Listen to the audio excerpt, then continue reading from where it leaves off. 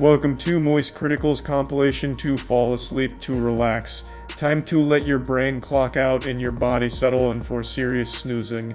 Grab your premium slumber gear and prepare for a lady tier drowsiness.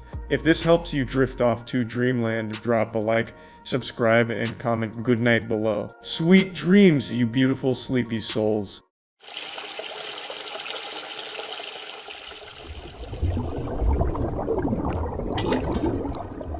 Hey, it's the trying everything on the menu back at it again with Arby's, which last time I ate Arby's was for the hottest chicken sandwich ever video, and they served me raw chicken, and I haven't forgiven them, and I've never had a good experience at Arby's in my life. I told you before this, I had Arby's as a kid when I was like 4, and then never again until they served us raw chicken, so I hate them.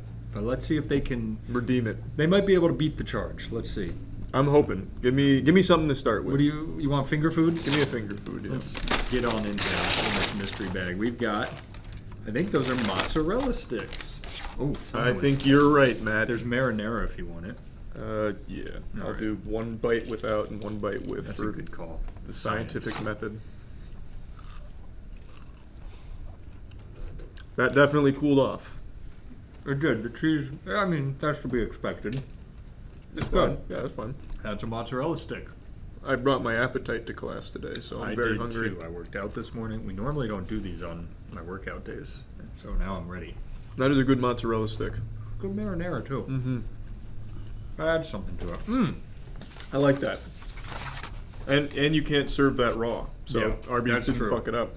They're starting off punching. Mm-hmm.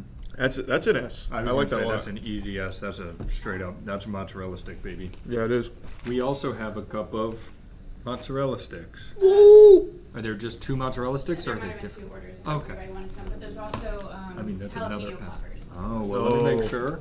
That's gonna hurt me. Well, we got some sour cream for you if you need it. Oh yeah, to start just shoveling sour cream in there to neutralize it. Yeah. Huge. Give it a little smell. It smells good. Smells like a jalapeno popper. That does not smell good. All right, I'm gonna take a bite. Oh, there's like cream cheese in it? I didn't want the whole. Saw that. We gotta like file your teeth, make them sharp or something. Yeah, the incisors aren't what they used to be.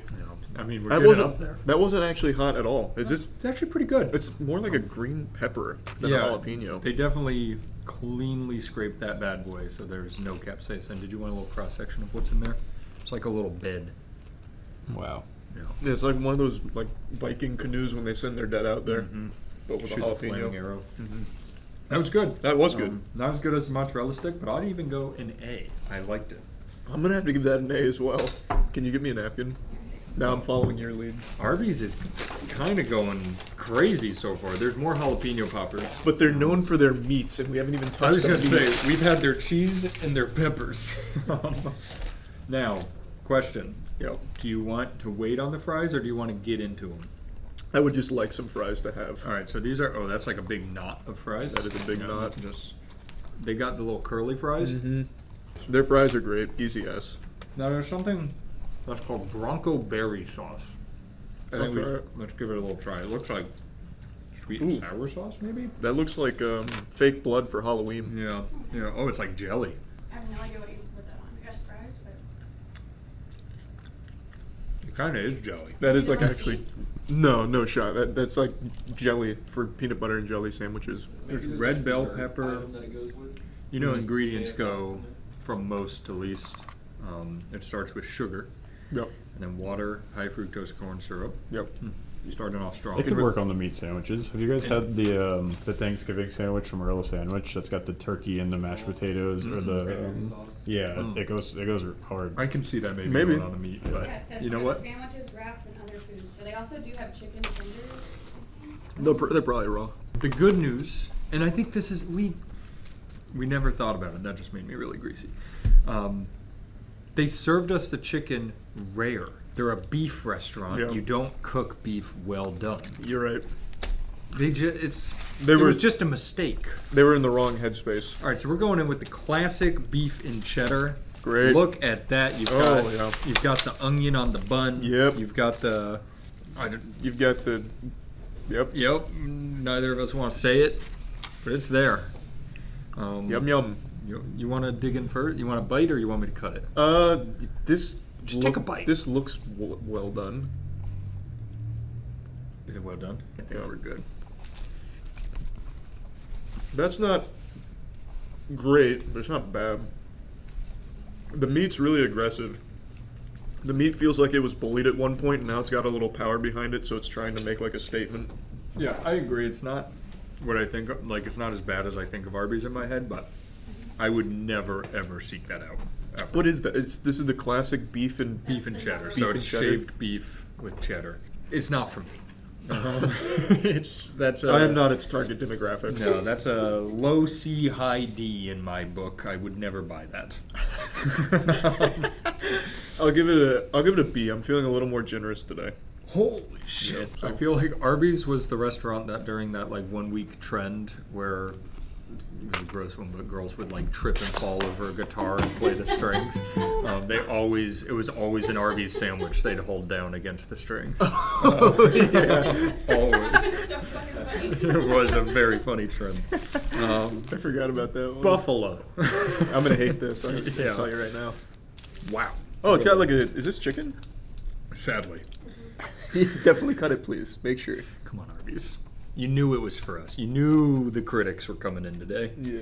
Let Tell me me know put your you cooked best it. foot forward. I'm seeing white meat. I'm seeing some white meat too here. That's not looking pink.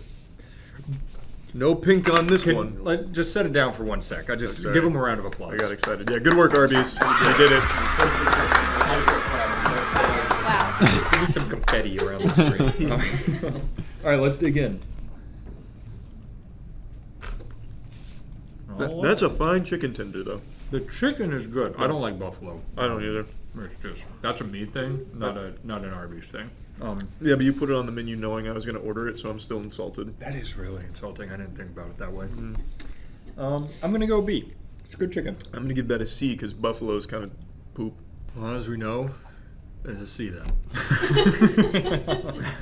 Only one review gets put up. Chase actually split your reviews. Did you watch the? Wait, did you know I didn't get to watch And the it? newest tier list. Yeah. Somebody's after a big one. You're going to be mutiny in the comments section. I don't care what Matt had to say. This is fucking ridiculous. All right. I will say it's a lot better than I would have expected from Much Arby's. better. Also probably hotter than the ghost pepper one we got. Yeah, probably. It's not actually. hot at all. It was actually fucking insulting. I hope you're an American Idol fan because we've got a Reuben. What a what a zinger. So you give me my tier list and my brain just starts firing. Yeah, you're going all I over feel the like place. we're sharing this. All right. Oh, I can see some toasty bread through there. You mentioned Reuben, so now I always have to call attention to this. He had a cameo role in the Scooby-Doo movie. Yes. And he he only ever had one song ever made, I think. The Shining Star, no matter who you are, what you see. Yeah. He sang that in the Scooby-Doo movie, and then I watched the interview with him after, and they're like, how'd you lose so much weight? He was still like very overweight. He's like, yeah, I just stopped eating a lot, but I still eat a ton of French fries. And that was inspiring to me, because that was when I used to eat 3 supersized fries. I'm like, You're like, I could keep doing this. I could keep doing this. I'm on the and right lose track. weight. I could Yeah. be an American Idol. Mm-hmm. I don't like sauerkraut, but I like.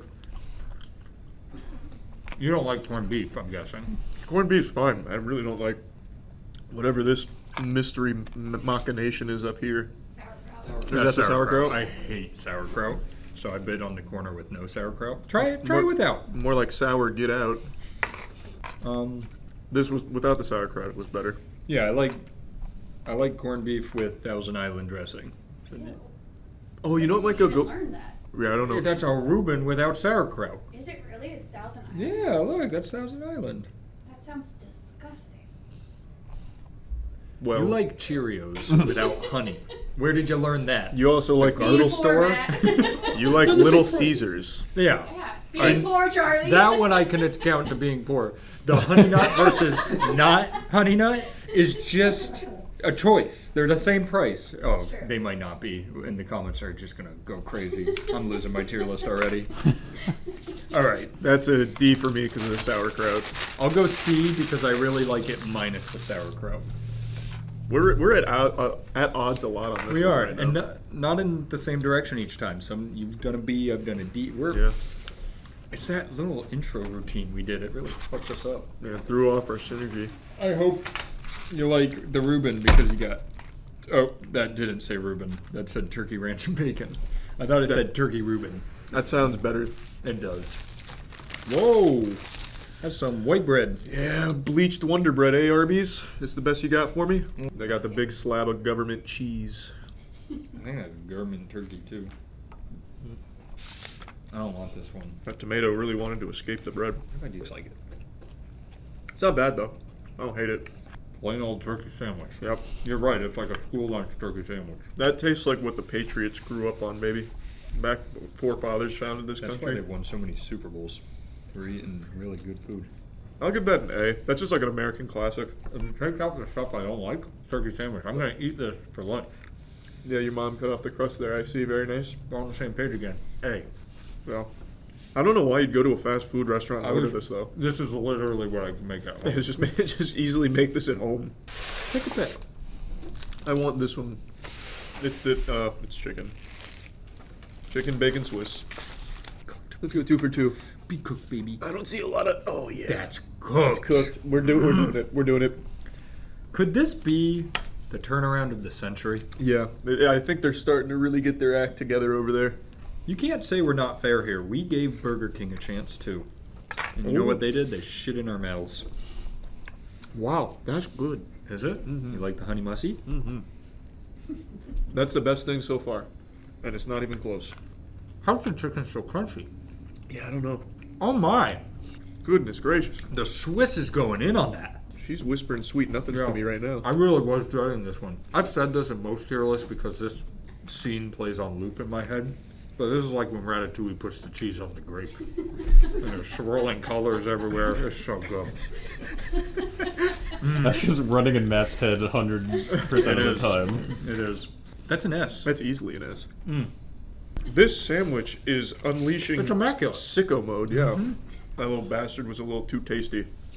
It's like that scene in Knock Knock with Keanu Reeves. It said, "Free pizza, you came to my house, you sucked my cock. I didn't fuck you, you fucked me." Fuck me. That fucked me. And you know what? I let him in the house. You come into my house, you suck up my cock.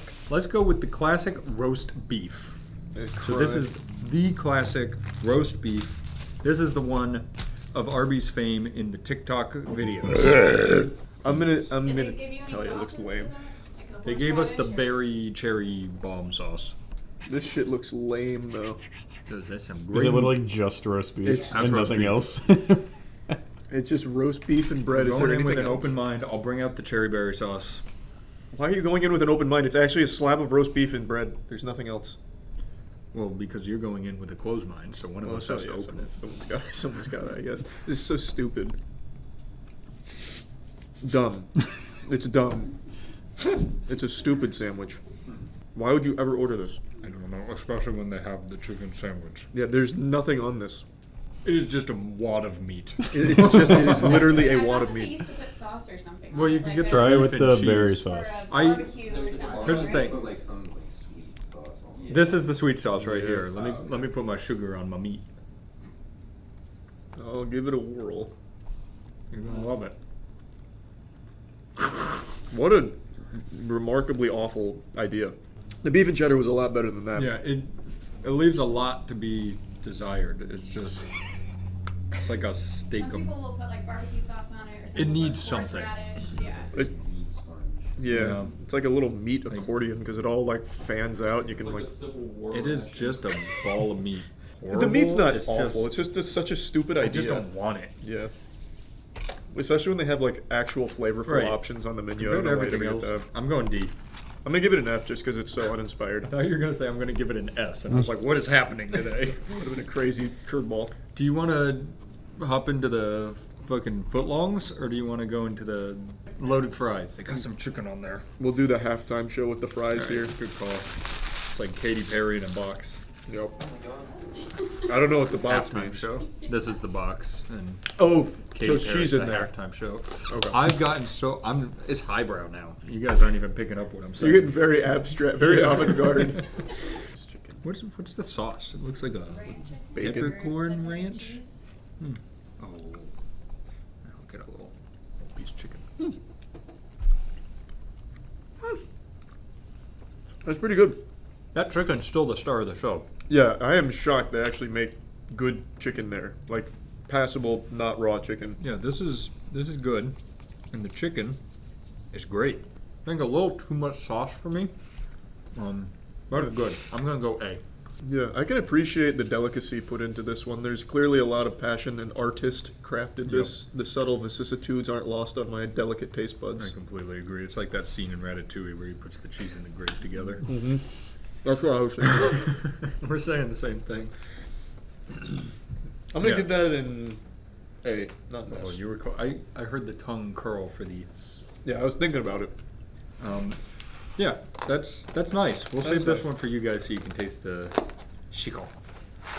You know what I think really helps Arby's, What? besides cooking their food, is Yep. the Heat? like Oh. yeah, smaller menu. Yeah, it's like when you go to a Michelin star restaurant and they have 4 things on the menu. You know they're They- gonna cook the shit out of those 4 things. Yeah, they Can I mastered get it. you guys the kids menu because it was literally just The same smaller thing, but versions smaller. of Yeah, those That's things. and we're not kids. That's illegal. Yeah, Um, you'd have us thrown in jail. hey, left or right hand? Give me that right hand. Boom. We got a promo. there Wait, she nope. is. Turkey, ranch, and bacon. Didn't we eat that? Oh, these are wraps. It's like the same thing but bigger. Oh my god, we get more of the chicken, Charlie. Yeah, the chicken's looking good. As long as it's cooked, I'm happy. Same. That's like, I mean, it's a low bar, but that's what makes me happy too. There's a lot of. Wow. Whoa ho ho. Well, hello there. I think you said best when you said, "Wow." Yeah, this is nice. What's that sauce? Honey mustard again? That's honey mustard. Their honey musty is great. It is. Arby's, I believe in second chances, Mhm. and I will give you this opportunity to sponsor us. We have a whole video dedicated to food poisoning from them, and then But this. what better way? It's like Taco Bell when they went from D tier to A tier meat. Mhm. Sure. You know? Let us tell your comeback story. Who better than the ones that were put in the hospital? That was a joke. You didn't actually put us in the hospital. Thankfully, but it could have easily, very, very We were on easily. the fence. But that's not important. It's Great just food. Water under the bridge. Mm-hmm. Oh man, that's nice. That's also good. That's very nice. That's a Curious. nice. I was gonna say also an S, but did you like it in a wrap or a bun more? I actually think I like the wrap more. I was a bun guy. Yeah, some guys are. That's alright. I'll get back to It's that. like titties versus ass. Yeah. You can't go wrong. Oh, I'll go back to the ass. Okay. I also really like that it's a smaller menu because I won't go fucking puke after. Mm-hmm. Well, I still might from the number 2 there, but whatever. Yeah. I got that. Can't do everything right. All right, last one. The French dip. No. French dip. Yeah, sans dip. It's the one thing we forgot to put in the bag. But that's okay. I They think did a it. great job otherwise. I think. It would have been cheating. Oh. This Here, is like let a, me grab a second. yeah, Subway sandwich. Well, Is that just the roast beef again? No. So this is the French dip, which It normally sucks. means you're gonna have Swiss cheese. Where? I think that's It's the like melted. cheese. where's she hiding? Love that. Finish off with an absolute wet fart. Love it. F. That their beef is fine, but what? Like I don't know why they're so uninspired with it. I just slapped beef on this hoagie. There's not really like Anything. salt or anything No, on it. it's just so plain. The wet fart was a great description. It's just wet meat in a wad. You're smiling like that makes you happy. No, I'm just agreeing. Yeah. Now, in their defense, this normally has a dip. There is cheese, and how I said it's normally Swiss, and there's not normally mayo. They gave us white American and mayo. It's fine. I don't think it's fine. You for some reason are forgiving a big lack of vision. There's zero vision. I was gonna say it's fine, but compared to the other stuff we had, it's a D. The beef is your magnum opus, and you've thrown it to the side. They need to just rebrand to the chicken place because the chicken is so Arby's. good. We've got the chicken. Yeah, eat more chicken and all that. exactly. The fries are good. Man, their chicken's good. Their chicken is The great. turkey sandwich was even unoffensive. Mhm. That was good though. Yeah, it was good. It's a little disappointing for Arby's upper management, I imagine, to see that their beef products were the worst on the tier list, but do better. Yeah, fucking idiots over there. And once you sponsor us, we will come into your kitchen And cook. and help. Yeah, well, we won't cook because we know how that'll go. You'll cook. I'll cook. lead. Yeah. It's like that scene in Ratatouille where I'm up there pulling the levers of your brain. And then you pick up a grape and cheese and you push it together. Goddamn right. Yeah, so hit us up, Arby's. We'll fix your beef and we'll eat your chicken. I don't owe them an apology, by the way. They served me raw chicken. No. I'm still well within my rights to shit on Arby's, but They owe us an apology. Why did I just fucking... There wasn't a frog in my throat. That was fucking Kermit in my throat. Yeah. Holy shit. this was a very good showing, though. This was. I'm gonna eat a few more curly fries. I would absolutely order the chicken Swiss super. What was it? The super. You got it. You got it. Like that. Yeah. Whatever the fuck. Chicken bacon Swiss. No. Jesus. I would absolutely order that. I like, would too. Often. I just. You guys want to wrap it up now? Oh, we're eating. Yeah, we're eating, Danny. It's part of the This tier is, list. yeah, this is the mukbang component. How many times can you say they surprised you by how good it was? I'll say One one more. Yeah. just one more. You know what? Let's fucking fire him.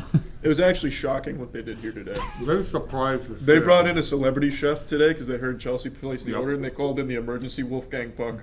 But I Get him didn't, down here. I didn't like the beef. Whoever came in did a bad job. That wasn't Wolfgang. That was I don't know, some fucking That was the other guy. loser. Yeah.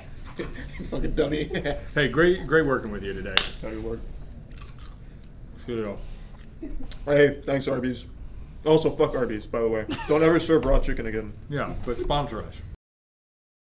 That's an awfully hefty price. $9 for this. Time to hunt some devils, I guess. Season 1.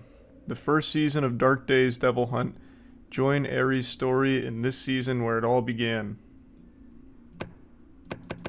Damn, can't change the season. Season 1 it is. He sounds like bad news. I'm casting a death spell, which is going to trap you in this box. Thus, it's not actually a death spell. Father, when will we go fishing? I am waiting for you. We can go fishing right now, son. How hasty are you? Well, follow me.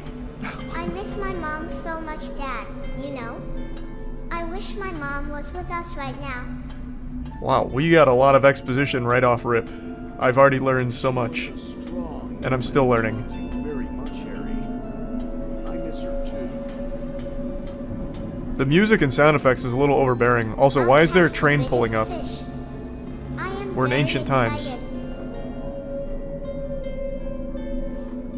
I feel like they just took as many stock sound effects as they could all at once, because they actually just used a train sound effect there. But as long as you have stamina, you can just fly.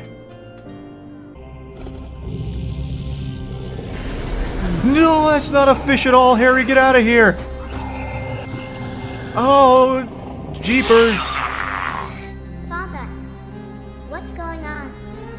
I'm so afraid. We're being invaded, Harry. Calm down. I need to find a weapon. Brother Connor. Brother, I'm about to die. There are guns in the chest next to me. You said guns? We trust you. Alright, Harry, I'm getting some guns.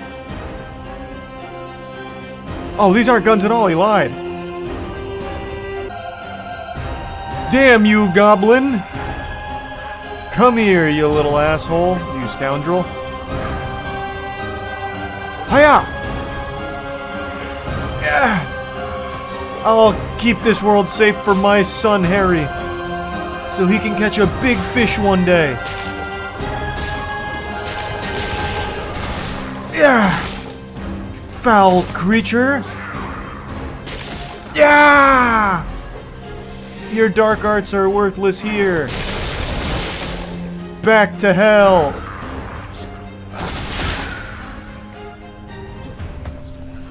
Oh, he called a friend. It's, what is that? They brought out the Clayman from Batman. Oh, no. To think this is only $9. I don't know how to equip my weapon. I've hit every goddamn key on the keyboard. Alright, now I'm ready. Oh, I thought Zweihander would be a two-handed sword. What a fool I was to think that. Get out of here! Oh, shit! One down.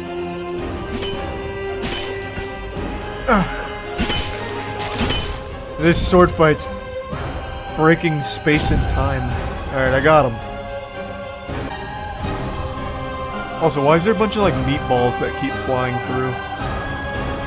Are those enemies I have to kill? I can walk on water, that's huge. Just like out of Naruto. Where am I supposed to go? Ah, this map is very helpful. What is this? I think that I beat the game. This is all the gameplay trailer showed too. He killed like a single goblin and that was it. Now Harry's gone forever. The mini-map is literally an overhead view with an arrow pointed on or pasted on top. That's true. You're not wrong. There's another goblin I see! He was hiding! Harry, where are you? My sweet, revoltingly ugly son, where have you gone? Where is he in space? Where's this objective marker going? What the fuck is this? Where are we on a... What is happening in this game? It's a giant JPEG skeleton looking at us. Okay. No, Harry! Put him down, Lucifer! He's frozen solid in fear, Harry! Like a little ugly bobblehead. No, damn you, Satan! I see why we have to hunt the devil now. Now it's personal.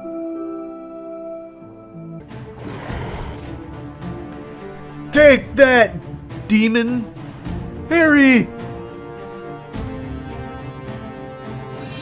Guys, like you waking up from cryo sleep. That is a one ugly child. My god. No need to cry, friends. I am here. Oh, Isabella! It's good to see you! How goes the work at the brothel? How do I speak to the people here? Oh, there you are. They've got some nerve, the gall, to put a Mass Effect dialogue wheel here. I guess you're not one of our townspeople because I've never met a brunette here. What does that have to do with anything? I don't think I'll be able to get through without a fight. What are you talking about, Ares? There's nothing here, it's just snow and trees. What are you fighting the elements themselves, like nature?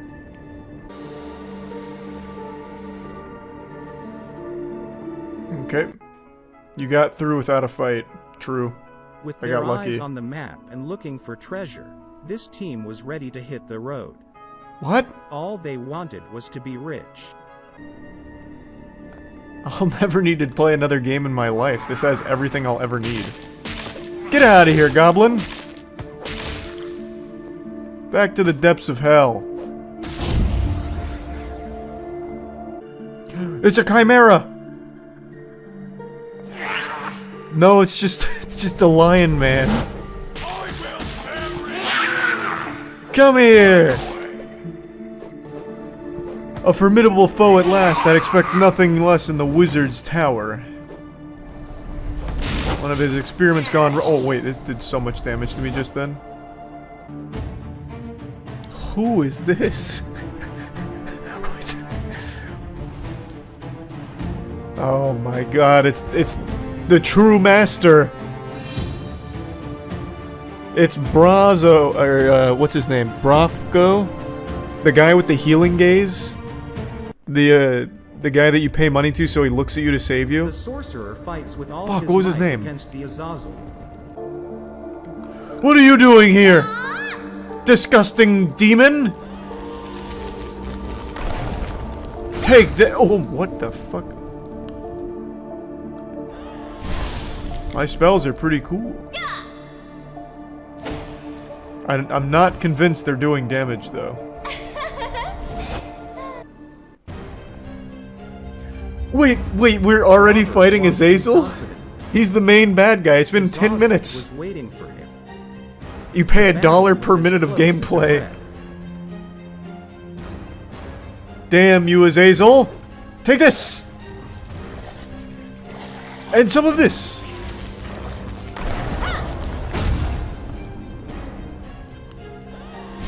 This isn't doing damage. I can now see for sure it's doing no damage. Hiya! Hiya! You're stronger than I expected, Azazel.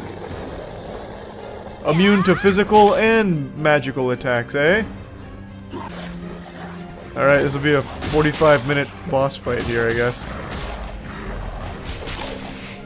Maybe a different weapon. Pardon me, Azazel. Oh! I found interesting tech! So it doesn't matter about the animation, it just matters how quickly you left-click. So it's doing damage per click right now. Take this, Azazel! Ah! Oh, he's got a phase 2! He increases his power death spell. This is one of the greatest spells of some kind of bodily and aura origin. Azazel can respond to this spell. You must finish him off. Generally, you can use up to 10%. This is a limit. If you cross the border, you die. Use 8% power of death spell. E. Which spell is that? Power of death!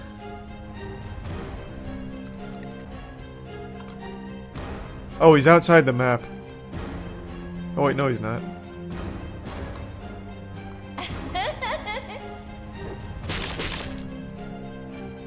Oh my god. Azazel, you trickster! No! Robert walked in confidently. Azazel was waiting for him. The battle was as close as a breath. Let's get him, Robert.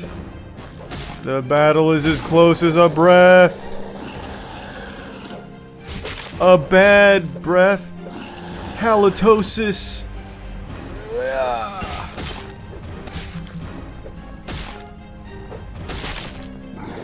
I wish the magic did something.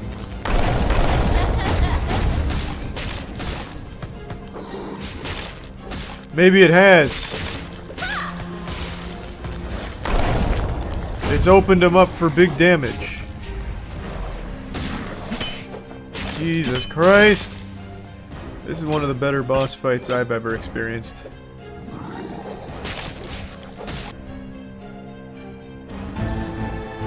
Damn it, he's full health again.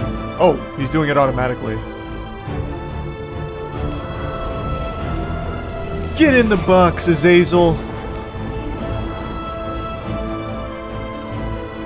Robert! No!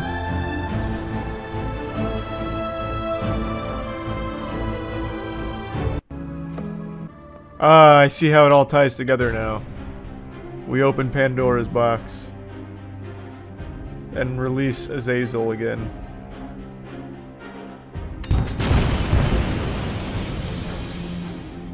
Of extinction. Will Ares reach Shangri-La? So what happened to Harry? See you in the next season. I have to know now! No! A cliffhanger? Oh, shit! That is actually so good. It's a live service game, so that was all just Season 1. And I bet Season 2 will still cost another $9. I just have a feeling. You can't be giving away seasons of this quality for free. Well, that was one of the better games we've played on Bad Game Night. I'm just gonna say it. That was a fucking ride. That was a journey. That was 44 minutes, $9 in the shitter, and I couldn't be happier about it. That was fantastic. I hope Harry will be okay. Brother, me too. Me too. That's it. I've had enough, and I'm going to do something I don't normally do. This may come as a shock to a lot of people here, but it's warranted in this situation. I'm going to complain. I'm breaking new ground here, and I realize you may not have ordered the wine off the menu, but I'm still going to bring it to your table anyway. I just made a video on the second channel talking about this, and I figured, you know what, now I've got it out of my system. I won't need to carry on the temper tantrum, stomping my feet and scream crying like a baby with diaper rash. But how wrong I was. I watched the PlayStation showcase today, and it reminded me that Street Fighter 6 is just around the corner. So I went on Steam to preload the game, only to find out that it's a 60 gigabyte game. And I almost let out a wail straight out of Tom and Jerry, one of those yow things. It just infuriates me. It grinds my ass. I am so tired of this trend in the modern gaming industry where not a single iota of care is given to optimization at all. Like, the minimum requirements to play some of these games is absurd. You'll need like a $2,000 gaming computer in order to play Lord of the Rings Gollum on low settings. Like, it's so stupid. And not only like the price point to even play some of the games at the minimum level, like, the amount of space you need to allocate for a single game is ridiculous too. Like, Call of Duty is 120 gigabytes or something. For that size, I would expect that game to actually come out of the computer and suck my wiener and fondle my nuts like it's playing with Fushigi contact juggling balls. Like, that is so stupid. Like, how large the games are because they don't bother to compress it, and how expensive it is to even get into modern gaming on the PC. Because again, they're not bothering with optimization anymore, and I don't fully blame the developers, because I really think this is a byproduct of this fucking turbo fixation on deadlines, like the strictest deadlines ever. So the devs have to focus on trying to make the game as polished and as good as they can, which often doesn't even really happen half the time. But they can't then allocate resources to making sure the game can run well on less high-end hardware. Like, I definitely really think this is a management problem where they're not allowing the developers to optimize the game. Like, they're not giving them enough time to even go through that process, which is why the minimum requirements to play modern games is getting higher and higher and higher, and the amount of space they take up is getting higher and higher and higher. And I think it's just actual dog shit. It's going in the wrong direction for gaming. You shouldn't be paywalling people out of playing games on the PC. Period. Like, as games progress, the hobby should become cheaper and more accessible over time. Not like something only enjoyed by the uber wealthy who can have like a $10,000 supercomputer and have like a fucking Zordon AI assistant in order to help run Forspoken 2, right? Now, Forspoken I actually think is a great example of this phenomenon. It's a laughable joke of a game. Forspoken is terrible. But it required crazy rigs in order to just function properly for the most part, for most people. Like, the recommended ask for the game was enough to make people slap their knee and giggle because it is so silly how expensive the rig you'd even need to play the game with the way they recommend it. For no real reason either. It's not the most breathtaking game ever made. It's not some like innovation in the industry, unless of course you're classifying over-the-top annoyingness as an innovation, going where no game has gone before with making the player have a fucking perpetual headache listening to the awful dialogue. But like, there's just nothing in the game that would justify those requirements. It's so silly. Now, I want to play some clips from the video I posted on my second channel yesterday because it goes more in depth on Lord of the Rings Gollum in particular, because I think that is just another perfect case study of this awful trend in gaming. No matter what computer you're running, there should be some capability of it to run a modern game. Within reason, of course. Like, if you're on like 15-year-old hardware, yeah, I can understand why most games probably won't be optimized for that. But in general, there's no reason that people should be paywalled from playing modern games on the PC.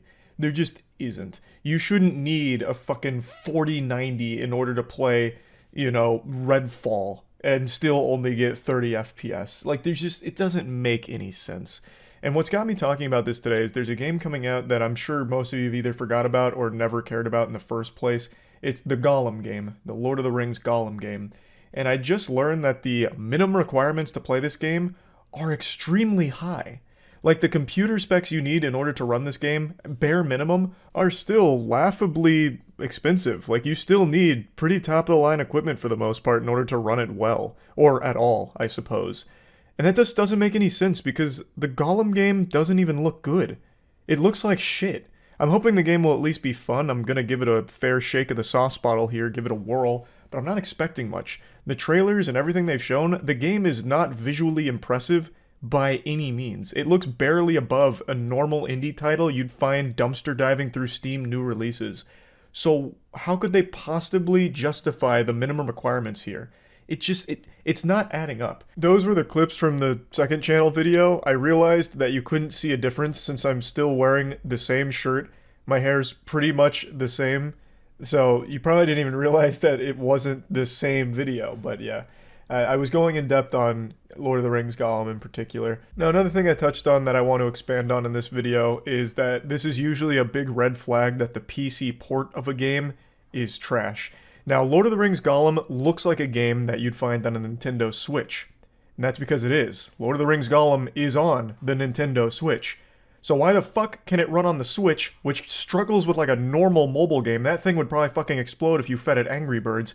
Why can Lord of the Rings Gollum run on the Switch, and then on the PC be so demanding that you need a pretty high-end gaming computer to run it at all, really? It isn't making any sense. Now, usually it's because there was absolutely no effort put into a PC port. That's usually what it means. I can't really think of many examples where a PC port of a game comes out with these big specs that you need in order to run it, and huge file size, all of that, and then it actually being in a good state. Usually it's a broken, buggy mess, and just a genuinely terrible experience. Like a horrible PC port. That's usually how these things play out. Like, this is a big red flag to me now, where if a game's like, hey, you need, at least a 4090 to play this game with even medium graphics, and it's also 280 gigabytes, I'm usually thinking to myself, this game's gonna fucking suck, isn't it? This game's barely going to be functional. That's just how I've been conditioned from modern gaming. Now, of course, I'm not speaking in absolutes here. There definitely are exceptions. There are some games that come out on the PC that are fantastic, like great PC ports, super polished, no problems at all. But that's kind of rare. Like, that doesn't happen super often anymore. The trend is going down, where the quality of the PC ports is getting worse and worse and worse, for some reason. Yet, the demands in order to play them are getting higher and higher and higher. It's just all fucking cattywampus. It's all backwards here, really. And it's really frustrating. At the end of the day, it sucks. I wish developers were given more time to fully polish these PC ports, because when you release a bad PC port, we just talked about this with Jedi Survivor, you do yourself a huge disservice. You immediately ruin the reputation of the game, and it never really fully recovers from it. If you have a bad PC launch, that alienates a large group of consumers, and it gives horrible press to the game overall that extends even into the console market, where, people that maybe aren't super tuned in to the discussion around games will hear through the grapevine like, oh, Jedi Survivor fucking sucks? It barely works? Oh, okay, well, I guess I won't even bother getting the PS5 version of it then. Because when you release a bad PC port, people are obviously upset, so they talk about it. And people hear about it. So even if someone was considering it on, like, a console, they'll think twice when they hear what everyone else is saying about how it is on PC. I don't know why developers haven't realized that. Releasing a shitty, haphazardly thrown together PC port never works out well for the game, period. And it never actually fully recovers either, even if they do go back and tweak it and fix it and make it functional and better. Like, I always appreciate they do that, but it never recovers from that, and it should have just been done in the first place instead of releasing a incomplete, not fully functional product. That's unacceptable. It's completely unacceptable. I know I'm getting a little off on a tangent here, but it all just kind of ties in together with the modern gaming state on the PC in particular. It's just frustrating. It's just overall very frustrating. So I wanted to rant about it again, and that's about it. So yeah. I may not be a quantum physicist or anything like that, but I still would like to present to you a theory that I've cooked up here. one that I'm nowhere near qualified enough to speak on with good authority, but one I'm going to present with confidence anyway. I'm going to punch above my weight class to deliver an important truth about our universe that will open your third eye, and trust me, this is going to be a shocking revelation. I believe at some point along our developmental path, we have overlapped with a parallel universe. I will dub our original timeline the Berenstein Bears timeline because that's what the books were known as when I was a child. And at some point along our history, our timeline collided with the Berenstain timeline, and the two performed a bit of a fusion dance, an unholy matrimony, and merged together, forming this amalgamation of nightmares we now live in, our new cursed timeline. And one of the effects of the timeline isn't just Berenstein Bears being changed to Berenstain, it's also, seemingly, the fixation every successful company has on self-destruction. I don't know what the fuck is going on, but some of the most successful companies in the world are making the absolute dumbest decisions. It's as if when the timelines collided, all of the leaders of these companies got banished to the doofus dimension and got replaced by an entire fucking circus. All of these clowns now in charge, bozo, are doing the dumbest things ever, sinking their companies. And the most recent example is Ubisoft. Ubisoft just proudly announced that they are actually willing to shut down inactive Ubisoft accounts, which means deleting all of the games you paid for, getting rid of your access to those games. Now, before going into this story in particular, I'll go ahead and preface this by saying this isn't necessarily new, that's not groundbreaking. Steam, for example. If you get banned on Steam, like if you get your Steam account taken away, you lose your games. Basically, when you're buying a digital good on Steam, you're kind of just paying for, like, the receipt saying that you can play it. Like, you're paying for an admission ticket, but you can always get kicked out. You don't own anything, which is why physical media is still a very important thing. But before I really dive in here, I want to thank today's sponsor. Holy shit, are you playing Watcher of Realms? I am. Well, tell me about it. I've heard about it. Watcher of Realms is a next-gen fantasy RPG where you explore the mysterious continent of Taya and collect over 100 heroes. Watcher of Realms isn't like other games you're used to. There's skill casting, character synergy, hero matching, and more, which adds a very nice layer of skill and strategy to it. You collect gear, artifacts, and skill dust to upgrade your heroes to give you an edge in battle. You can also team up with your guild partners to challenge the epic dragon and rush to the top of rankings. Watcher of Realms looks beautiful. It's 3D models for each hero with custom animations, and of course it comes with fantastic soundtrack as well. There's over 30 races, like humans, elves, demons. There's 6 unique classes you can play, 8 factions, and you can enjoy just the rich storylines of the continent of Taya. You deploy your heroes, use your skills at the right time, and kind of, use that to get an edge in battle. There's even an event going on right now for the launch of the game where you can join the Game Theorists and J-Schlatt's team in order to compete for rewards using the link below.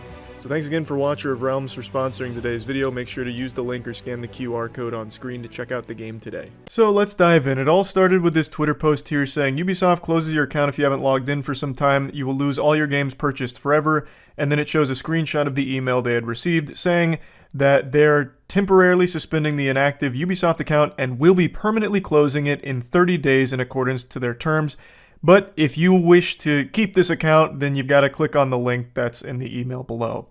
Now, when I first saw this, I thought it was maybe a bit of baloney here. I didn't know if it was legitimate or maybe this was like some kind of isolated incident or some kind of like fringe outlier where the account must have done something, had violations or something, and now it's been collecting dust.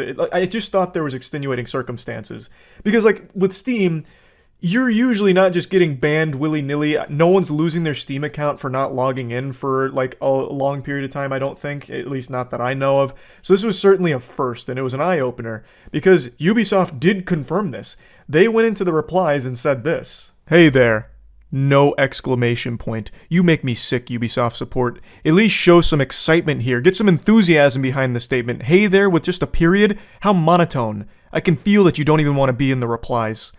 We just wanted to chime in that you can avoid the account closure by logging into your account within the 30 days since receiving the email pictured and selecting the cancel account closure link contained in the email. We certainly do not want you to lose access to your games or account, so if you have any difficulties logging in, then please create a support case with us, and then linking ubisoft.com/help. So they do confirm that this is a real policy, and if you don't click that cancel account closure link, you're losing your account and you're losing all the games that you have paid for. No negotiation. Ubisoft is shutting the doors and they're taking your toys, and that's pretty hard. Like that's kind of aggressive, I would say. So I did a little bit more digging here, and according to this article that I was reading, they do make this policy pretty clear, though it's one that I was unfamiliar with, and I'm guessing a lot of other people were unfamiliar with as well. This article comes from Windows Central and says that on their website, they detail the policy against inactive accounts. Please be reassured that Ubisoft does not automatically close inactive accounts. As part of our terms of use, in rare instances, we may immediately close inactive accounts to comply with local data protection legislation. This is only if we have strong reasons to believe that the account in question will remain unused. I don't know how they would have reasons to believe that an account will be unused unless they have like a death certificate of the person who owned the account. Like, you'd never be able to say with a high level of certainty who's never coming back, right? Like, how would they have access to that kind of information? But regardless, they go on saying that they may also close long-term inactive accounts to maintain their database. You'll be notified by email if we begin the process of closing your inactive account. And if your account was flagged as inactive and you would like to keep using it, you can cancel the closure of your Ubisoft account and then find the link for the cancellation in the Ubisoft email. And then there's some more mumbo jumbo about checking your spam folder just in case and this and that. But it does confirm that they will delete inactive accounts from time to time, and that does mean losing all of the games that you paid for. I still don't really understand the reason for it. It doesn't make much sense to me. The only time this ever makes any sense to me is in the case of cheaters. If someone's cheating in an online game, obviously banning them makes sense. Yes, they may have paid for the product, but that doesn't mean that they get to go in there and cheat in the game. And they should be banned for it, which does restrict access to the game they paid for. But it's their fault. They fucked themselves. They broke the rules. Whereas here, no one's breaking any rules. They're just not active on Ubisoft. For good reason. Uplay's a fucking laughable joke of a service, so maybe there's just nothing that's bringing them back, and they haven't been back for a while. Why should they lose access to all of the games they fucking paid for? When it comes to like a single-player game, or really any game aside from cheating in multiplayer games, when you pay for it, you own it forever, and should always have access to it, because you bought it. But that's just not the way things really work when it comes to digital goods. And there's always just kind of been like this handshake agreement that, you know, you bought this on our service, so you do have it, you can play it whenever you want. Until we tell you you can't. And here they're saying you can't based on some arbitrary distinction of you've been gone too long. You're too inactive, so we're deleting you. Which I think is really fucking dumb. That should be illegal to do that, if you ask me.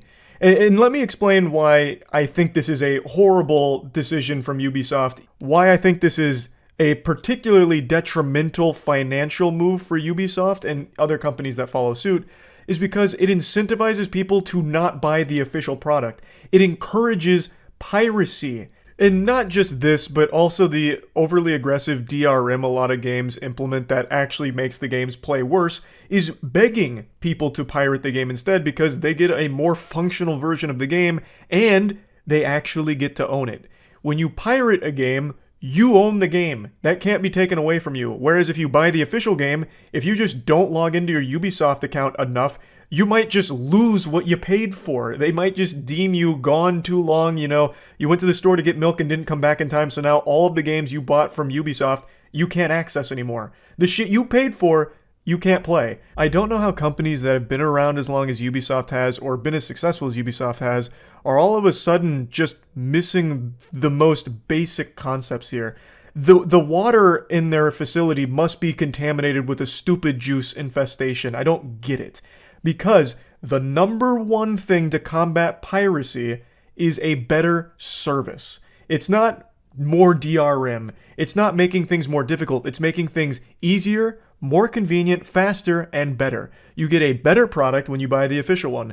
You get it quicker. You get it easier, less headache. It's just a better service. That's what beats piracy. But for some reason, companies like Ubisoft are going in the opposite direction where they're making a worse product and worse service for anyone that's trying to legitimately buy it and engage with the official products, thus pushing people to piracy. It's something that everyone has mentioned like 1,000 times over the last few years. It's not just like a hot take from me or like a galaxy brain observation from me. This is basic shit that a company like Ubisoft should be able to recognize. It's just dumb. Like, it's a silly policy to have. There's no way that it, like, somehow makes them money or saves them money or even, like, really frees up space or bandwidth for them or anything. It is just nonsensical. It's just dumb. It's just fucking silly. So yeah, I wanted to talk about this because this is just another example of another very successful company making the stupidest decisions for really no reason and no benefit. That's about it. See ya. It's not locked to 30 FPS on PC, is it? I'm pretty sure that's just console. I think it's 60 on PC, right? I was a fool. They were monsters. You people love to review bomb games like this. Redfall is amazing. How much were you paid to say that? Everything. I haven't played it yet. Maybe it's shockingly good, but everyone I have seen talk about it says it's one of the worst of the year. And also it's locked to 30 FPS on consoles, which is unforgivable. Realized what was going on. She's coming. Someone said this looks like a Fortnite creative mod, and you're not wrong. Like, visually it actually does look straight out of Fortnite Creative 2.0. Now I can't get it out of my head.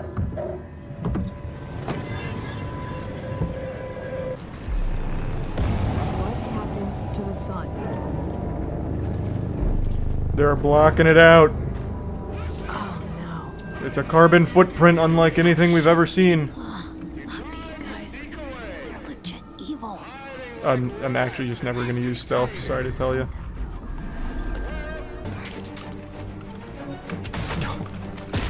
This guy's really struggling on that uneven terrain.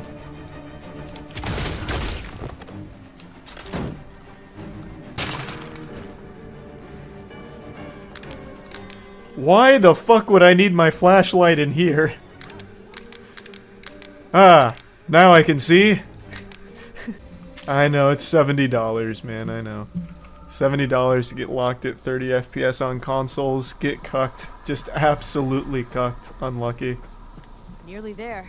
But we get to experience this puppy at nice 60 frames on PC. Common PCW. We get Redfall the way it was meant to be played. I hear someone fee-fi-fo-fumming around up here. Who's in there? Alright. You're good to come out now. Is anyone in there? Does that happen every time? Can he not get around boxes?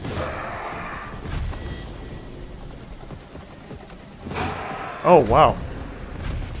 Oh, because it's made out of wood, he's afraid of it.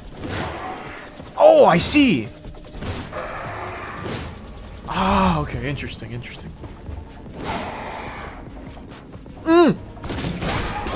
Adaptive AI! You crack the code.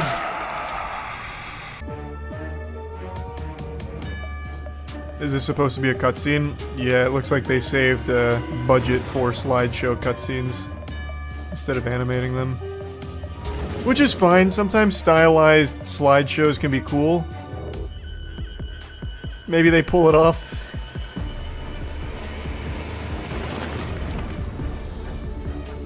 Or maybe they do full cutscenes? I don't know, let's see. Nope, never mind. They fooled me with that one. I thought this was about to be a cutscene, like an animated one. Okay, I should have noticed this sooner. Some of us tried to get away on the ferry, but these monsters broke the sun and sucked all the water away. Because oh, that's like the plot to Batman Begins with Ra's al Ghul. No one is and the microwave emitter. No one is going to tell us. They just got fucking Gothamed. The people holed up here need supplies. So a lot of people said that there is like actually nothing in the open world. But you're wrong. Look at that. There's a vampire right there. And oh, another one. They're everywhere. I wonder. Hold on. Is there any vampires down there? No. Let me go to the one in the house. I'm very curious about something. Come here. Whoa! He moves fast. Follow me, big guy. Just one bite.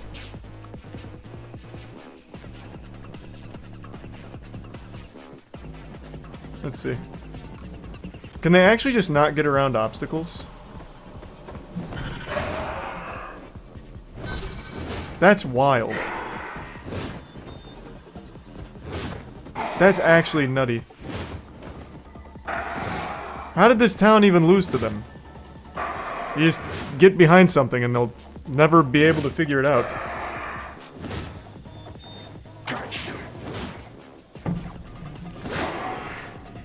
Alright. Well, I'm gonna get my $70 worth.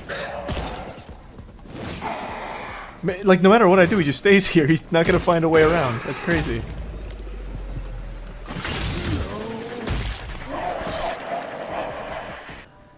Okay, so these guys have guns. They'll probably shoot me, I would think, if I get around cover, right?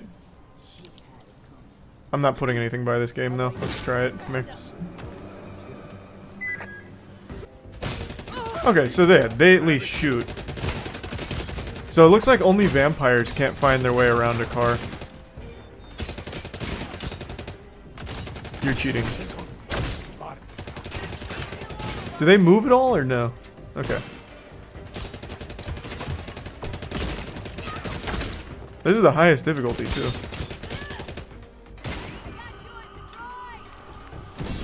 Nice.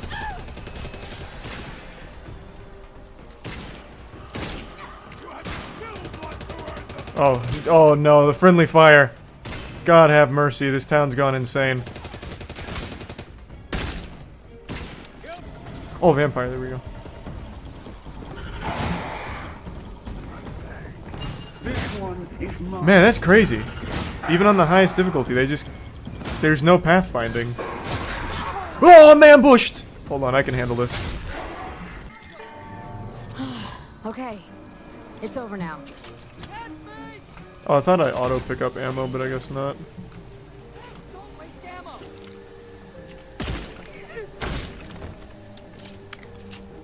Does the gunplay feel decent? I mean, it's just very cookie cutter.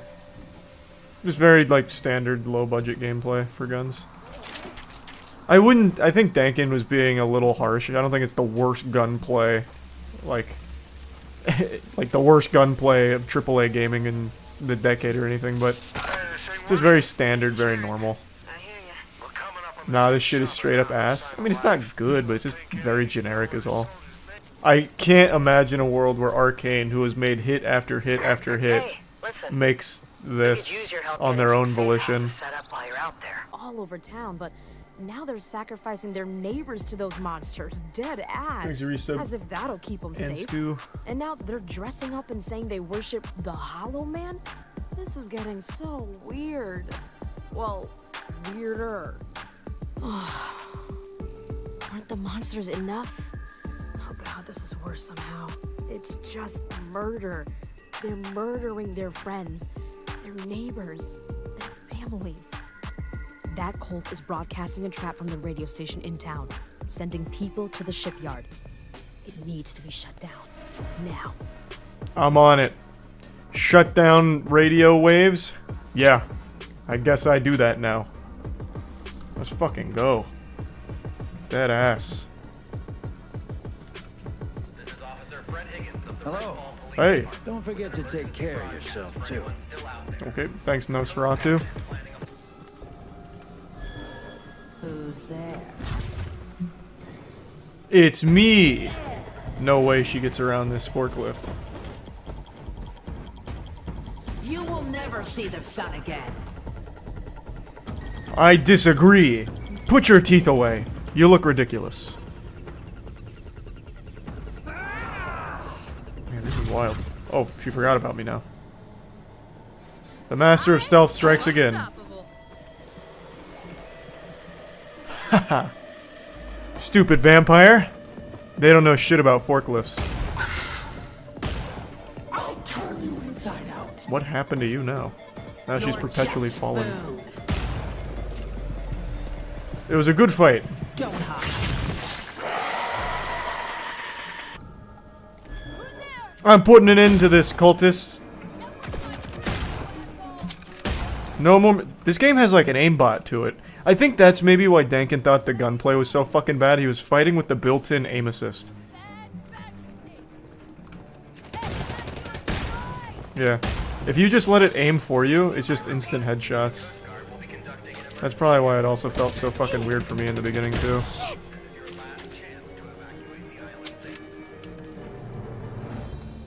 I'm on mouse and keyboard, too. That's kind of weird. I don't think I've ever actually had a game that had aim assist on mouse and keyboard. Do you have ranged attacks? Oh, no. Can you stop for a second? I'm looking at something. Way better. Oh no. Oh, he can't figure out how to go around. Oh, he gave up.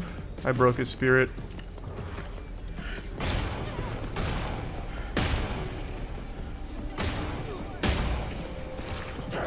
No. And now he's getting mad. Hey, don't blame me. He did it! There was a hot fix. Oh, wait. Where's he going? He said, fuck this. He's too good.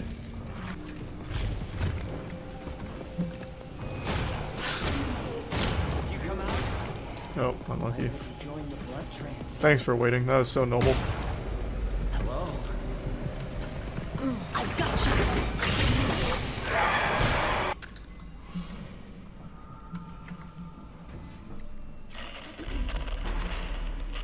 Oh, there's a whole new area.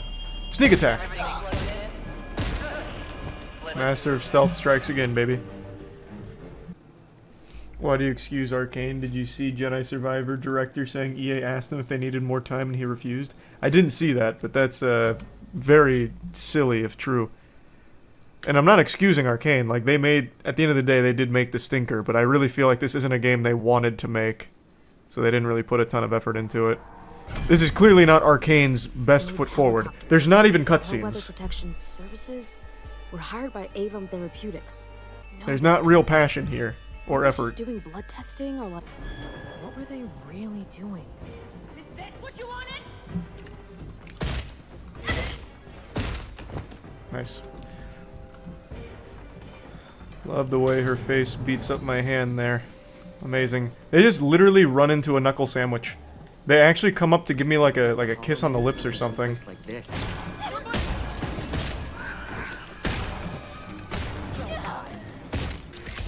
Oh, I keep forgetting to try the UV gun. Oh, thanks. Now I can try the UV gun.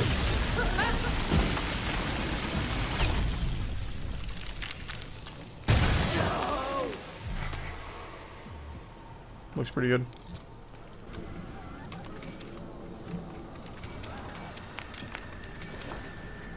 I know you're here, blood bag.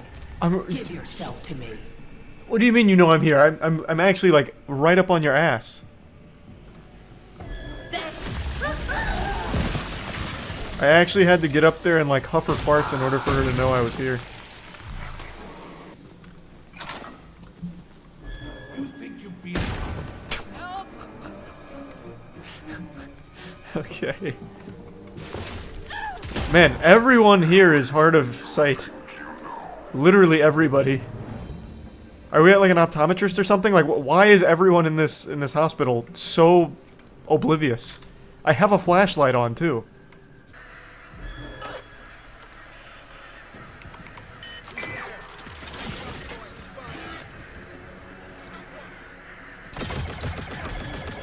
Oh yeah. Nice. Wow, that does nothing. It barely even tickles.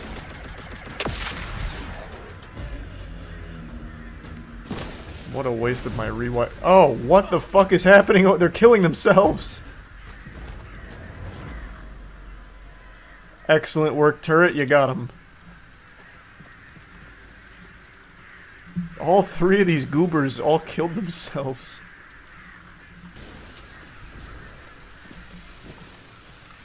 Hey, Joe. Oh, God! Oh! Ah!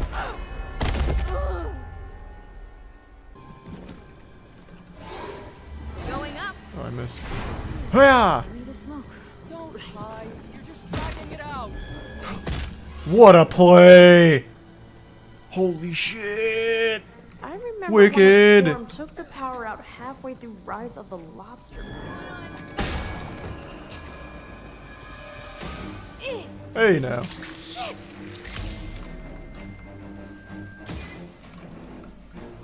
Who's shooting? Must be from up here. Bang! Oh, so nasty! Here I come again. You been up there yet? I really just don't feel like shooting. Actually, hold on. Let's try my ex-boyfriend. Hell yeah. Yeah! Nice. Oh, wait. I'm not one-shotting anymore. Wait. Stay dead. How did I miss that? See ya.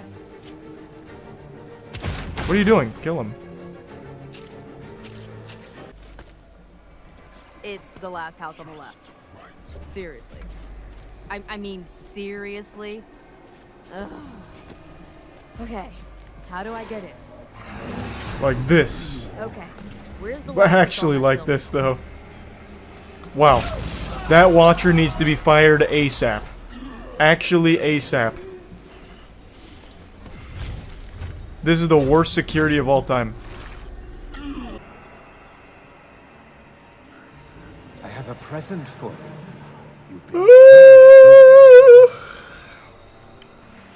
Really? Remember when you showed me the butterfly in the greenhouse? Well, I had it mounted for you. Isn't it pretty?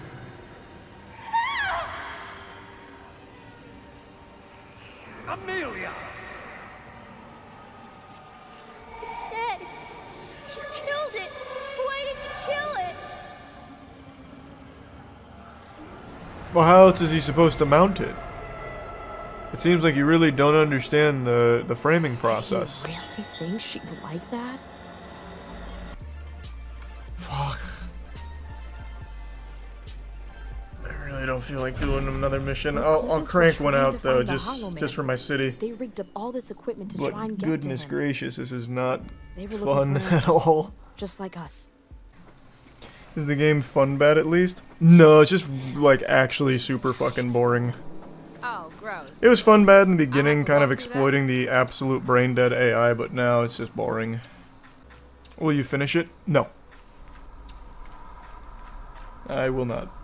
Not gonna bother moist metering it. Maybe I'll give like a pseudo moist meter on the Moist Charlie Clips channel or something, but past that, Okay. The gear and a need. nah. Oh, a new shotgun. Okay.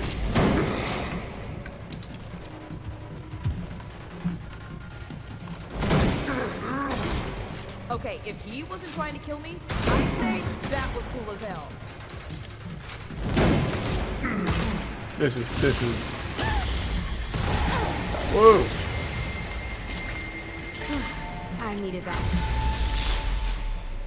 I thought he was gonna keep chasing me like slowly down the stairs. Looks like he's got a couple of moves, that's good. I wonder, can I UV his ass? That would be crazy if they actually let me UV him. Let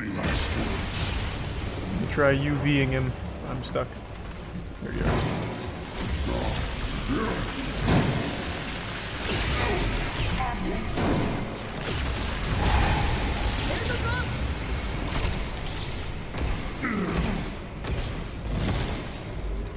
Well, that'll do it.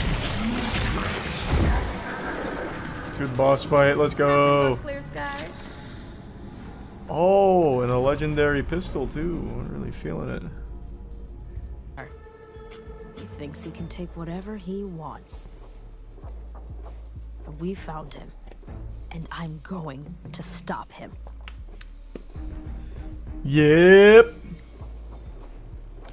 That's fucking right. That's exactly what we're gonna do. Well, not me though. Some other sucker who's actually gonna finish this game for some reason. I just want to see how this pistol goes.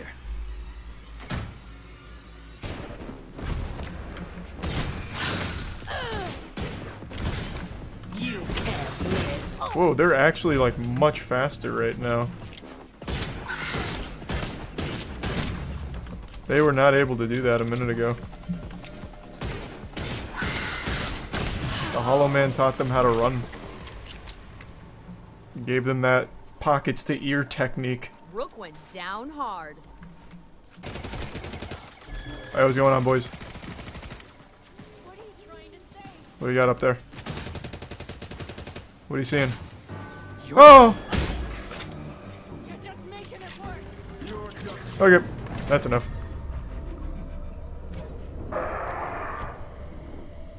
Well, what an adventure that was, huh? I'd be trying to get a refund on that. Well, I can't. I spent too long in the mainframe there. That's fine. I very rarely refund games anyway. I still don't think this game is worse than Crime Boss Rockhay City, though. I still think Crime Boss Rockhay City is worse, but they're both very bad. They are both just not good. That's true. At least Crime Boss Rockhay City was comically bad. It was like fun stinky. This one was an absolute headache. Yeah, I could definitely see that. And another good counterpoint. We're having like the fucking debate club in here. Crime Boss Rockhay City was $30. This is $70. A very good counterpoint. Yesterday was a very rough day for Twitch. They broke all 10 commandments with a single policy change. A policy change that would have single-handedly destroyed the platform by driving all of the streamers to other platforms. With this new change, it would have basically been pulling a fire alarm in a crowded theater and have all of the streamers scrambling for the exit as soon as possible. Twitch, for some reason, decided to put sponsorships in their crosshair and start firing. They released an update that would reduce their streamers' ability to have sponsored content through their streams, which is most streamers' main revenue source. So if streamers could no longer comfortably or reliably have sponsorships on Twitch, they will all go elsewhere, and many of them were threatening to do so. It was the perfect, horrible idea, a fucking geostorm of stupidity to try and push out this policy change. It baffles me that this idea somehow made it out of the Twitch think tank and they really tried to push it through. It's like they were playing a game of Plague Inc. where you try and create the perfect disease to wipe out the world. They created the perfect disease to wipe out their own company. Twitch is like a panda that's constantly trying to hurt itself, and the community is the zookeepers doing their best to stop it. Like, hey, no, don't do that. This is stupid. You're hurting yourself. Stop. Please stop. You know, Twitch is like a fucking Mr. Meeseeks that's just determined to kill itself. Twitch seems determined to ruin their platform. I don't understand how. Maybe they've been infiltrated by like YouTube execs and they're just sabotaging it internally. I don't know. They're making the worst decisions imaginable. So it's been about 24 hours since that massively awful idea came to fruition and was published, and now today they've made a statement saying that they're getting rid of it entirely. Now they're scrambling in a panic, desperate to try and walk it back. So they posted this saying, yesterday we released new branded content guidelines that impacted your ability to work with sponsors to increase your income from streaming. These guidelines are bad for you and bad for Twitch, and we are removing them entirely. Sponsorships are critical to streamers' growth and ability to earn income. We will not prevent your ability to enter into direct relationships with sponsors. You will continue to own and control your sponsorship business. We want to work with our community to create the best experience on Twitch, and to do that, we need to be clear about what we're doing and why we're doing it. We appreciate your feedback and help in making this change. Now, on the surface, that sounds jolly good. That sounds dandy. Very simple and easy to understand. We fucked up. We released these new guidelines that reduced your ability to get sponsorships on your own and generate income through those sponsorships. So, we're removing those guidelines. Very cut and dry, very easy to understand, no wiggle room for confusion. You know, we're not out here trying to understand the Silmarillion. It's just very simple. We're removing those guidelines because we recognize that it inhibited your ability to get sponsorships. So then why is the exact same language from yesterday still in their terms of service? When you go to their terms of service, they still have the exact same fucking policy that they tweeted about yesterday with the exact same language. Yesterday they tried saying that it was just a misunderstanding, that everyone misconstrued their statements because they made it too broad. But then today coming forward saying that, it really wasn't a misunderstanding. These rules actually did just impact your ability to get sponsors, so they're removing them. Yet, in their announcement about them being removed, they're still clearly here in their terms of service with the exact same language. So why are you claiming that they're removed if they're still there? That seems like a blatant lie to me, unless there's something I'm misunderstanding here. But it seems like they're trying to pull a quarter out from behind my ear and call it magic. It's still there. The policy has still made it to the terms of service, despite their tweets kind of leading people to believe the opposite is true. So I don't exactly fully get what the fuck has changed then.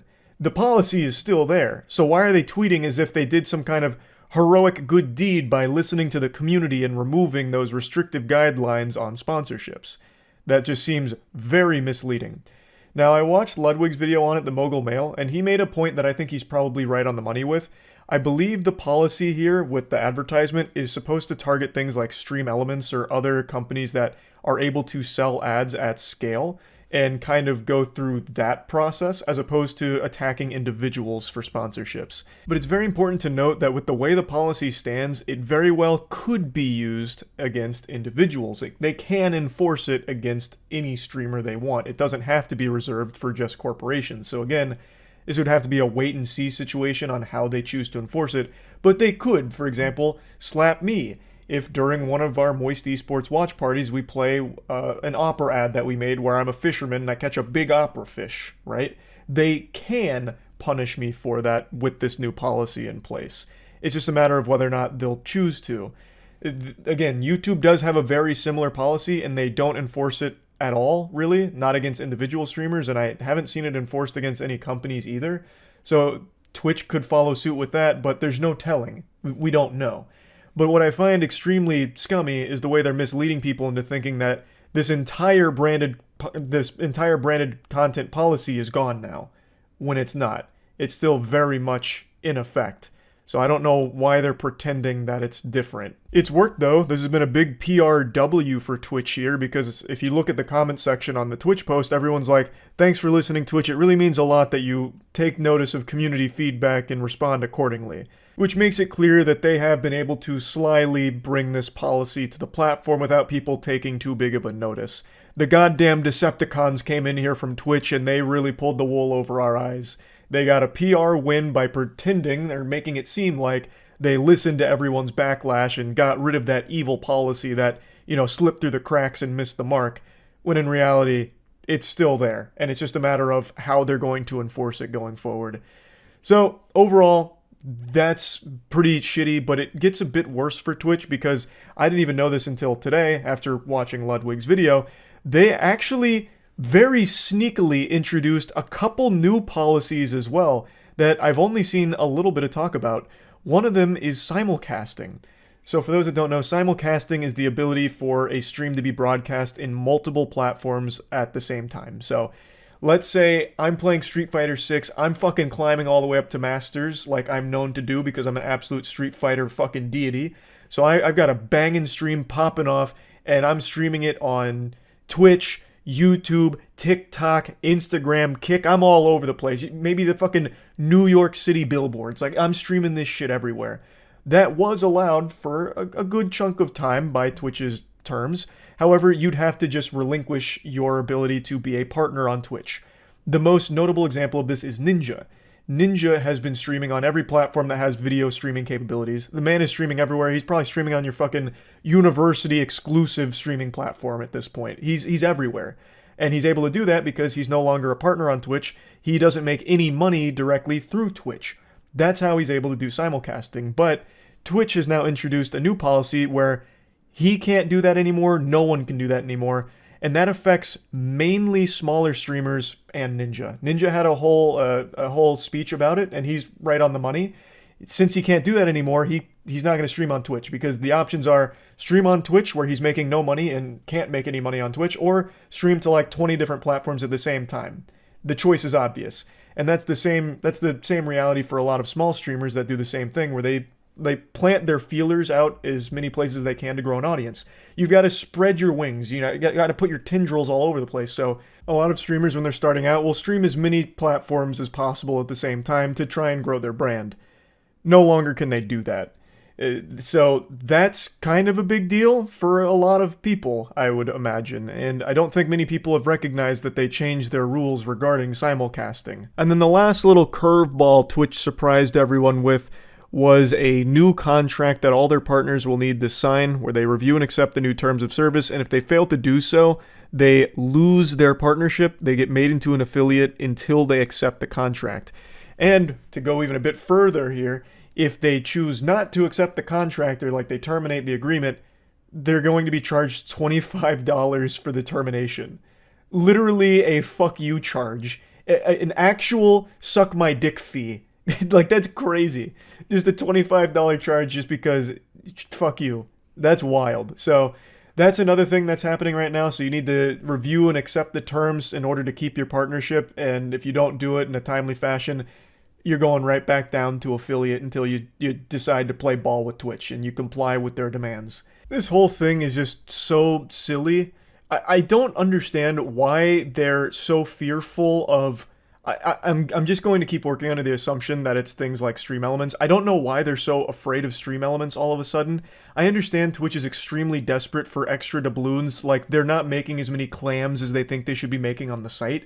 But this is just such a crazy reaction to the existence of things like stream elements, because it can be enforced in a really terrible way for the health of the platform, and it's just pretty scary in general for streamers that makes them feel unsafe and unwelcome on Twitch, where at any moment Twitch could fuck them up for their sponsorships.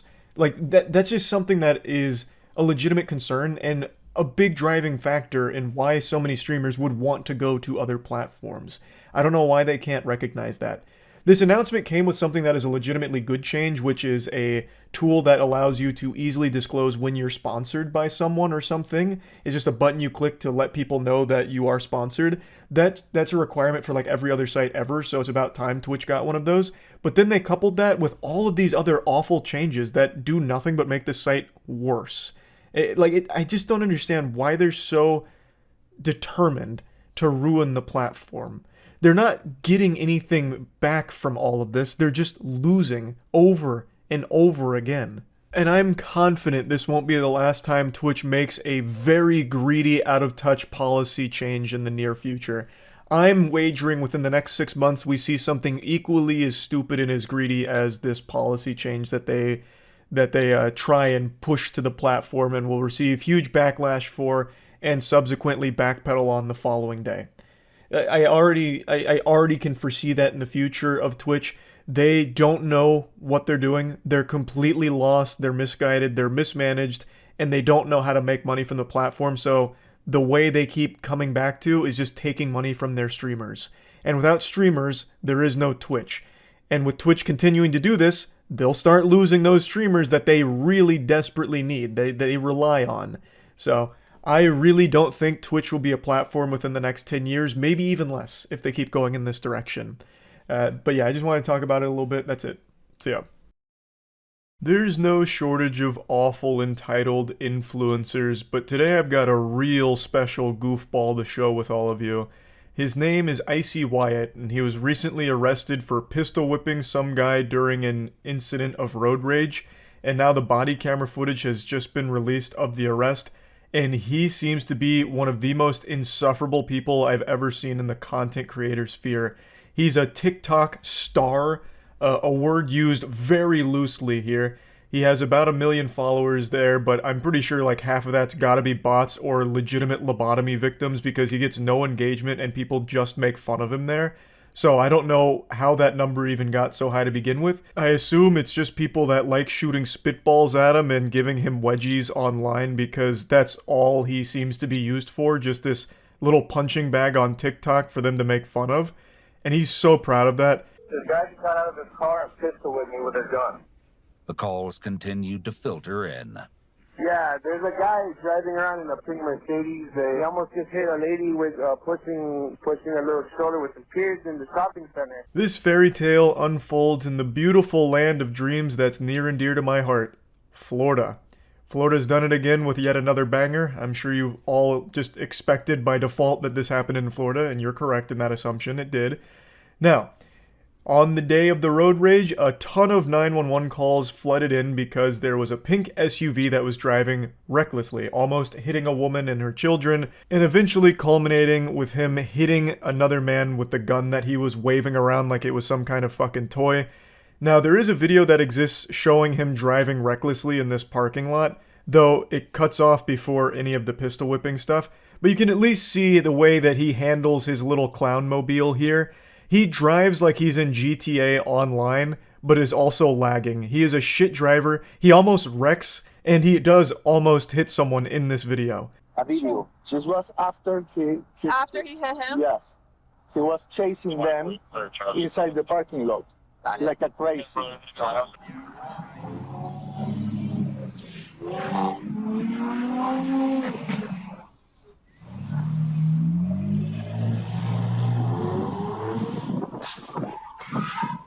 Good shit, Icy Wyatt. You just graduate from doofus school as valedictorian, you fucking idiot. Absolute piece of shit. Apparently, him and that truck had recently got into a bit of a tiff on the road where Icy Wyatt was accusing him of brake checking him because he recognized Icy Wyatt's car and wanted his attention. This guy is so fucking delusional that he thinks everyone in the world knows who he is because he's like the second coming of Christ. So he thought he got cut off and brake checked by that truck because it was a fan trying to get his attention. And eventually it ended up with this situation you just saw, and then it led further into Icy Wyatt pulling out a gun, threatening him, and then eventually just hitting him with the gun. Hey, put the car in park. Put the car in park. Let's go. Put it in park. All right. Put both your hands out the window. Put your hands out the window. Put both of your hands out the window, kid. We're not fucking with you. I don't know who I am. Nope. It's almost impressive how unlikable Wyatt is. He chose the one sentence that'll immediately make everyone in the world hate you. The cops are confronting him and he's like, you guys don't know who I am? I have 1 million followers on TikTok. That means I'm above the law. Put the guns down, guys. It's not a big deal. I can pistol whip whoever I want. I'm a TikTok superstar. You guys, oh, you must want autographs. Okay, I get it. Sorry. Wyatt is clearly suffering from terminal clout hunger. There is no cure. He's become delusional. He's in the final stages of it. He can no longer separate reality from fiction. He is trapped in this delusion, this fantasy land where 1 million followers on TikTok means the whole world knows who you are. He holds himself up like he's Jesus Christ because he has 1 million followers, and the laws don't apply to him anymore. He's achieved a level that normal mortals can't get to because he has a small TikTok audience. 1 million followers is a ton, but his actual core audience is not 1 million. Like I said, nobody engages with this guy unless they're throwing tomatoes at him and booing him. It's like that episode of SpongeBob where the guy in the crowd goes, "Oh, brother, this guy stinks." That's Wyatt's whole life. What's up? You come up here to make fun of Icy Wyatt too? Hmm? I know, he's pathetic. I know. Take your seatbelt off and get out of the car. Do it now. Take your seatbelt off and get out of the car. Though Wyatt denies he has a gun in his vehicle, several witnesses allege that they saw him with one. Where's his keys? This thing got keys or a fob? Wyatt's lecturing the police like he's the substitute teacher in a rowdy classroom. Show some respect. I'm a TikTok star. Please, have some decency. I'm above you. It is infuriating. Everything Wyatt says is like the worst dialogue options in a video game that make you hate the fucking character you're playing as. He is actually finding all of the worst possible responses that would make even his biggest fans hate him. It's so impressive. It is a speedrun for the most unlikable TikTok star ever. So, he wasn't really cooperating with the officers. They do eventually tackle him. They get him with like a fucking Goldberg spear. And it was pretty satisfying to watch, I'm not gonna lie, because this guy's a fucking douchebag and deserved it. So I think that busted up his nose a little bit, which is why you'll see him with a bloody nose. And then he apparently denied having a gun, despite so many witnesses saying he did. And he eventually just gave them permission to search the car, and they immediately found the gun. It wasn't even a difficult scavenger hunt. The Easter Bunny would be disappointed. He did not hide the eggs well here. They found the gun the second they got to the car, basically.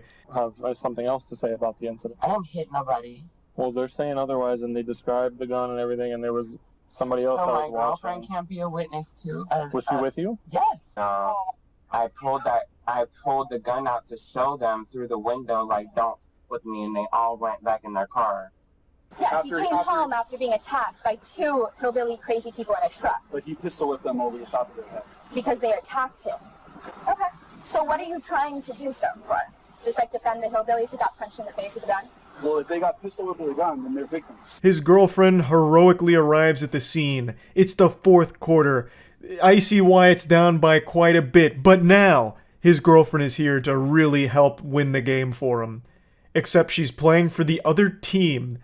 She comes here and immediately confirms that Icy Whiny Wyatt was lying once again. Fucking weasel. She immediately validates the claims of the pistol whipping happening.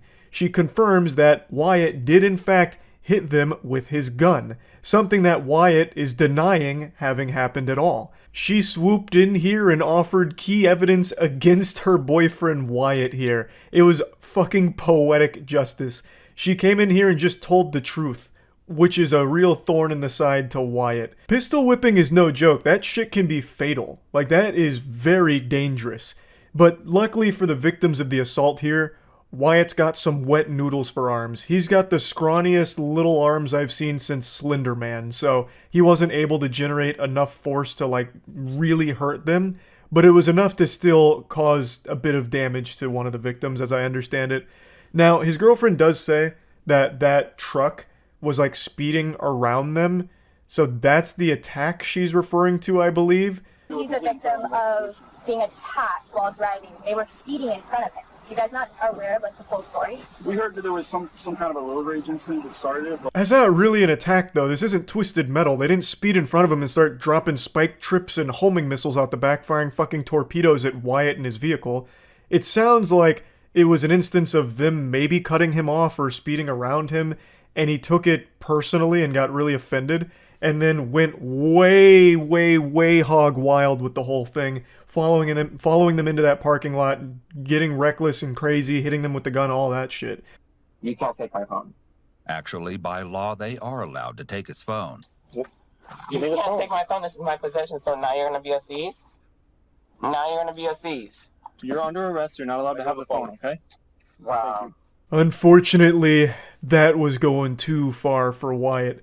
The good boy was about to go bad. He never envisioned a world without his phone in the palm of his hands. So when they took his phone, he was fucking flabbergasted. And now he's got a chip on his shoulder. He gets real unpleasant and even more obnoxious and annoying. You don't see any problem with this. You don't see the problem that somebody with a bright pink car who is famous online gets with on the freeways all the time, and that's why I carry a gun.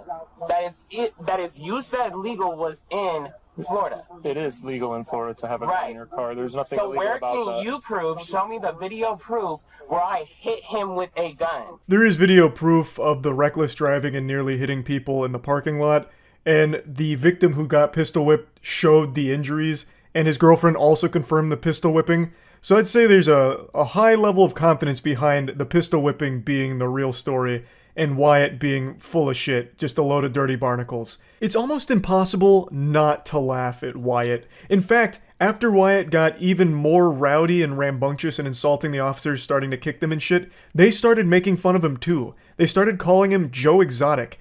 And when they were bringing him into the police station, they said, "Welcome, Tiger King." And that gave me a hearty giggle. I actually thought that was a pretty good one. Wyatt is just a fucking clown. So his statement here, he drives a bright pink SUV and people fuck with him all the time on the freeway because he's famous. So they recognize his car and mess with him while he's driving, which is why he carries a gun. How delusional do you have to be? He actually has a mental illness. He has main character syndrome. He believes that since he has a high number of followers on TikTok, everyone in the world knows him, and everyone in the world is out to get him, or, try and get his attention. They're all vying for his attention, and they'll do anything to get it. Did you guys actually get in an accident? I mean, he's got a big ass, knot on the back of his head. No, but there are independent witnesses. So. I mean, not everybody knows who you are. It doesn't matter. I have 58 million followers, baby girl. Everybody who's been on TikTok or Instagram has seen who I am. This is where I think his delusion is actually kind of dangerous and scary. So he obviously can't tell the truth under any circumstances, I guess. Fucking Wonder Woman's lasso of truth would be useless against this guy. I don't know if he's ever been honest about anything ever. Like, all he does is lie. He's full-blown Pinocchio here. He doesn't have 58 million followers, you absolute goober. You have 1 million followers on TikTok, which is your only platform, really. Very odd thing to lie about, but then it gets into what I consider a very scary territory where he's talking about how people make shit up about him all the time because he's so famous. Everyone on TikTok and Instagram has seen his face before. The dude must be trapped in like a perpetual genjutsu, straight out of Naruto. He is in a paranoid delusion. Not everyone in the world knows who he is, and not everyone is out to get him. Holy shit. I said you don't know that this guy knows who you are. Oh, he so did. Oh, did he say something? When somebody swerving into my lane, brake checking me, wanting me to stop, wanting me to race my car, coming out the car, I know that's a fan. One other thing that he's done multiple times throughout the conversation, and does many more throughout the conversations going forward, is he calls her baby girl. It's like making my skin crawl. It's so fucking cringe. He'll call her baby girl sometimes. It's really creepy.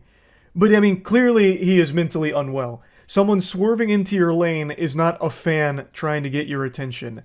Holy shit.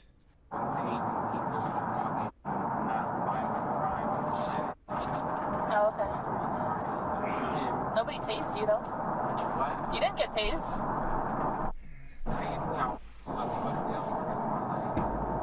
Okay, I am not gonna tase you. I'm just saying you didn't get tased. Because you just said so. I actually think there's a good chance he's on drugs right now. He starts rambling about absolutely nothing, like tasing from out of nowhere. And then she's like, well, you didn't get tased and we're not gonna tase you. And then he took that like as a threat. So then he makes a threat back saying that if she tased him, he'd fuck her up and go to jail for the rest of his life. I don't think you could fuck up anyone. You would probably lose in a fight to an inflatable, wacky, arm-flailing tube man. You are not built for fighting. You would get your ass beat. You would get turned inside out. So I don't know why he's threatening physical violence against this woman. And I don't know how stupid you have to be to threaten physical violence against a police officer too. She was very, very patient with this guy, because she just brushed it off and laughed at him. I guess because he is so pathetic, all you can really do is laugh at someone that's this embarrassing of a person. But goddamn, like, he is so fucking dumb, it's unreal. You're dumb, girl. Am I? You're real dumb. You might want to try modeling. That definitely can't be that. You definitely might want to try modeling. So you just, I definitely can't do that. This is what I'm talking about when he just goes off on these weird fucking tangents saying that she needs to do Molly so she can shut the fuck up. Like, what are you talking about, man? Like, I don't even think he's in the same dimension that the rest of the planet is in. He is all over the place. I really do think that the entire day he spent in like some kind of fucking meth-induced haze or some shit. He is actually just all over the place. Where are you going? Let me see you do it first then. What? You're not about to take $30,000, $40,000 worth of jewelry without me knowing exactly where it's going. I'm gonna come on now. I don't. You this to me the whole entire time in the car. So nice to you. No. Things really popped off when they told him that he can't really take the jewelry into jail with him, so he put up a big fuss. He eventually started kicking the officers, and now he's facing a lot of charges. I think he goes to trial next month. So I'm really curious to see how that plays out, because for some reason he seems to believe that he's in the right, so he started threatening lawsuits against the officers after he was kicking them and shit. So very goofy situation here, very goofy guy, and I just had to talk about this. What an insufferable little asshole. So yeah, that's Icy Wyatt for you. Someone I'm sure none of you have ever heard of before and will most likely forget about very quickly, because he's just a forgettable little worm of a person. That's really about it. See ya. There's been a lot of horrible stuff happening over the last week or so in particular. Even if you're not someone that's like jacked into the mainframe, hyper-focused on cyberspace news updates or anything like that, you've probably still seen a lot of the stinky stuff that's been going on because it's been really bad. So I wanted this video to try and just be uplifting, some positive news here, spray a little bit of Febreze, put some deodorant on to mask the odor for a bit, and just give you something to smile about. And that mission failed almost instantly. A journey of 1,000 miles begins with a single step, but I couldn't take that first step. I went looking for positive news stories, and all I found was more agony and despair, doom and gloom and death. It's like smiling is illegal right now. Every single day there's something fucking horrible happening. It's baffling how common the worst things imaginable are happening on a daily basis. But I was able to unearth 2 very good, wholesome stories, and it was like finding the Infinity Stones. This was difficult. I felt like Indiana Jones having to go exploring and finding these treasures, but there are 2 very wholesome stories that had me grinning from ear to ear that I'd like to share with you today. The first story is very interesting because it involves someone that I've talked about before on the channel. In fact, the 2 of us used to have some beef. Beef so raw that you wouldn't see him eating it during one of his mukbangs. I'm talking about Nikocado Avocado. Over a year ago, the 2 of us were feuding, going back and forth on the playground, having a bit of a tiff. And now I've recently learned that Nikocado Avocado has been actively losing weight. He posted a new video kind of briefly going over how much weight he's lost, which he claims is roughly around 89 pounds, and I think that is incredible. The weight announcement does come during a pizza mukbang, but 89 pounds down and there's a noticeable difference, he's fucking earned the right to splurge like that. I think that is fantastic. The whole genesis of our controversy stemmed from me finding it sad that he was literally eating himself to death and even making jokes about, like, very morbid stuff revolving around the way he was eating for content. And I've always maintained that it would be amazing to see him start losing the weight. And now to see him actually start taking steps down that path, I think that's fantastic. And I have nothing but amazing things to say about that, and a huge round of applause because there's a lot of hard work that goes into this, especially for the way he's been eating for so long. And to see him lose that much weight in a pretty short period of time, that's nothing shy of incredible work. So I think this is a very moving story. I hope he continues to do this. His community is encouraging him. His community has done a real 180 because when I first made that video on him and like the whole Nikocado Avocado rabbit hole, his community used to encourage him to continue to eat more. They wanted to see him really like balloon up as quickly as possible as if it was like a fucking speed run. And now, fast forward, a year and some change later, they seem to really be cheering him on for a healthier lifestyle and wanting to see him happier. And he really does seem happier in this video where he talks about his weight loss, as well as just generally joking and more bubbly than I remembered him being last year. So it just really seems like an all-around positive thing, and I'm wishing him nothing but the best of luck going forward. And now the next happy story I'd like to share with you all teaches us the same lessons that anime has about never giving up. Perseverance in the face of overwhelming odds and adversity. It involves a streamer named H2P Gucio, or Juicio, I'm sorry if I fucked your name up. And this brave warrior did what no mortal should do. He took the Ogdo Bogdo challenge, which is a challenge more detrimental to your health than the Tide Pod challenge, and it's one that I myself am a survivor of as well. If you recognize the name Ogdo Bogdo, it probably just sent a chill down your spine. You probably immediately tried to hide under your desk from that boogeyman. It is a character in the game Jedi Fallen Order. Ogdo Bogdo was a bit of a meme boss, but pretty difficult.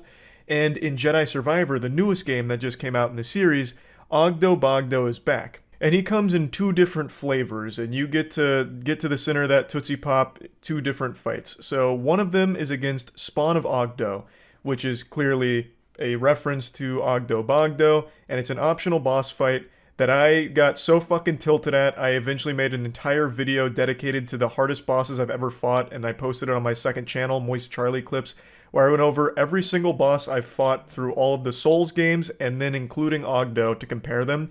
And it turns out I died more to Spawn of Ogdo than any Souls boss across any of the Souls games. by a wide margin too. I died over 120 times to spawn of Ogdo, and it took me 2.5 hours to finally pull it off, but I did it. And then there is another optional fight involving Ogdo Bogdo in this game, and this time it's a gangbang.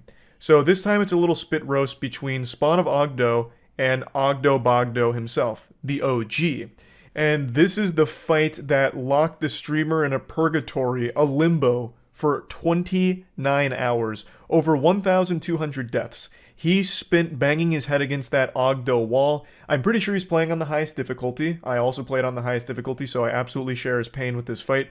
And his struggle became so big that it went viral as an actual news story.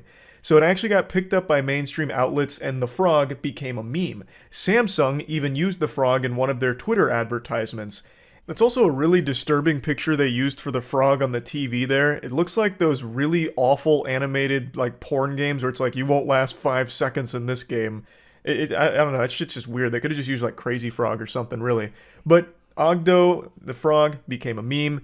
His channel was blowing up to 60,000 viewers just watching him fight Ogdos here. It was incredible. I, of course, was watching as well once I became aware of the story earlier this afternoon. And he had some very close calls. He was flirting with that W, but sometimes it just wasn't meant to be. It wasn't the destiny, the hand he was dealt.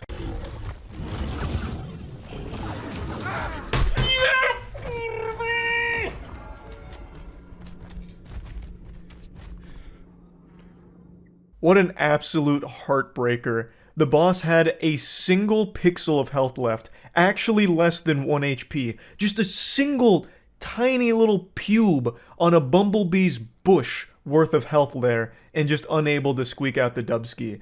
That one almost made me cry because I had the exact same thing happen to me during one of my runs. What should have happened is he should have had a finisher that goes off when the health was a little more than where it left off. You usually have that finisher come up when there's like 2% health left or something, but for some reason it didn't for him, and it didn't for me in one of my runs too, and my reaction is almost identical to his.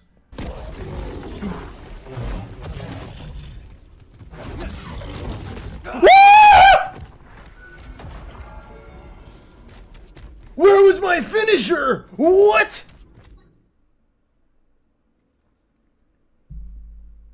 No luck, BD. Hey, that's alright. Run it back. But even after such tragedy, and with his chat spamming, encouraging him just to let it go, you don't have to prove anything, who cares, you know, it's a stupid boss anyway, fuck it, it's no big deal. Even with all of that mumbo jumbo, he buckled down and his spirit was more willing than ever.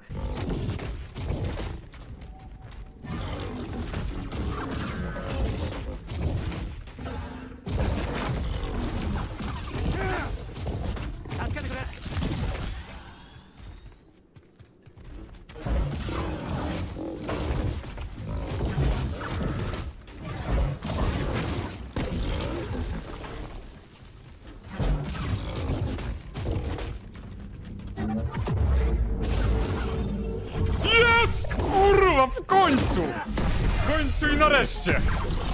Póki nie wyskoczy trzecia. Póki nie wyskoczy trzecia. You love to see that. 29 hours well spent. 1,200 deaths of data collection later, and he pulls it off easily. I'd say damn near first try, honestly. Incredible work. This was a really fun thing to watch. I, of course, didn't watch all of it. I really only caught the tail end of all of it. But man, it must have been such a relief for him to finally be done with that challenge. So huge congratulations to him and his whole community for sticking by his side through thick and thin and eventually getting that big W. So yeah, I just wanted to share some uplifting news, and this is what I found for the last week or so. So that's really just about it. Oh, also, I did beat Ogdo and Spawn of Ogdo as well, by the way. I just want to make that clear, so I'll just show the clip of me finishing them off as a nice little positive place to end the video.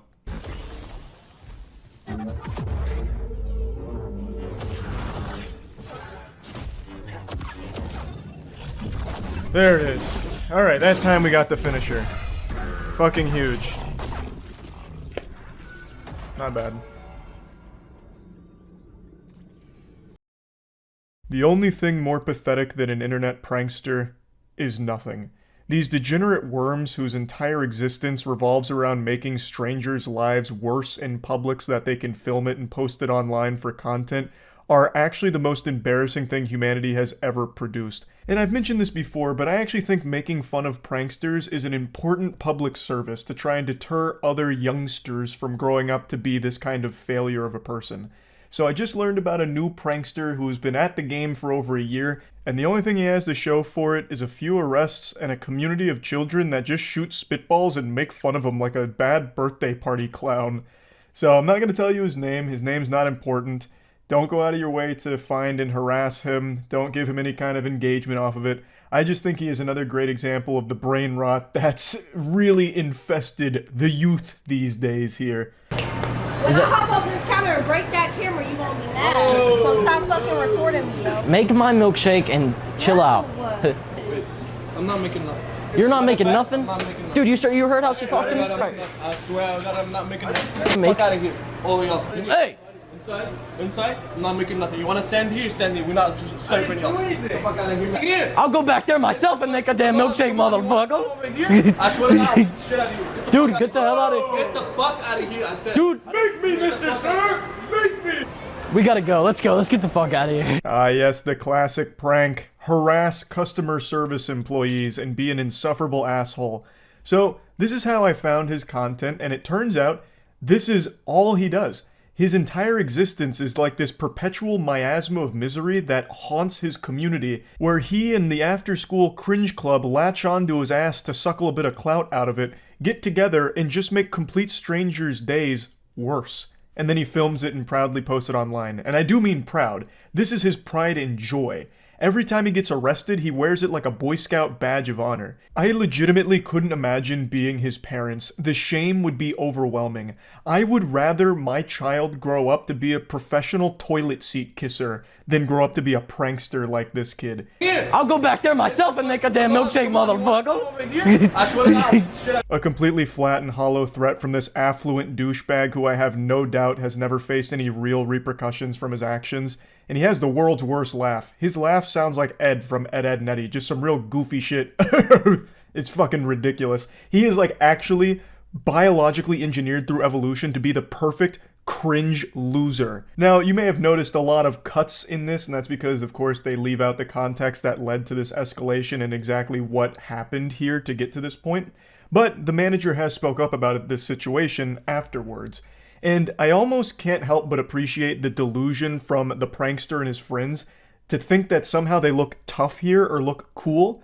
Because in this situation, the manager is the biggest W by far. The manager stood his ground, handled everything really well, I thought, and wasn't afraid to, like, challenge them if this guy really did follow through on his threat to go back there. And if the goof troop really did jump over that counter and attack or do anything stupid like that, they would have 100% ended up on the fuck around and find out matrix, because it turns out the manager is an actual trained fighter. So there's no doubt in my mind he would have beat all their asses, steamed their ham thoroughly. In that video, he does also go over how rude they were being and how everything kept escalating because of them, which of course was cut out from his post about it. Now you're probably wondering how old the doofus committee here is from the pranksters, because the main guy has the face of a 13-year-old boy. But would you believe me if I told you that he's actually 19 years old? There's a video as well as an article going over one of his mini runs-in with authorities, and he says, "How are you my height? I'm 19. I mean, I almost feel bad for him being 19 years old and being stuck with the face of like a 12-year-old Xbox Live Call of Duty gamer. That's rough. Like, there's no doubt he probably feels insecure about that, and that might be why he's lashing out so much against his community around him and turned to the dark side, going down the prankster path, the public nuisance asshole road. When you guys walk up on people that you guys know don't like you, that have chased you around before, someone's eventually gonna probably beat you guys up. That's what we're aiming for. Why? Low-key, just to get some content out of it. Okay, so you're gonna be the victim of an assault for a content? A super honest answer from a super big douchebag. They keep pushing people, harassing them, until they snap, hoping that they'll either attack them or have some kind of big blow-up that they can film and post online for content. Heavens to Betsy. What a turbo loser. Yikes.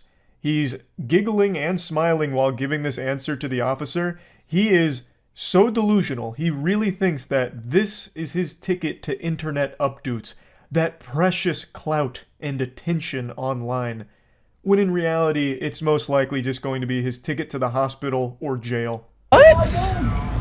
What? You guys all walk away. We didn't even do nothing. Wow, bro. Yup. Every time this asshole gets arrested, it's like the happiest moment of his life. It's like Christmas morning every single time he finds himself in a pair of handcuffs, because he's so delusional that he believes that that's going to help the content blow up or help him go viral, and it hasn't. It doesn't, and hopefully it never will. So he just keeps doing these extremely stupid stunts, calling them pranks, harassing just normal people in the world, eventually gets the cops called on him, and then him and his friends are like, oh, I can't believe it. What? Plumbing? What do you mean? He's taking pictures. Yo, who the hell is that? Stop acting. Stop acting like that, please. Yo, get that camera off me. Get the hell out of here. It's okay. Huh? It's okay. Get the hell on out of here. Good one. This guy just loves treating workers as props for his videos. I still can't believe he's actually 19 years old. He looks like he still needs mommy and daddy to drive him to this Home Depot so he can film these pranks with his buddies. I will probably never understand who actually watches something like that and finds any enjoyment out of it. Even if I was 12 years old, I don't see myself even smiling at it. It's just annoying. As a viewer, and I feel real bad for anyone that is unfortunate enough to be subjected to one of his pranks. Like, I really don't think I'll ever understand why kids grow up wanting to do this, or why kids somehow even get moderately entertained by that. Jersey. Don't pet Jersey right now. We're just seeing that. You got me. Yeah, I was thinking he smelled like shit. What'd you say to my dog? Yeah, I said I thought your dog smelled like shit. Really? Yeah. Get the fuck out of here before I let you smell like shit. Wait, it's a dog, sir. Get out of here. Man, get out of here. Calm down. All right, don't say my dog is this or that. Get the fuck out. I was just saying the dog smelled like shit, sir. Good one. Again. Man, Junior, you're really on a hot streak with these bangers. Your dog smells like shit prank. People can't even just relax on a bench outside with their pet without you going out of your way to bother them. Nothing is safe from your cringe apocalypse that you bring with you everywhere you go. Everything this guy and his friends have ever done that I can find is just actual trash. It's just bothering people in the world and calling it a prank. It sucks. It's just public nuisance degeneracy. And I'll always take a little bit of time to make fun of some pieces of shit like this because I think it is an invaluable service to provide. Nobody should end up like this guy or his team here. And they're not really a team. This guy I already know is insufferable to be around. The only reason his friends orbit him is because he has the tiniest bit of clout online and they try and suckle a little bit out of that from his bosom for themselves. That's the only reason they stomach him for however brief a time when they're filming these awful videos together. They're not real friends, it's just a bunch of fake people surrounding themselves with each other and convincing each other that making these pranks is somehow going to get them to the top. It's just fucking pathetic. So yeah, I just wanted to talk about this a little bit. That's it. See ya. Why can't I get this timing even a little bit? Like, this one feels good, but it's too late.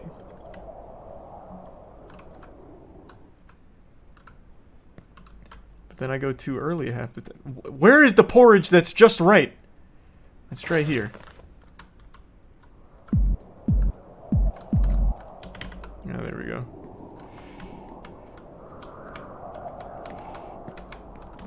You still doing Cork off Perfect Waifu? No, I'm retiring Cork entirely. Perfect Waifu, we still go Pirate Hat. Education breeds confidence. Confidence breeds hope. Hope. Whoa, that's never happened. That was sad. That's probably never happened in the history of running this game. Let's see how the first waifu launch of the night goes.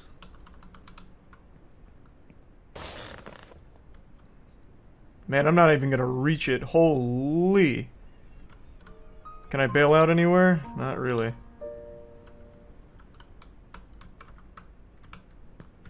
Oh.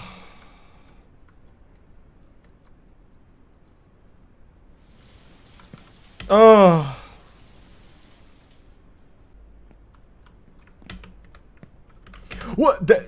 What is happening? Did this game get like a hotfix tonight? Why is he not grabbing that anymore? That's 2 times tonight, and that's never happened before until tonight. What is going on? He is straight up refusing to grab that. When I've never had that issue. What? What is going on?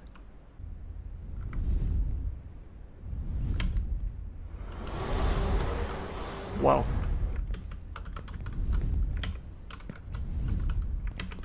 Actually, perfect. Do I need to wait for Dragon from here, though? I don't know. I will, just to be safe. I don't know if I need to or not. I've actually never hit that. Because he goes around, and I'm not doing the speedrun route, so I think he hits me if I go for it. Yeah, he definitely would have. Because I'm just going to do normal route since I haven't practiced this, and I think I actually might still be able to sub-hour.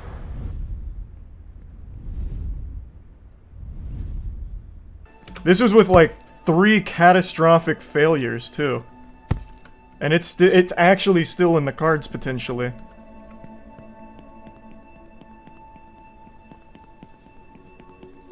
I full fell 3 times.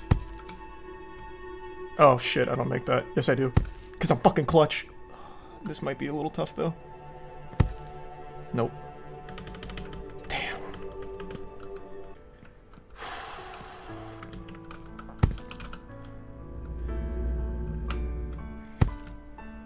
We are in this world to get No. experience. Fuck. To move forward. I got the last So little the meaning of dinky life is in hitbox life on that.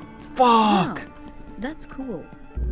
God damn, this is gonna be like a 1 hour, 1 minute run. Fuck, what a shame. Even with all of these catastrophic failures, still very easily could have been sub-hour. Yeah, this was such a sloppy run, like an absolutely ridiculously sloppy run, so I think sub 45's in the cards, to be honest. Like I said, I had so many full falls in this one and still got just over an hour.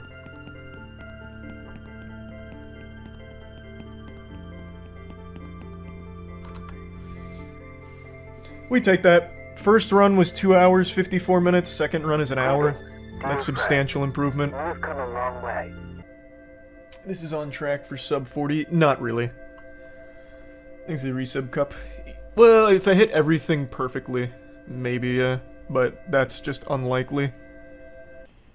He's got about, like, this angle. He goes back and forth a few times. And then hits it.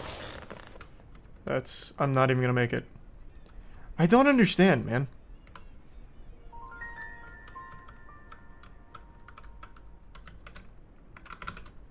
Ugh.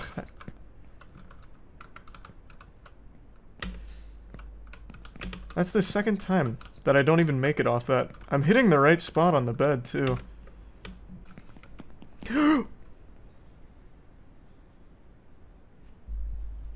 1057. Just remember that. We'll add it to whatever this is.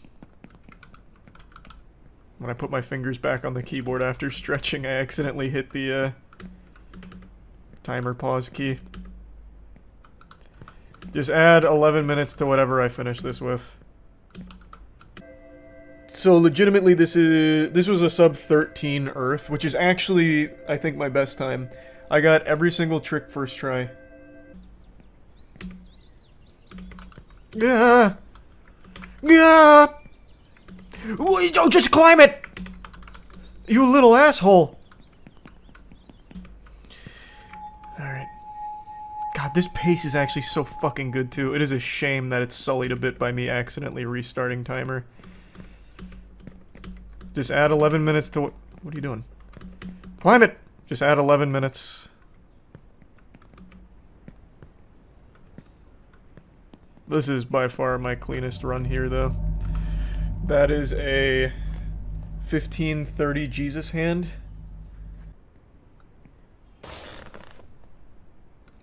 Perfect waifu.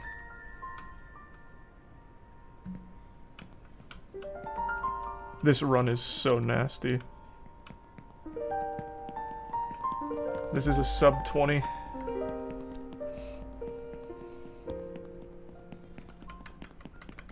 I prefer my setup for waifu, it just feels better.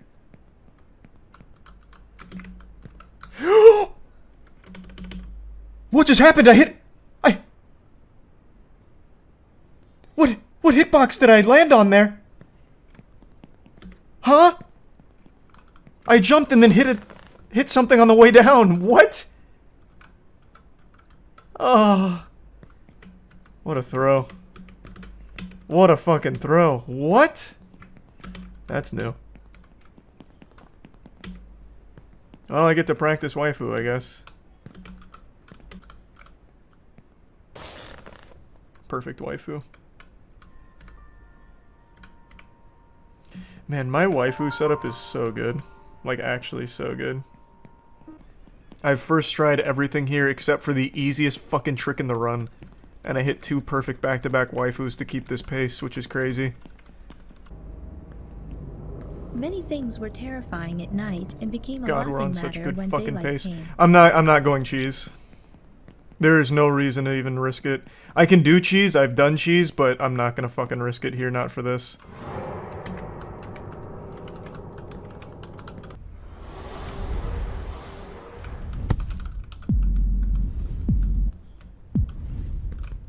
Oh, tragic.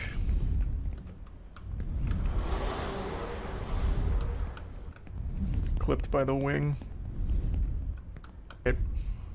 Right when he gets to the corner and makes the sound. Right now.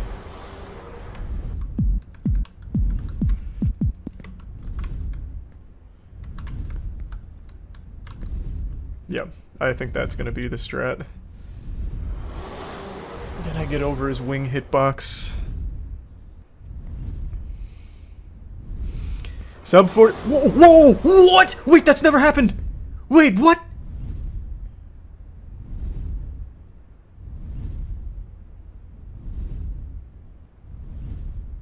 Huh?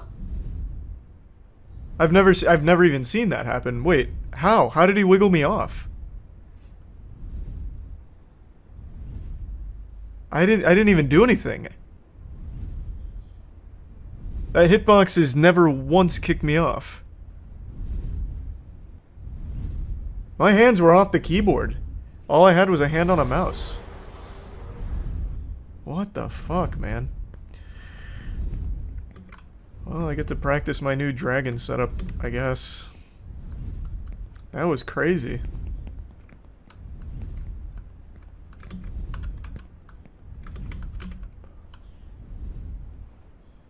Whoa! What is going on?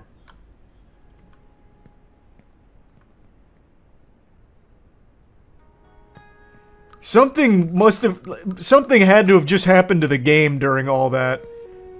I've never been kicked off dragon once I'm on top of his hitbox. And then I just fall through solid floor walking. The game had some kind of crazy fucking hiccup there. Was this one of those moments where like a solar flare just changed the value in the hex code? Voice crack. Like with the tick-tock clock from Mario 64. Veritasium has a whole video on it, and I think I was just a victim of another one. I wonder if it's gonna kick me off again. Oh, it's really fucking trying. Okay.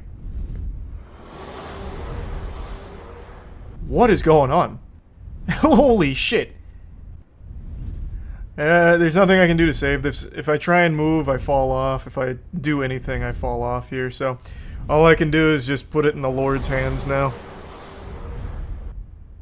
There's nothing I can do here. If I fall off, I fall off. I'm completely powerless here. A single movement throws me off. So, we'll see.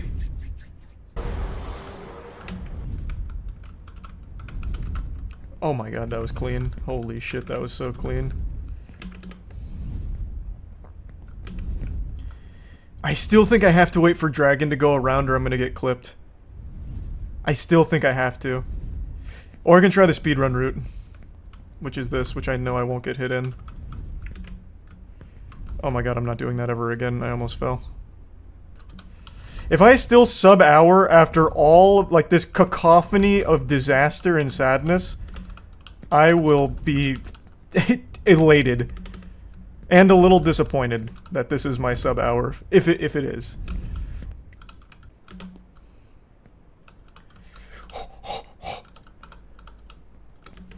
Horse tried to kick me off.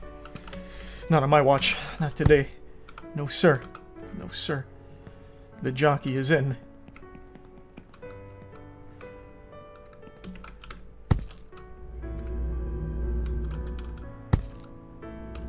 We are in this world to gain experience, and in order to gain experience, we need to move forward.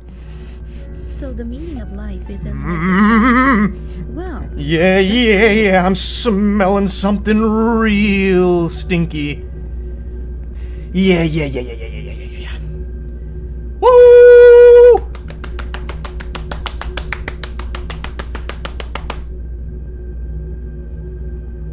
Alright. No, timer's wrong. Right now we're at 51:52. Well, a little less than that, like... Because it was 10:57 when I accidentally slapped my pause button. So, add 10:57 to whatever I've got right here. Timer's off. It's still sub-hour and it's still better than Lud. Let's fucking go. That was with... Actually... 52 minutes. Wow. That was actually with 3 different fucking dragon failures. No, 4. Because I missed the first rotation, I think, right? 4 dragon failures, plus the fall through solid floor, still sub-hour. So icy. This actually could have been a sub-35 run. If I had hit dragon on the first one, it would have been a sub-35 fucking run. This was so crazy. Everything was perfect except dragon. Shit, man, that was a crazy run.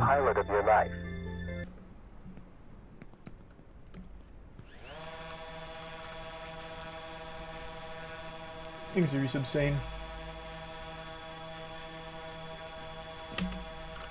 Oof. Wasn't paying enough attention, I guess.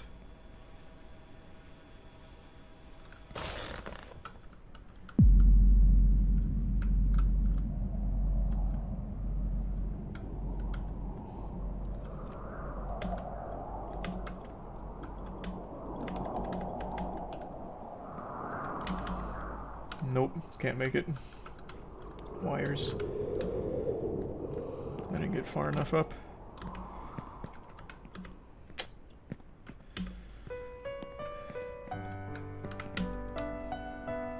That's alright.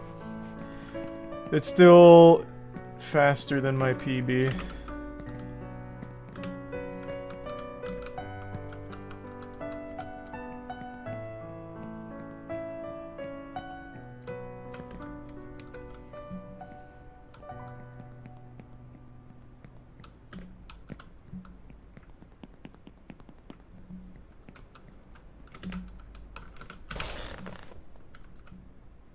I have been lights out with this. I haven't missed that once tonight.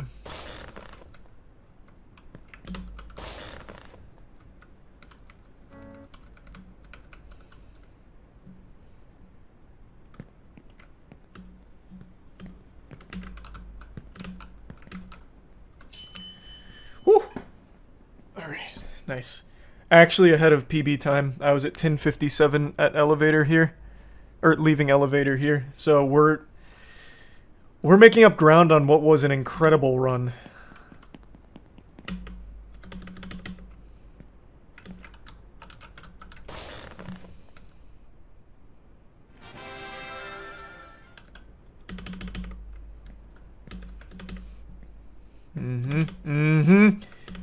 Yep. This is my magnum opus Earth run. Actually, everything perfect except windmill. Windmill went wires instead of to, roof. 12-minute Earth. Now, we just gotta perform admirably on everything else. I am very good at everything up till Dragon, though. I'm very consistent on everything up till Dragon. Dragon is just the hardest trick in the run for Ask, everybody. and it will be given to you. Seek. But I and you like will my new find. Dragon setup. Knock, and it will be open to you. Okay. My waifu setup was absolutely lights out on my PB. I had to hit it perfectly twice and still got it. So let's see if I'm still locked into the mainframe.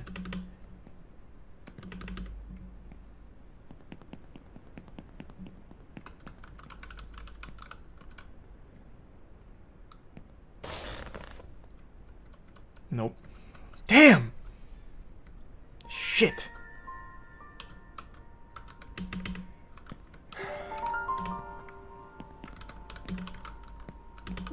I wasn't sharp enough on the angle. Okay. We're still, saving time on PB. I was 23 shipped last time, I think. And that was with 2 perfect waifus, so we're still saving time. Stop climbing! You're wasting my time.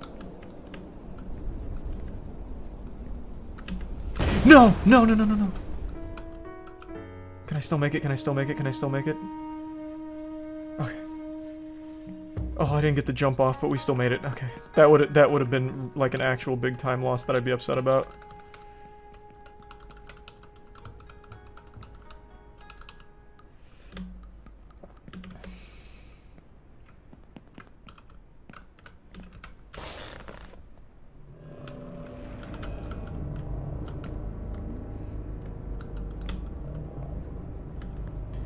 Oh my god, just let me up. Oh my god, please. This isn't where I wanted to be. But it's where I have to settle for right now.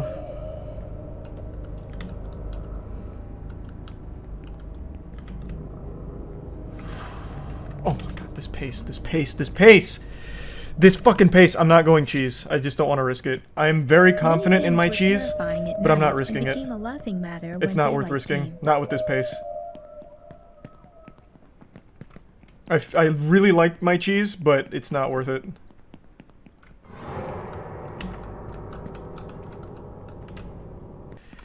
Sub 25.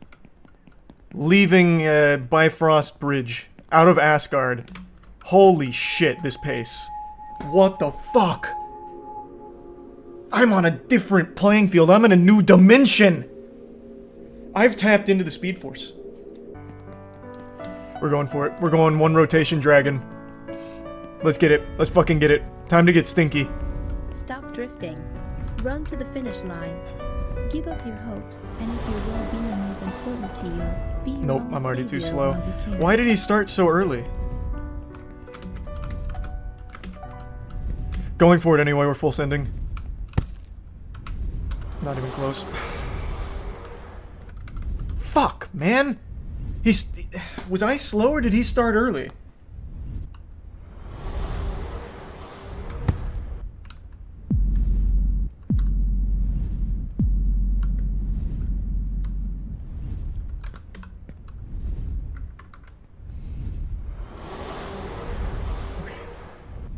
Come on now. Don't kick me off. Don't kick me off. This is a really good position. Don't kick me off. Don't kick me off. Okay, I think we're set. I think that's the only spot it can kick you off if you have a bad spot. Alright.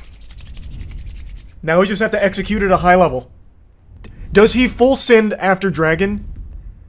Or does he wait for dragon to go by? Tell me now. I need to know now. He full sends. Okay, then I'll do the same.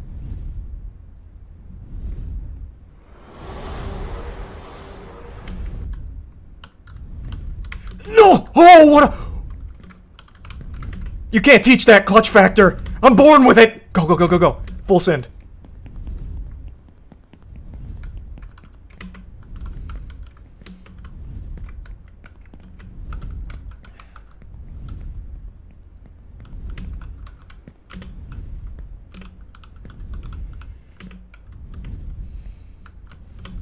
No, no, no. Time loss.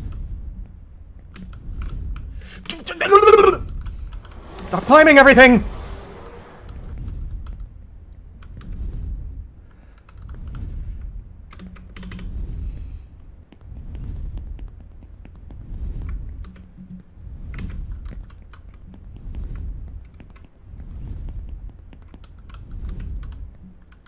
What are you doing with the pig? Get off its ass!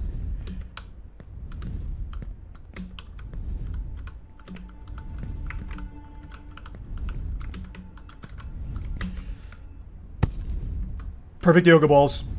Oh no, I can't make it. I can't beat Moon Moon. But that's alright, that's alright. We can still have a great run here.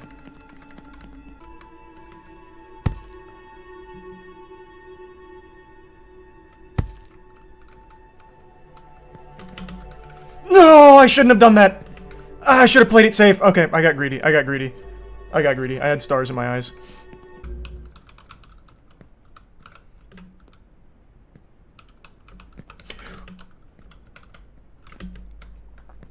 I am so fucking clutch, it's unreal. What? Oh my god, what am I made out of?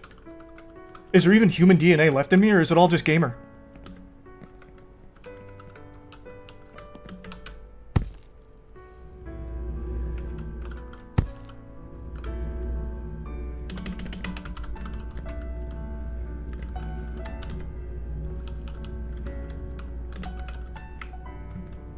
We are in this world to gain experience. Woo, baby!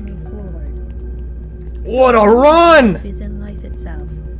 Well, that's cool. Just barely missed Moon Moon here. But what a fucking run regardless. Holy shit.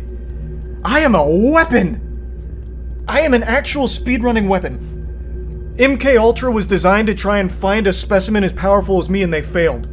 You had to wait for millions of years of fine-tuned evolution to reach something like this. Wow! Wow! Thanks to the Prime Skizzy and the resub Gauge.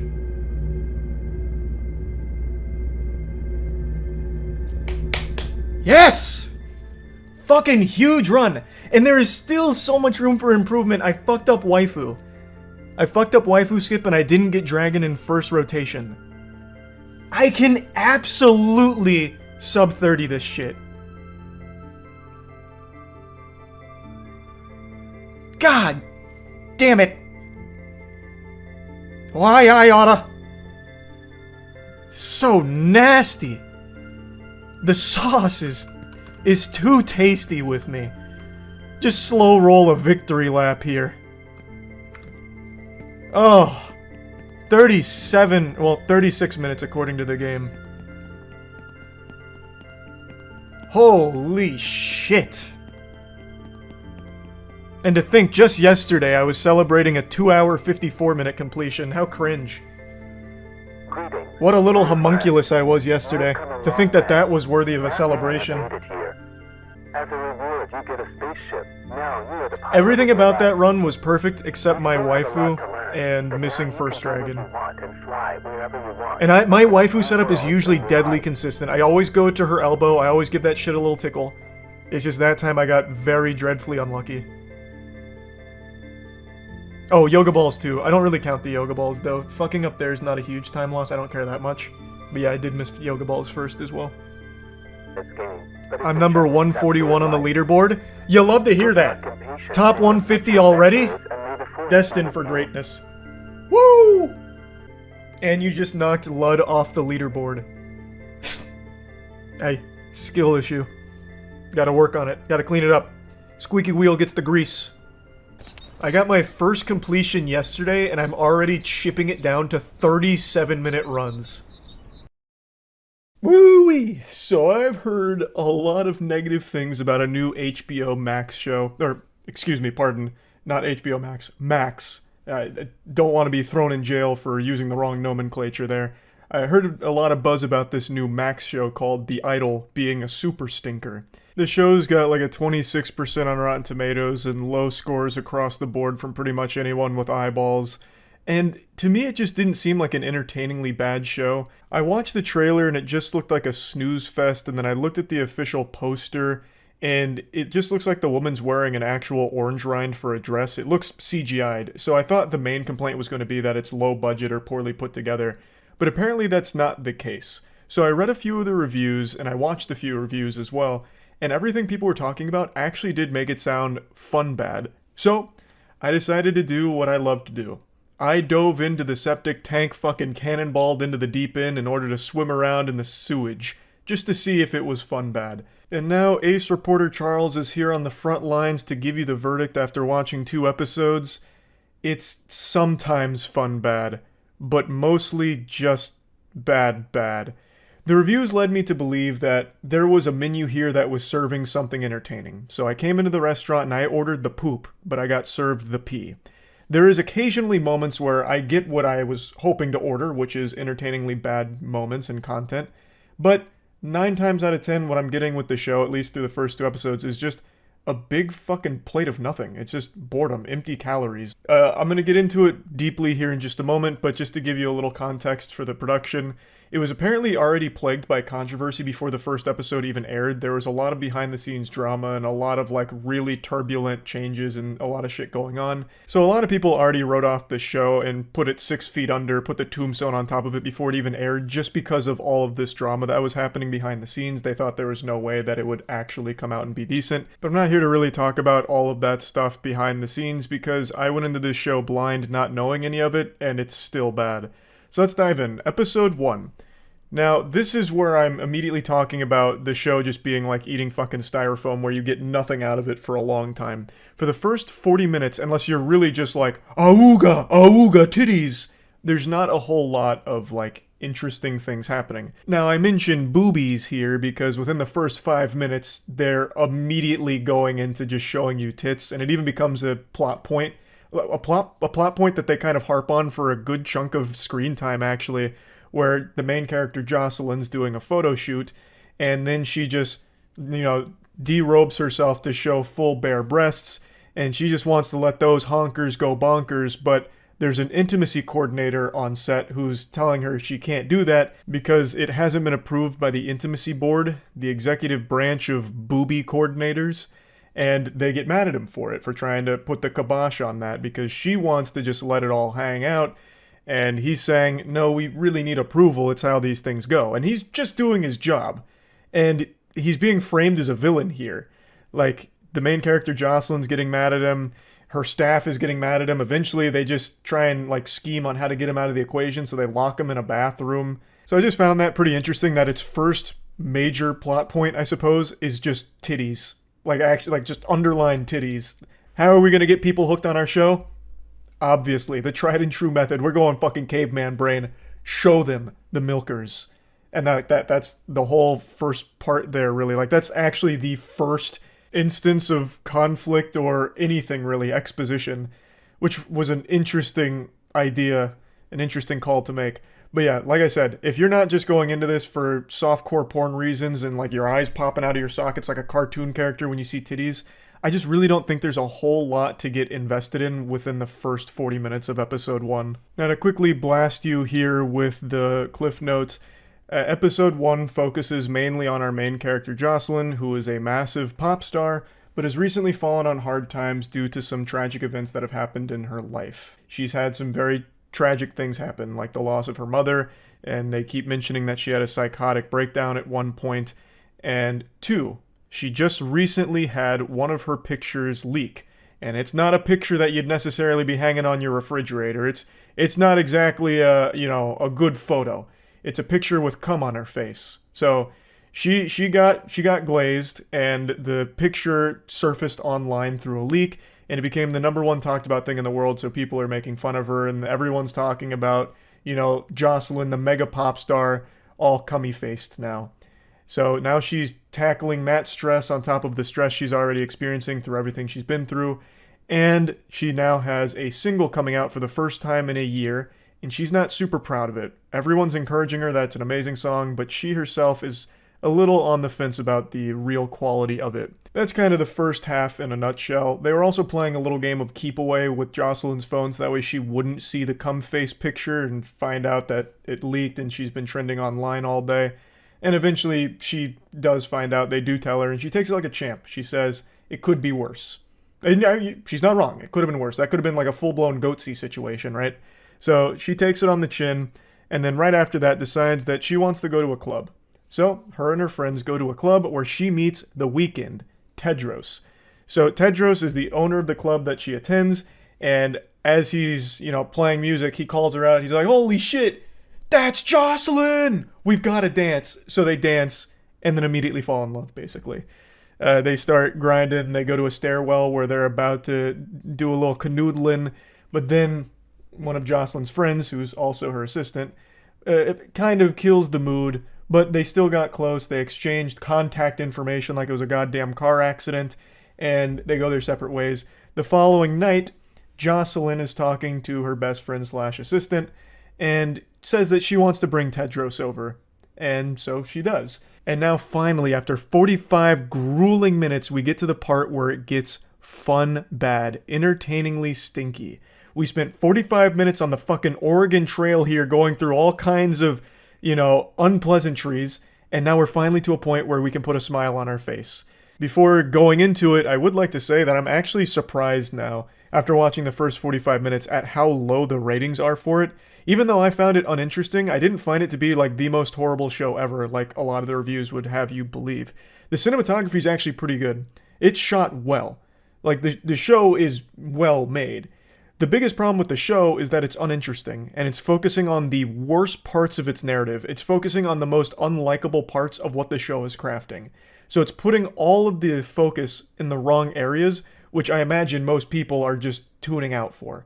So they just don't have any investment in it, and it makes it hard to actually care about what's going on.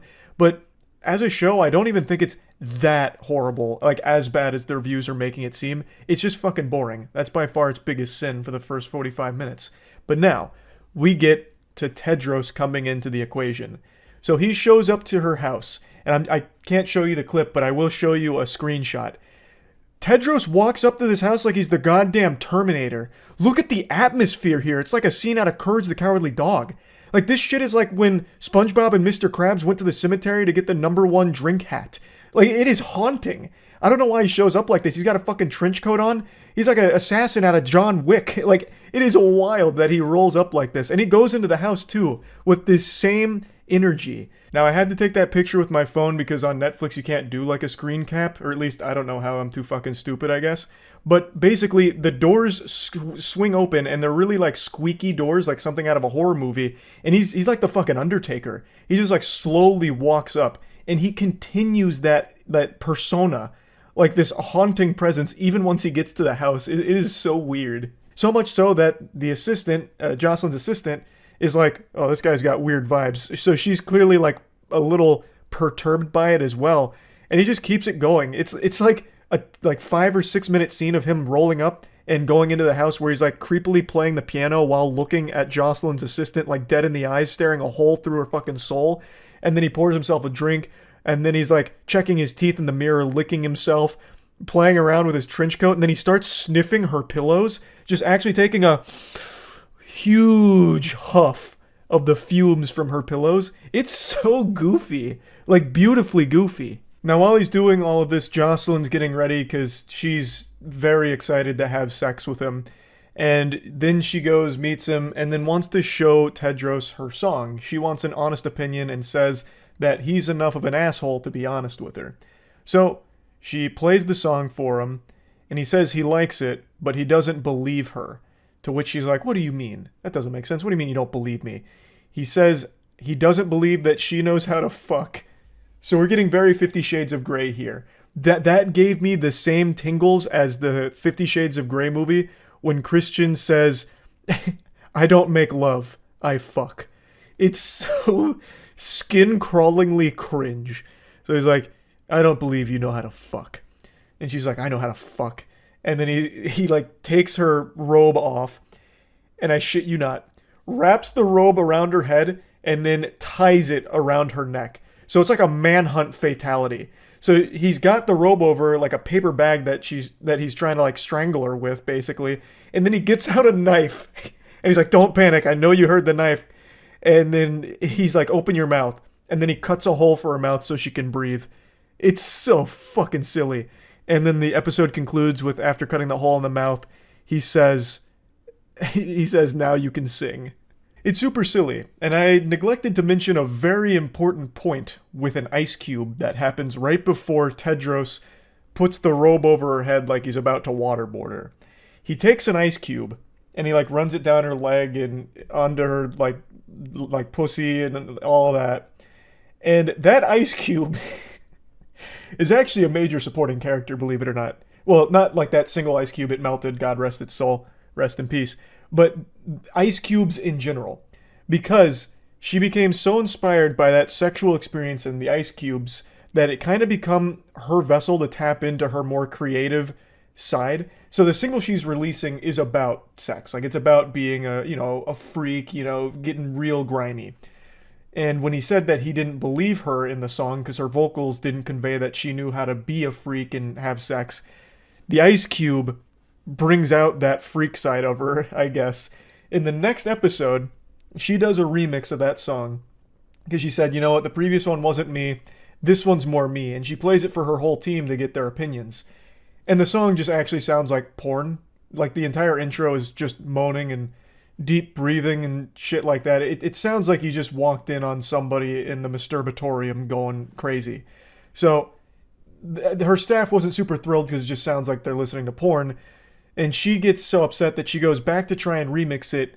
And in order to get back in the zone of being a sexual expert, she has a glass of ice cubes nearby that she keeps taking from and rubbing on her vagina and then like squeezing at her neck in order to get back into that moaning sexual zone, which I thought was so silly. Like that made me giggle a lot. So this is when the show's at its best in terms of like entertainingly fun bad shit. Like having to kegel some ice cubes in order to do enough deep breathing on your track in order for it to sound sexually stimulating enough. What a brilliant idea. Now, episode 2 reveals like the deeper plot elements here. Tedros was already kind of framed as someone who's probably going to be a bit shady in the grand scheme of things, and episode 2 drives it home. It turns out Tedros has a label of his own, and pretty much everyone from that club is in on it, and it seems, it's leading audience to believe that Tedros is getting close to Jocelyn for his own selfish gain as well as the gain of his label. So big plot twist moment was one of Jocelyn's dancers, whom is also one of her friends, is part of Tedros's friend group, and they actively fuck, and this whole thing was actually a setup. So that's episode 2. Tedros gets even closer to Jocelyn and eventually floats the idea of moving into her house, which she's all on board with. Meanwhile, Jocelyn's best friend is getting a little fishy once she learns that Tedros owns this label. She's starting to connect dots that this might not exactly be the most trustworthy person. Now, that's all of the plot shit. It kind of interesting, I will say. Like, I think that's an interesting narrative play. However, once again, I think they just focus on the most boring parts in the episode. But this one had a lot of fun bad moments, at least sporadically placed throughout. It feels like this show wants to be 50 Shades of Grey, like great value version, like diet 50 Shades of Grey. So it has these really weird moments, like genuinely just like baffling moments where Tedros and Jocelyn are about to fuck. And she's like, put that bathrobe over me again, or put the robe over my face again. So he like blindfolds her with the bathrobe thing. And then she starts like getting ready to fuck, but then Tedros goes behind a chair and he just starts instructing her like a drill sergeant. And it goes on for like 3 or 4 minutes, probably more than that, probably closer to like 5 or 6 minutes of him just giving her orders for things to do. So he's like, show me those titties, and I'll move the titties around. And then I shit you not, he even says, imagine my cock in your throat, and now you're choking on it, and now you're spreading your little pussy. It's so weird. So the weekend, Tedros keeps saying these things to her, and she's like mimicking it in front of him like it's a stage play, and it just goes on for so long. And then one of his friends that he brought over is watching in the mirror, and she starts doing the same thing. So Tedros is like a fucking sexual savant shaman. Like, he's like fucking mind controlling women around him. Just by existing. So, yeah, that's some good, goofy, fun, bad shit. There's also a scene where, like, Tedros is instructing one of his friends how to fuck. So he has like a shock collar on his dick, and he's like, "All right, now you need to look like you're ready to fuck that girl." And he's like, "No, not good enough." Shocks him. He's like, "Ah!" Like, he's like, "Oh, okay, I'll get more into it." And he's like, "No, not good enough." And then says, "Remember, you're not a human, you're a star." And then fucking shocks his wiener again. So the episode gets fucking crazy. Like, it's going hog wild here. But it's all on the stuff that I don't think most people would care about here. Like, the softcore porn elements of it. I guess it's not even really softcore porn. It's just like straight up porn where they don't show you most of it. Actually, which is pretty much softcore. Yeah, it's just like all focused on like the sexual parts of it as opposed to the actual interesting narrative bits. Like the whole setup plan, as well as Jocelyn's friend who is now getting in a position where the label's losing trust in Jocelyn, but her friend, who is the dancer, can also sing, and it's looking like they're going to replace Jocelyn with her, and she is the one that's part of Tedros' friend group, so that will benefit Tedros and all of them. Like, there are interesting elements at play, but they don't actually get the spotlight. It's all on the, make your titties bounce for me. Yeah. Good titties bouncing. Good shit. And then spanking her ass, and like jiggling her butt cheeks. Like, that's not very interesting. That's laughable. Now, there is another section of this episode that I actually thought was very interesting. It's Jocelyn's music video. She's doing a music video for the song, and it's not going well, which is why they're about to replace her with her friend. She just keeps doing the choreography over and over and over again, forcing them to restart. They're many hours over time, way out of schedule, because Jocelyn needs it to be perfect. She's still overcome with grief over the loss of her mother. This is the first music video she's done without her mother being there. And she's breaking down, she's crying, and she's going over the moves so many times that her legs are getting bloody, so they have to keep like fixing that with makeup. And it's actually conveyed in a pretty interesting way. The cinematography is good. Like, it is actually good. And then eventually she gets the perfect take. Everything was like fantastic, exactly what she wanted, but the camera was out of focus. So she had to do it again. And she didn't get it perfectly the 50th time around. So, like, it's actually a very interesting scene. Her staff coming in to try and lift her up, it's not working well. Her staff, you also start to wonder, do they even really care about Jocelyn, or are they just there because it benefits them? Like, all of that's actually kind of interesting, but it is not what the show seems to want to focus on, which I think is such a fucking misfire, and probably why so many people don't actually like the show. Because I don't think many people care to see softcore porn. Like, you just type boobies in on Google and you'll get a million fucking OnlyFans links, right? Like, you're probably not tuning into this to get porn. At least I don't think most people would be. But yeah, once again, the episode does end up being overwhelmingly boring for the most part and uninteresting. Because again, it is focusing on like the worst parts of what the show's offering. But yeah. Oh, another thing. The characters feel really stiff a lot in this episode, even more so than episode 1.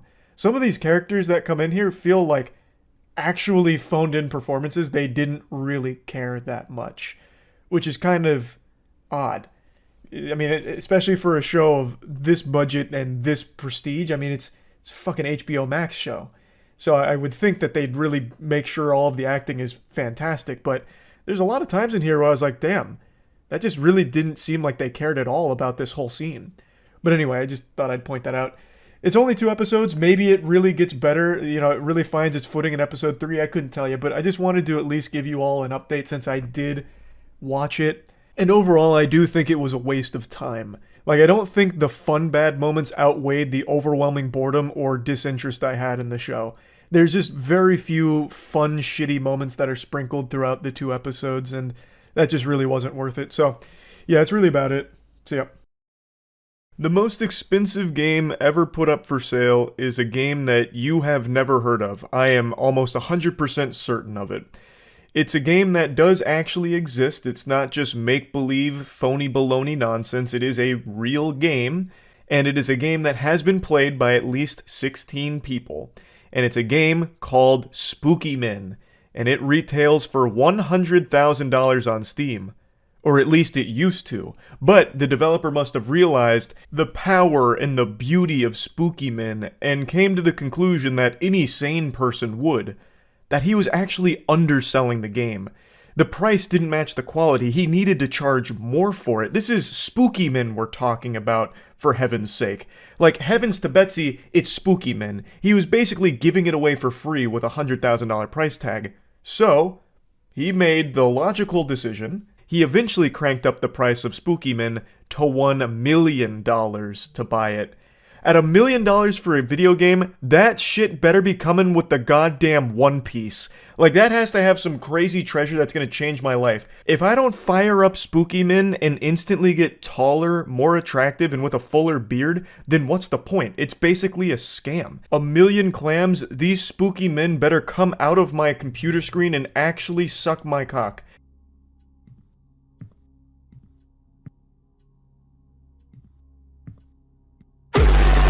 As advertised, these men are spooky. Let's go ahead and check the description of what it's about. You know, maybe it really is worth the price of admission here. Spooky Min is an online 1 to 8 player cooperative survival horror game. Complete tasks and exorcise the malevolent demon. Use your wits to distract the ghost and survive its attacks as you explore the haunted property. Can you make it out alive? Finally, an innovative horror game complete with everything you'll ever need. Really, you know, you pay $1 million for Spooky Min and you will literally never need another video game in your life. This has it all. Demons, ghosts, exorcisms, 1 to 8 player cooperative survival horror experience. It's got it all. What else could you possibly want in life? You know what? Actually, I know the answer to that question. I know what else you want in life. You want a better PC. Well, I've got you covered. Because Starforge is doing a huge site-wide sale starting from today, August 8th, and going until tomorrow, August 9th at midnight, with prices up to $150 off. Starforge has the best PCs in the universe, and today's our anniversary, so we're celebrating by doing this big sale here. Of course, every PC comes with a 2-year full parts and labor warranty, and tons of options to choose from, all catered to what your needs are. So definitely go to starforgesystems.com if you want to get yourself a new, great PC. Now, some of you might be there scratching at your chin, really flexing your noodle, trying to process, what makes Spooky Min so special? And the answer is nothing. Nothing at all. This seems to be just another low-effort, asset flip, piece of shit horror game that is a dime a dozen on Steam. When dumpster diving on Steam, I've played 1 million games that look just like this. So why are they charging $100,000 or up to $1 million at one point? What is the purpose? Well, I actually had a theory that I speculated on stream, and many of you may have noticed that there's 16 reviews here, so you might be thinking that the developer made $1.6 million selling this piece of shit, but I think there's a lot more at play here. It's a lot deeper of a rabbit hole than that. I don't believe anyone actually paid $100,000 for this, except for this guy right here who just said, I'm rich.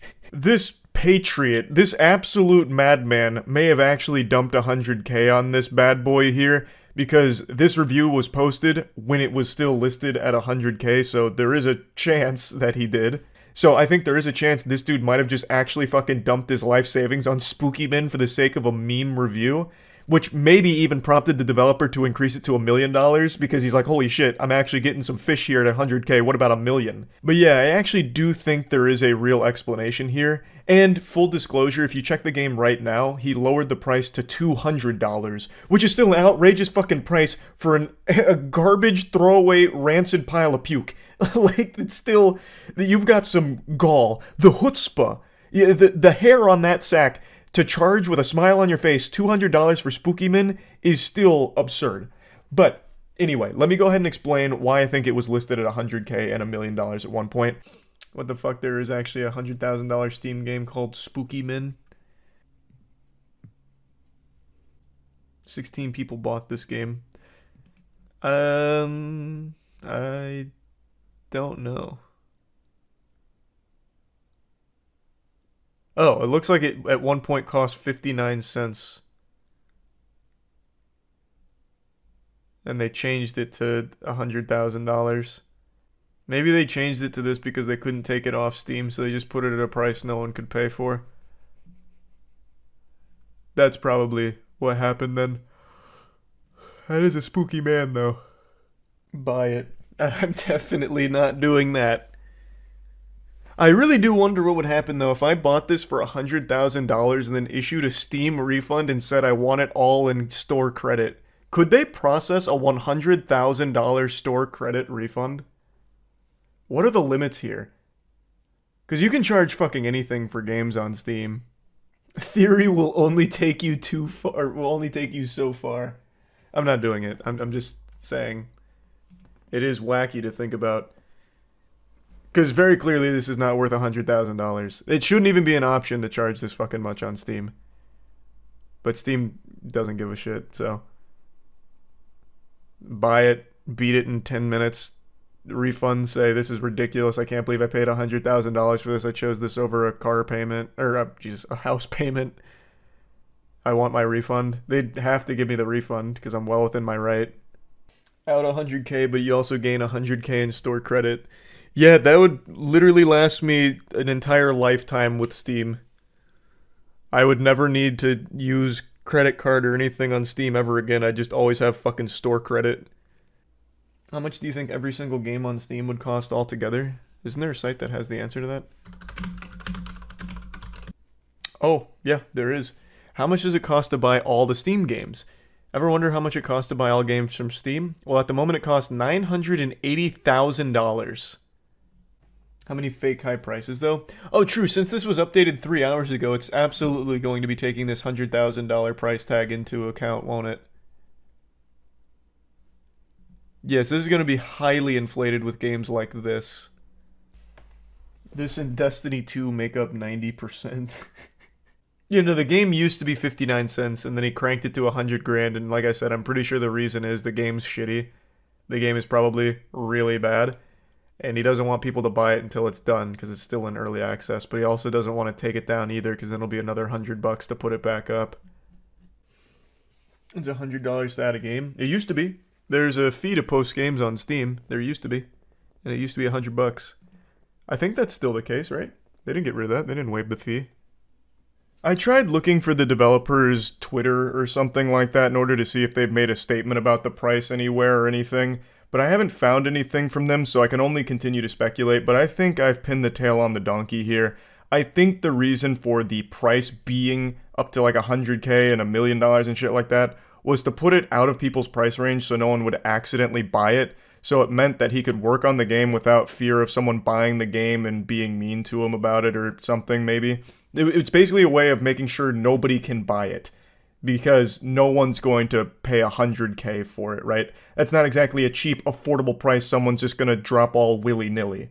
So I think that was probably the goal, but now he's dropped the price to 200, and now I think the goal is really out of greed, because this did get a lot of publicity. There were quite a few articles written about it and people joking about it on Twitter, so I think what must have happened is he was tipped off about all of this new publicity that he was finding, and he thought, okay, well, what if I bring the price way down? Maybe some people will buy it for the meme.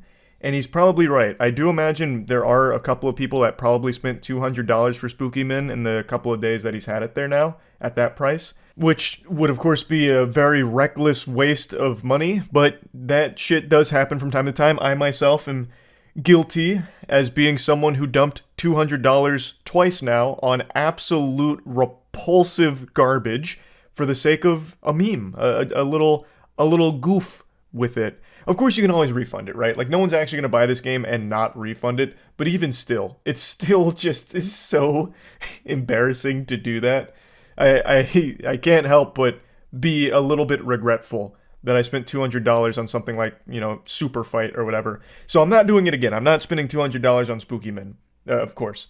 But yeah, I just wanted to talk about this a little bit because I've never seen a game priced this high. Even though I always knew you theoretically could on Steam, I would still just like to think that there's some kind of safeguard in place to prevent a developer from doing this kind of shit. Like, there's no reason you should ever be able to have your price go up to $100,000 or $1 million. Like, I don't see that ever being utilized. I don't think it ever should be utilized. Nothing should be that expensive on Steam. But yeah, I just thought this was still pretty interesting. That's about it. So yeah. Anytime there's a new video game coming out, inevitably there will be leaks. It's just the way the world works, the way the cookie crumbles. Like Michael Jordan in his prime, you can't stop him, you can only hope to contain him.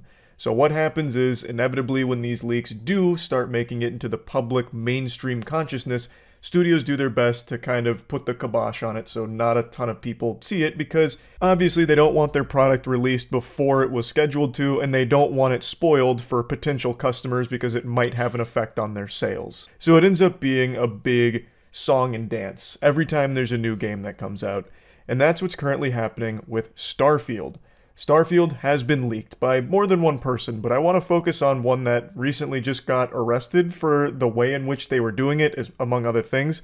It has to be probably the dumbest leaking incident I've ever fucking seen. Now, of course, like I said, the video game industry is no stranger to leaks. Video games leak more than my ass after eating gluten. But this time, it's a very big title, probably one of the most hyped titles in a long time with Starfield. So this is one that they were really watching closely. And the most prominent leaker of Starfield went insano style on how they were leaking it. So not only did he release 45 minutes of gameplay footage from Starfield, he also came into possession of quite a few physical copies of the game itself. Allegedly he had stolen like review copies of the game and tried to start selling those as well. And most comical of all with his plan here, his nefarious scheme, is that the footage he uploaded from Starfield, he posted onto his own real personal YouTube channel, which apparently had his real name attached to it. Which is, I mean, that's big brain, that's galaxy brain, hiding in plain sight, right under their nose. Surely they won't think that someone would be stupid enough to upload something like this on their real account. But as shocking as it is to say this out loud, somehow this plan didn't pan out super well. Usually when someone decides to break bad, go to the dark side here and leak something, especially something as high profile as Starfield, they go through laborious protocol, extensive safety measures are taken to ensure their identity is kept a secret. So it's hard to track them down, because it is a crime. You can't do that. It's illegal. Most of the time, they'll go through 12 different VPNs, buy a brand new laptop, put a piece of tape over the webcam, wear some rubber gloves, really just in case, then upload a cell phone video onto a private Vimeo link, download that link 12 times to degrade the quality a bit and compress it a bit further, then upload that to a private, burner Twitter account, then download that video one more time, and then finally upload it on YouTube to a brand new burner account that's tied to like an anonymous 5-minute mail or something. Meanwhile, the leaker in this case, his name is Darren Harris, his plan was as simple as, I'll just go raw, no rubber. I'm just going to upload this to my personal channel. This will pop my shit off. Let's go. And so he did. Which is, that is a Sigma grind set maneuver right there. He said, you know what?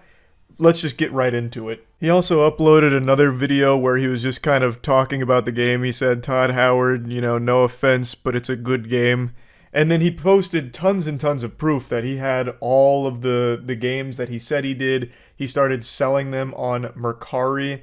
And a handful of days later, Harris began shutting down his social media accounts. I'm assuming he had some kind of come to Jesus eureka moment where he realized, damn, this was a horrible idea.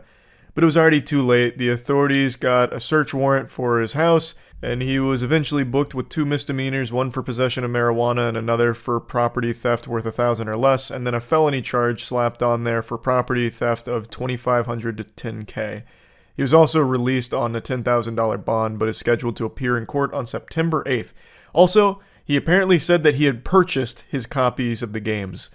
I've gotta say, even if he did somehow purchase these copies of the game, it doesn't mean he can turn around and resell them before the scheduled release date. That's still not allowed. You still can't do that. You know what you can do, though, and should do? Buy tickets to my first ever live event, which is happening September 8th, 9th, and 10th. We're adding a few new things to it, and I want to briefly talk about it. The biggest one is we're going to be filming a music video live, and you, the audience, can be in it. We'll be filming it on the 8th, 9th, and 10th, so in case you don't want to go to all 3 days or can't, whichever day you decide to go, you can still be in the music video if you want to. It's for one of our new songs, The Gentlemen, which is Troy and I's music project. We've released iconic bangers like 2019 Guy. I'm sure you all know, I don't need to go through our resume.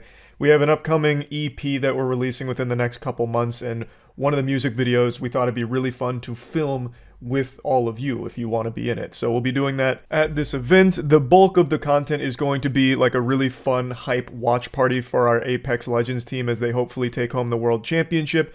It's $25 for a ticket for whichever days you want to go, or $60 for all three. There's also a couple of other things we're going to be adding that I'll touch on a little bit closer to the event date. There's a little less than half of the tickets still available, so if any of this sounds like fun, and it should sound like fun if you're a rational, sane person who enjoys a good party, then definitely go to strazcenter.org and pick up some tickets now. I'll put a link in the description as well. Now back to the topic at hand. That kind of concludes the entire Starfield leaking saga here, but that's not where I want to stop the discussion, because I did look at a little bit of the leaked footage just out of pure curiosity. I've been cautiously optimistic for Starfield ever since they showed the most recent gameplay showcase. I thought it looked extremely impressive and really fun. A lot better than I expected it to. But that leaked footage, partner, hooey, I tell you what. That was a bit rough. That put some vegetables on a spoon and said, "Open wide, Charles, here comes the choo-choo train," and I wasn't ready for those vegetables. I've gone right back to being a little nervous for the full release of Starfield, not living up to all the hype. I'm starting to question the old Todd the God Howard here on the direction of Starfield and how it's going to actually turn out. I don't want to actually spoil any of this for you. Hopefully you haven't, had your whole experience ruined or anything by people spoiling it for you or anything like that. All of the footage and all of the leaks have been reposted millions of times, so it's a very hard thing to avoid if you're trying to. So I'm not going to make it even more difficult. I will just say, one of the biggest disappointing things I saw was how completely barren a lot of it looked, which was one of my biggest concerns with the game when everything was first announced about it. But the gameplay showcase massaged it a bit and made me believe that it wouldn't just be procedurally generated nothingness, because that's super boring. Just aimlessly wandering a soulless, empty, dead world, a barren wasteland. There's nothing enjoyable about being able to explore a ton of empty, substanceless planets. Just walking by some rocks, oh, yeehaw, woohoo. I was really worried that that might be the case. I then wasn't as worried after the gameplay showcase. Now after the leaks, I'm worried again, because some of the shit they showed looked more empty than a Burger King. It's a bit alarming. Now, pardon me while I still huff a bit of hopium here. I'm still fingers crossed that this won't be representative of how the actual Starfield experience goes. I'm hoping it won't just be wandering completely empty nothingness. I'm hoping that this was just an isolated incident here, and this won't be what my playthrough looks like. There were a few other features, we'll use for lack of a better term, that players aren't super excited for that came out from these leaks. So overall, a lot of people just had their expectations lowered a little bit here on the Starfield hype. So yeah, I just wanted to talk about this whole situation here. That's really about it. So yeah. There's a fascinating controversy brewing right now around whether or not a sun bear in a zoo in China is actually a real creature or a man in a bear costume. I'll go ahead and let you form your own opinion here, because that's the beauty of being an individual with your own thoughts. Let your eyes tell you the story before I give you the real story and hit you with the cold water of the truth. So, you can see that the creature is a bit odd. It looks like something out of Spore. By far the weirdest part about it is the bear's ass. It looks like a Krabby Patty. It actually looks like Homer Simpson's lips.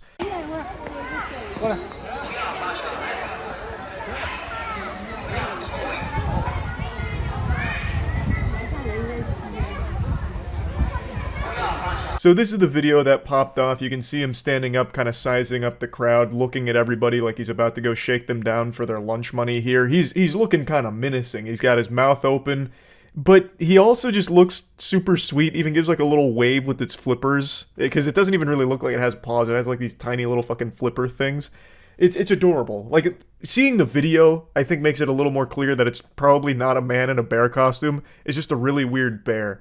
So when I first saw this story, I actually thought this was an older case, because I do remember something like this happening about a year ago, but it turns out that was just for a comedy sketch, that wasn't a real thing. This is pretty new from what I can tell, where people really thought that it was a man in a bear costume, myself included. Those pictures really do look like something that you'd find at like a furry convention, like some kind of costume somebody made. It doesn't look like a real animal. It's got more loose skin than like my elbow. Like it is a wild creature. Apparently sun bears are just the smallest bear species, so when it's standing up, it looks like just like a person. It's not, you know, some kind of hulking bear that you're used to seeing. Like, this looks like some shit out of the Berenstain Bears, right?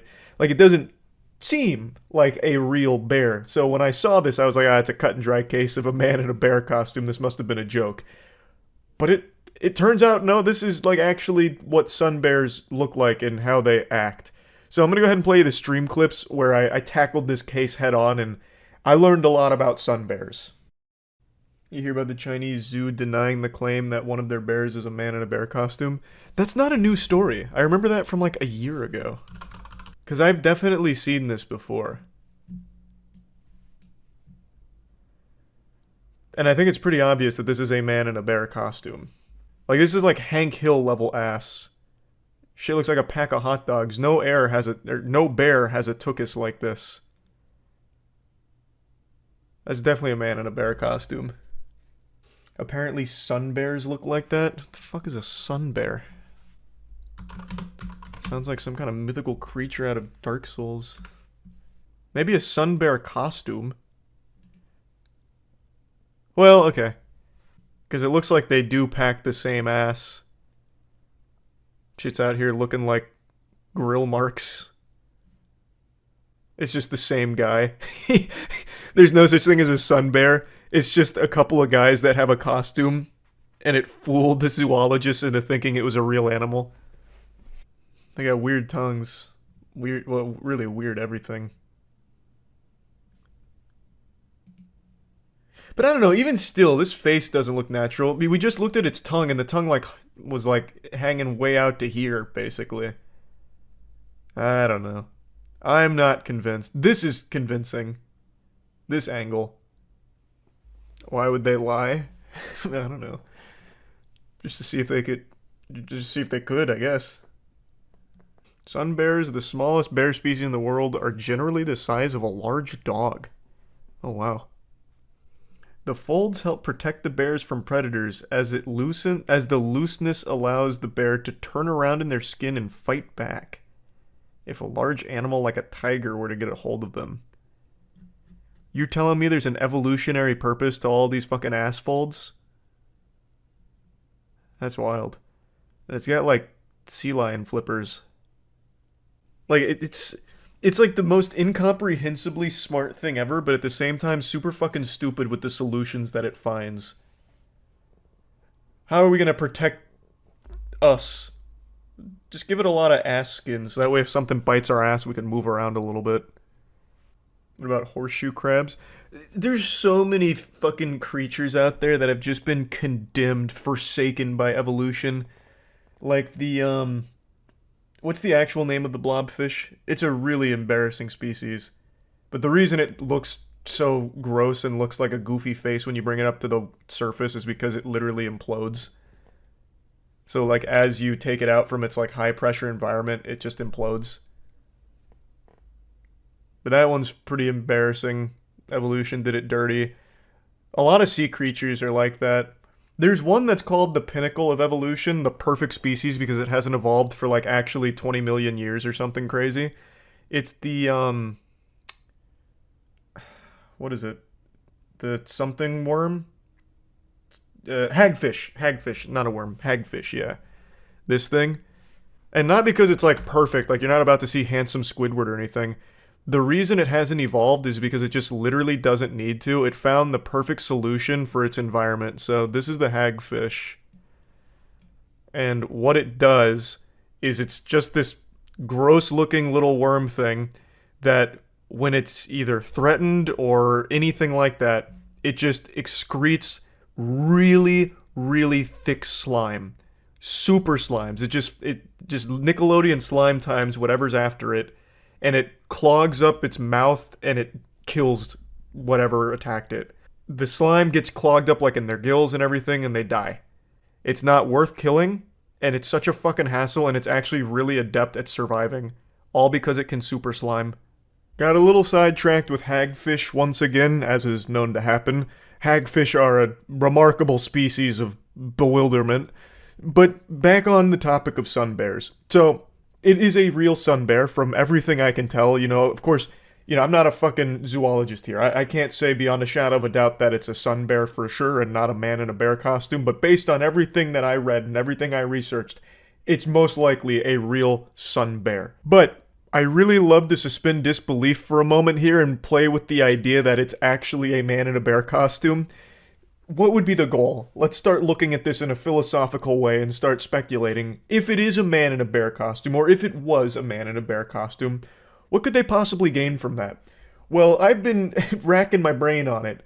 So let's picture a dystopia where most animals are extinct, right? We're losing tons of animals all the time. There's a lot of species that are on the brink of the extinction. So let's just toy with the idea that all of them go extinct. Like that famous streamer clip, the government's lying to us, the aliens aren't talking to us, the animals are leaving. All the animals leave, right? So now we've got nothing left.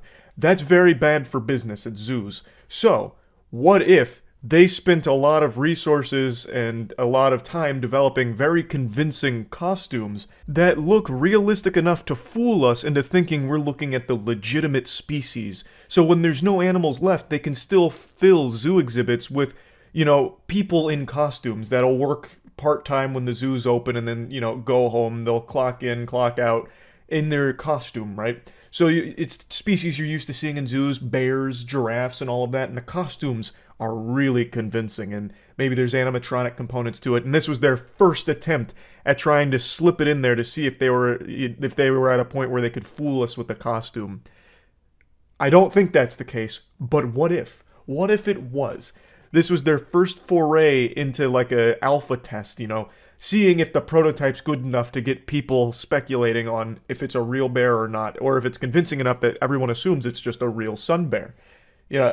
It's just an interesting thought experiment. What could be the goal if it is a man in a bear costume? And that's the only conclusion I can come up with. Of course, it is not a man in a bear costume. It is most likely a very real sun bear.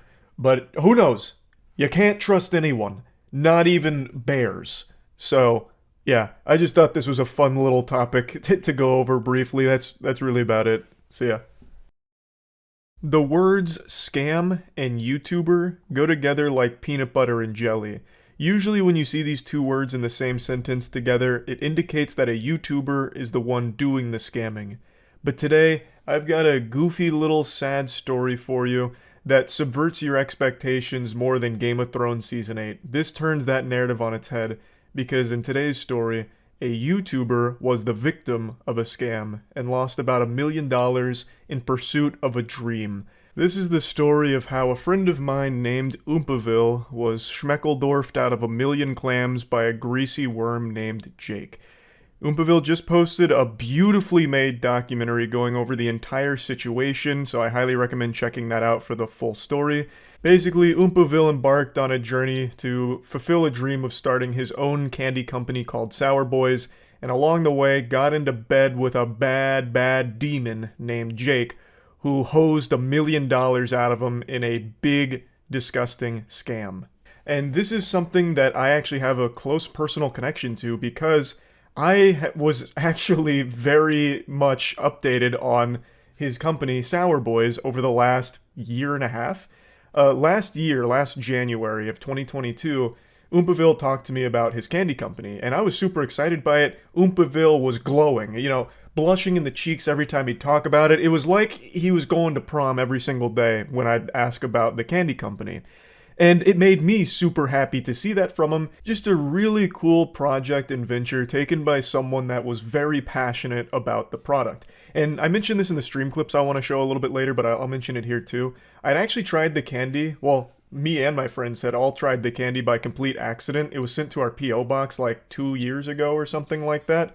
And we were eating it during a Moist Esports watch party and just fucking loving it. And we had no idea it was his. It wasn't until much later that we learned that Sour Boys that we were eating was Oompaville's. So It was a product that I had already liked without ever even knowing it was his. So it was top quality. And I eventually was told by Oompa that he was unfortunately used like a fucking fleshlight by a scammer and lost tons and tons of money, and that he may be making a video on it. And now that video is finally out, so I'd like to talk about it here today because it is tragic. Now, I want to make it clear that this doesn't mean that Sour Boys is dead and buried. According to Oompaville, they are still pursuing a full launch, and it is apparently in a very good place, so that should be on the horizon at some point. But this is a massive $1 million hiccup. That's a hiccup that could put you in an early grave, honestly. Losing that amount of money to a scammer is nothing shy of an absolute asteroid hitting your world. But Oompa and his family have persevered and are still planning on launching Sour Boys in a big way. Sour Boys is started by Oompaville, but he has hired like most of his family to do it with him, as well as other people on payroll. So it is a huge undertaking, and, you know, God willing, he's not been scammed by his family next. It should come out at some point. But anyway, let me explain what the scam was and how he lost so much money over the course of starting this business. In a nutshell, Oompa launching a candy company. It's actually candy that I had before by accident, like I didn't know it was his. You might remember during our early Moist Esports watch parties, we were all eating a bunch of like sour candy. That was his candy. We didn't know it. Like, it actually slapped. And those were like, I guess, prototypes that he did like a promotional for that we got. And fast forward over the last year and a half or so, I don't remember how long it's been now, but he's been trying to launch that candy company in a bigger way, so he's upped the production, got a warehouse, and he got a big machine in order to really be able to pump out volume and scale. Turns out the person who supposedly built the machine and shipped him the machine was a giant fucking scammer who also happened to be a friend of his. Not like a best friend, but a close enough friend where it would be the ultimate betrayal to even consider a scam. So basically, the machine that he bought under the assumption that it was built by his friend, serviced by his friend's friend, was all a complete lie. What it was he bought the machine from China and upcharged Oompa like fucking 3 or 4x what it was actually valued at. So in total, he's out $1 million. Would have been more too. He was supposed to send an additional like 70 grand to the scammer, but he had like a come to Jesus moment about it being fishy. And yeah, he is still planning on launching the candy company. He says it's in a good spot, but he did lose $1 million over the course of this journey because of that scammer. That was his friend. When you watch the video, I think it becomes pretty clear how anyone would have fallen for this.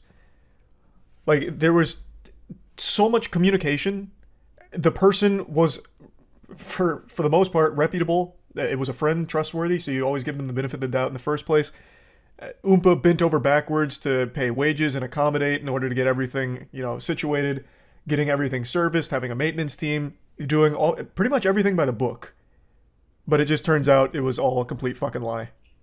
Even if it wasn't a scam, he'd be out $1 million. Yeah, but he'd have a company to show for it. Right now, he still has to keep building in order to get that ready. He says he is close and it's in a good spot, but that $1 million, assuming it didn't go to a scammer, would have helped launch the company, and they would have already been in production.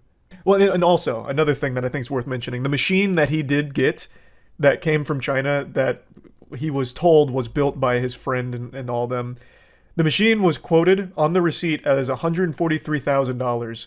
Meanwhile, Oompa paid like 700 grand. So he also wouldn't have been out $1 million, and he would have also been in production by now. Even if it was your friend, wouldn't you look up how much the machine may be going for? Well, he wasn't buying a pre-built machine. The whole reason that he was going to his friend for this was to produce that machine, to make that machine. It wasn't supposed to be like a pre-built machine. So where would you even go to get information on that or see other competitive quotes when this is supposed to be like basically a bespoke deal here? It wasn't $1 million for the machine. He lost $1 million over time by getting the machine and paying the guy and everything. Yep. He said $700,000 to the actual scammer, and then over the course of like wages and other expenses came out to around $1 million in the shitter. Should have consulted me. Easy. True, he should have went to you. He should have been in Twitch chat just looking for the experts. You would have sniffed it out. Just go to Ask Reddit for advice. where all sane people go, yeah. Why not ask a specialist about this before paying? The guy was a fucking specialist. Well, was supposed to be a specialist. And I guess in a way he was with scamming. Like, I don't know who else he was supposed to find. Like, Willy Wonka? Like, it's a hard thing to find people for that. Can he do something to press charges, or is it out of his control? Oh, they could absolutely press charges. 100%. Now, I don't know how hard they're going to go on that, but yeah, you can't just scam someone out of $700,000 for labor you didn't do and a completely false pretense on the whole situation, yeah. They could absolutely sue, and should sue. Can't sue if you can't be served. That's true. You gotta be real elusive. Just hide in the shadows and wear a disguise like glasses and a mustache. That's kind of the general overview of what happened. Again, just to give you the bullet points. Oompaville wanting to start the candy company, eventually realizing that if he wants to scale and keep things interesting, they're going to need to produce the candy themselves. Thus, they're going to need an actual machine. Thus, they're going to need an industrial engineer who knows what they're doing and can make the machine for them. He finds Jake. He hires Jake. He pays Jake up to $700,000 under the assumption that he is making this machine himself, specifically for the purpose of the Sour Boys candy production.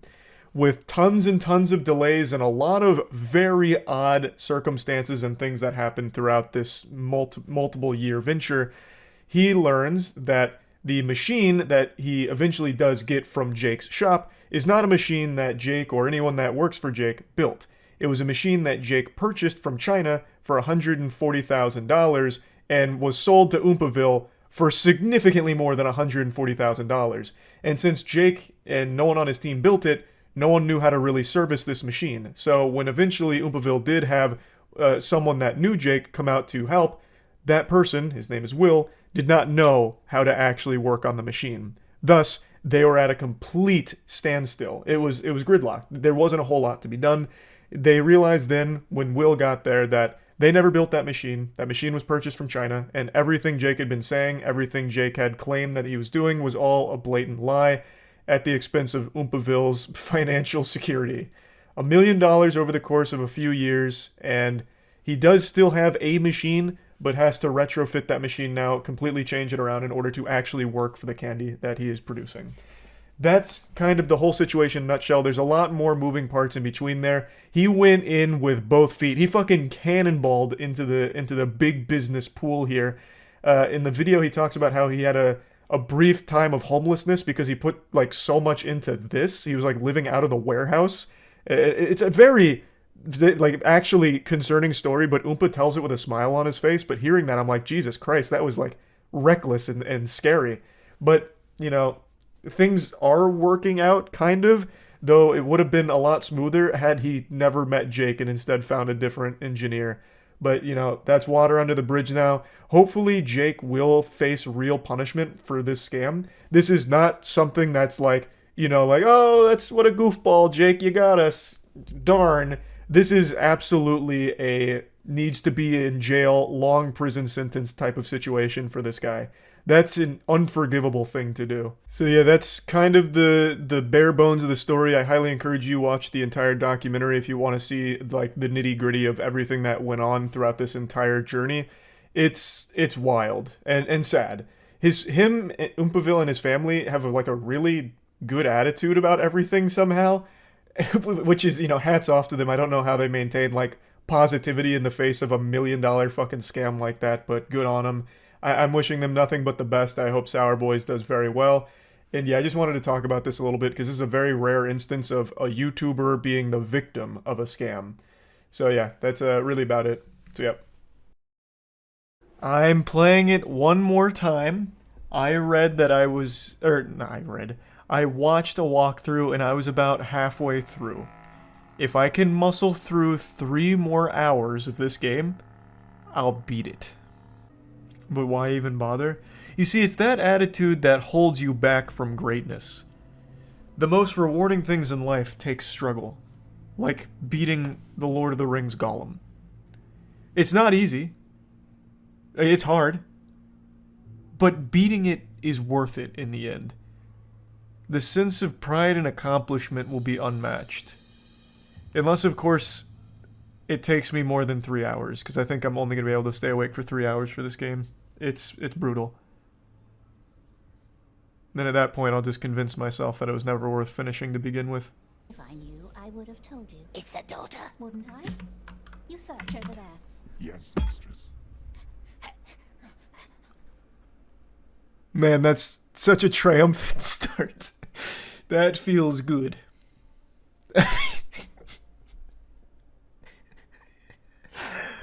It feels good to be back in the saddle again. Wow. Awesome. Awesome. Okay. All right. Now I'm excited. Exactly. Just the wind. Don't freak out.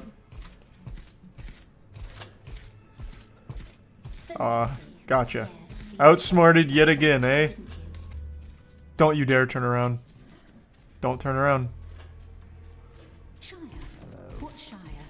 I really do think this game might have potential for speedruns. I tried looking it up before stream, but no one started running it yet, surprisingly. Be the first. I am not going to be the one to theory craft a speedrun route for this game. No shot. But what if I did? Food for thought, I suppose. This is a really cool section here. This is fun. This is going to be the first thing I try and find a way around. Jesus Christ. How am I supposed to get around this guy? Is he asleep, maybe? Okay. I see. There's a thick shadow here. This is immersive. I really get to go across the entire goddamn castle here. Not since the early morning. Hope they don't turn around.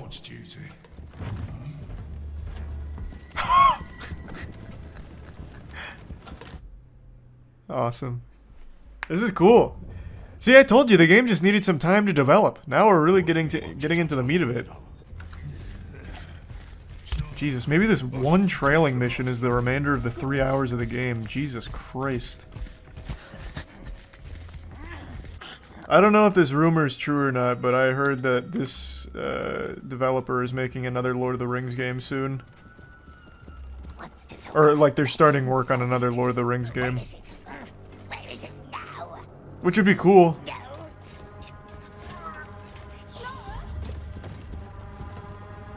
Big thanks to OperaGX for sponsoring today's video. OperaGX is the best browser in the world. You've heard me talk about it endlessly, screaming it from the mountaintops, so I brought someone in to scream about it as well. That's not me, so you can hear it from someone else's mouth. Hey, yeah, so thanks to OperaGX, you guys have also heard me scream about it on stream. OperaGX has a lot of cool features like the hot tabs killer so that you can reduce your RAM usage. It's got things like the GX mods, which are a really new cool feature where you can go on and pick a mod that flips your whole browser 180 degrees. You can make it play Charlie's voice when you click everything. There's a lot of really cool mods in there. There's also the GX Corner that if you use our custom link below the video, gives you a custom Charlie wallpaper. And in that GX Corner, you're going to see his 12 latest videos pop up and you can watch them right there, along with some other really cool features. Yeah, it's highly customizable. It also has all of your messenger apps in the side, so while you're browsing, you can just have access to all of that in one convenient spot. So, just the best browser there is. You can get started with OperaGX just by clicking the link in the description below. It's free. So, big thanks to Opera. Yeah, go download it. Fill us in on the plot. We got captured, and now we do chores forever. But we're also working for the Candleman, and he has us doing more chores. And now it's time to sleep because I did enough chores today. Where does this take place in the Lord of the Rings timeline? It doesn't fit nicely chronologically anywhere. This is kind of like one of those spin-offs where if Tolkien started to OD and just started writing gibberish down and published it. So I'd say take this one more as like, what if? Make him go away, leave the bird. But how I could push his daughter over the railing here. The two of them always fights. We could just push her over. You worm again. Why don't you find some place to go die? Yes, precious. I mean, a simple hello would have sufficed. Say nothing. That should keep him busy for a while. Why is everyone here so dumb? Fetch the keys for us. What? What? Locked. Master doesn't wish to be disturbed, does he? Oh, Yes, shit. We shall be very quiet. Nothing more quiet than being dead, I suppose. That should keep him busy for a while.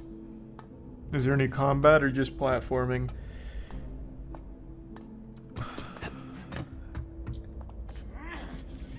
I don't know how to answer that. In this game, they're one and the same. The platforming is the combat. You're constantly in a struggle, a battle against the controls. So, like, it's a yes and a no. Do you fight anything besides the controller? Drowsiness. Yeah.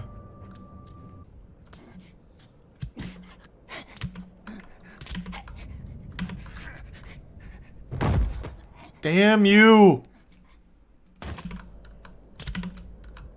There we go.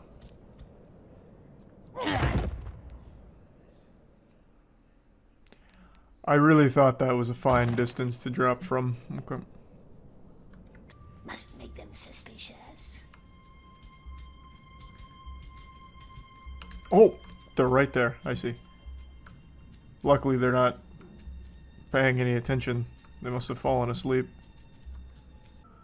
Game's so boring the characters fall asleep in-game. Fucking true. Hey, excuse me guys. Where is the entrance? Hey, who let you in? I honestly thought they just wouldn't even see me, to be honest. Can this be the next speedrun bounty game? It's $50, and I really don't want people to spend that on this. If the developers are open to it, if they'll do like a free 2 weeks, it'd be a great a great place for the speedrun challenge. This would be amazing for the speedrun bounties if it was free. Or even like $2. Do like a 96% off sale or something. Why did it just change objectives? It sent me down precisely here, only for the objective to go all the way back up. There's still nothing to climb here.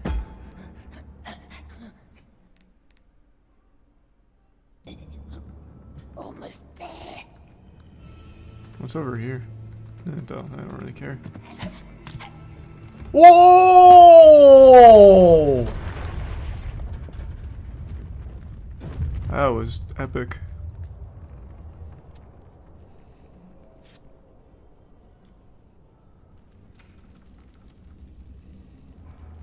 Why was that a cinematic?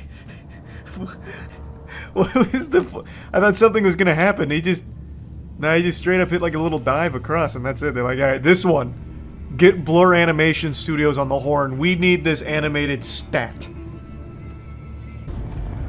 The horrors of war are starting to hit.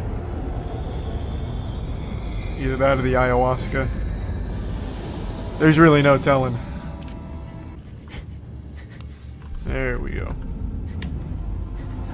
How do you make that? Stay alive, Gollum. Don't look at it and it can't hurt you.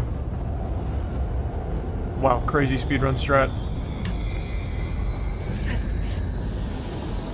We take those. I hope this fall doesn't kill me here. This is a very light drop. Oh, that's big. What are you doing, Gollum? Just grab the shit underneath you, please. Yes. 3 hours, by the way. Yeah, how much do I have left? I should be close, right? Like 5 hours. No way. I looked at the whole game walkthrough and it was just over 6.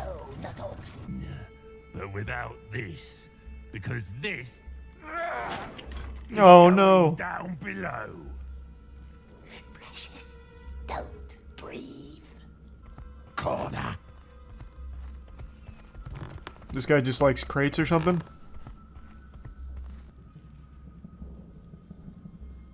Okay. There's nothing in there. How did they not see me? What? What? How did they not see me in here? I am literally the size of this crate. Give me your milk.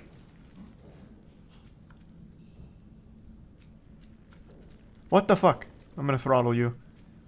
You're all so fucking stupid, it's unreal. Did they make this game bad on purpose? I wish they would just come out and say that they did. That would be so hype if they're like, haha! You fools, we wanted the game to be shit. What? Oh, fuck. I'm stuck. Just go for it. Huge play. Holy shit, that was clutch. That's mastery of the game right there, baby. That's how we do it.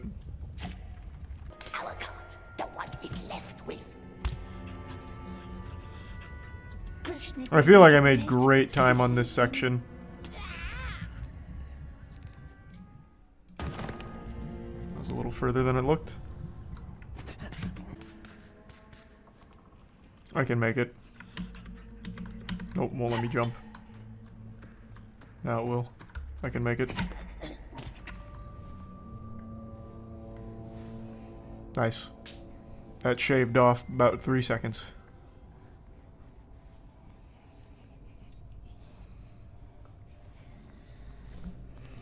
When summoning salt inevitably makes a history of the Lord of the Rings Gollum speedrun, that'll be in there.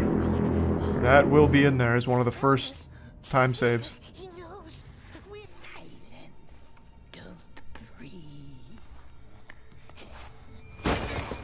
Oh, huge!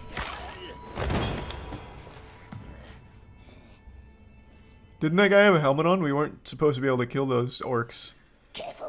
We must have gone like Super Saiyan, or is that not a helmet? No, it's like a little like crown, like a tiara or something. Okay.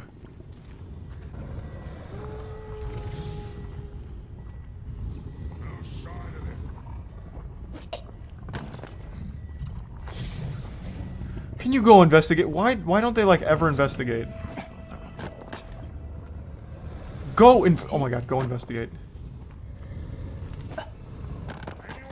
I'm out of rocks. I think I can throttle you. That doesn't look like a helmet. Okay.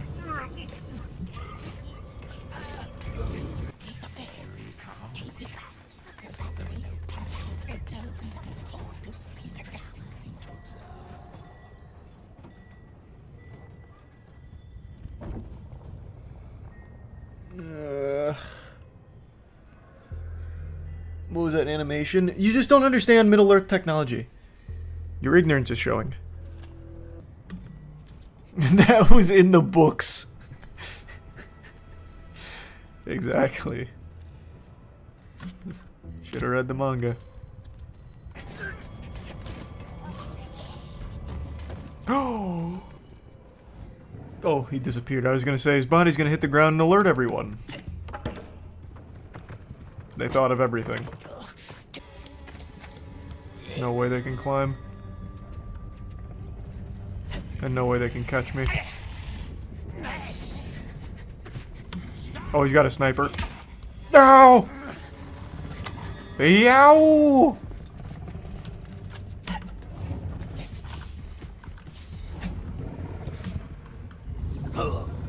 Why? Why? Just fucking land on the platforms. Looking good.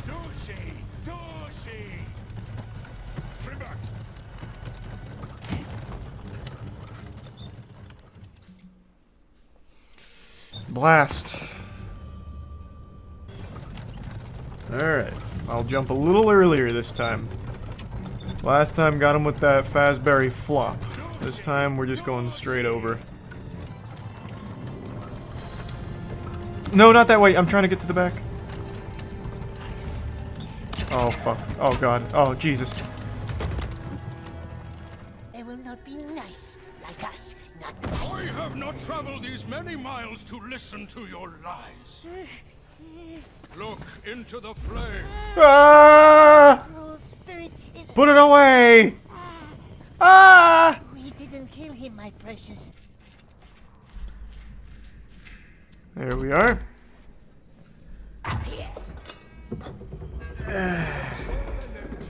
Back then, you know that, right?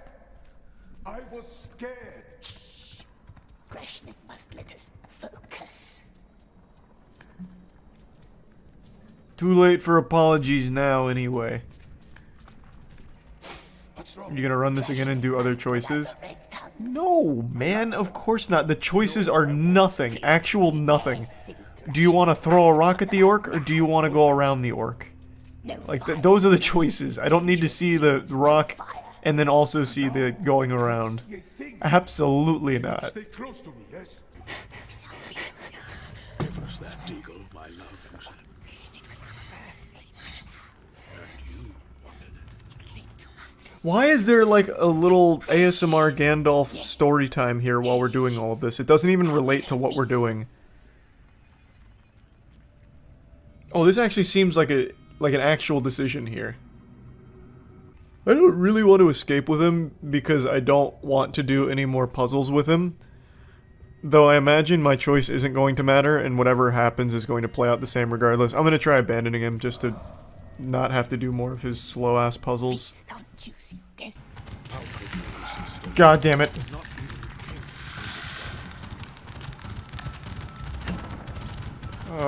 What are you doing? No!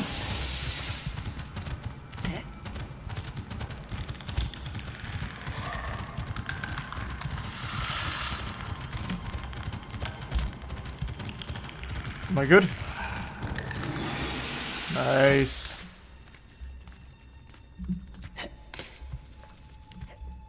That was hype. No music. It's called realism, swine. There's not music in real life when shit like that's popping off.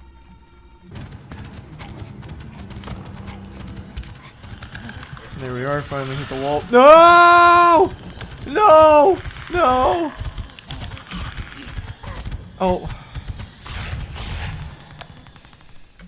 It's gonna make me do that whole thing again. Yep.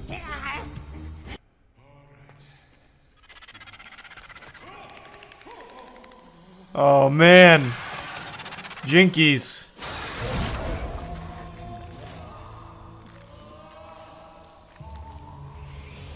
Goodbye, my friend. Oh, that must be. Oh, yucky. Very gross. Oh, ooh. Why, I never. I'm getting out of here. Will the king see me today? Why is everyone talking about Game of the Year? Well, because it's not often you get something like this coming out right after Tears of the Kingdom, back-to-back Game of the Year candidates. So it's always something worthy of conversation. So are we just done in Mordor? We never even got any answers or closure or conclusion to the Candleman and his daughter or anything. She is blind. Keep your distance. There's no way. Malazan. In the bits kit. Does this actually follow real lore? Because someone said in the books they actually just let him wander around like semi-guarded to climb trees and shit like that. Oh shit.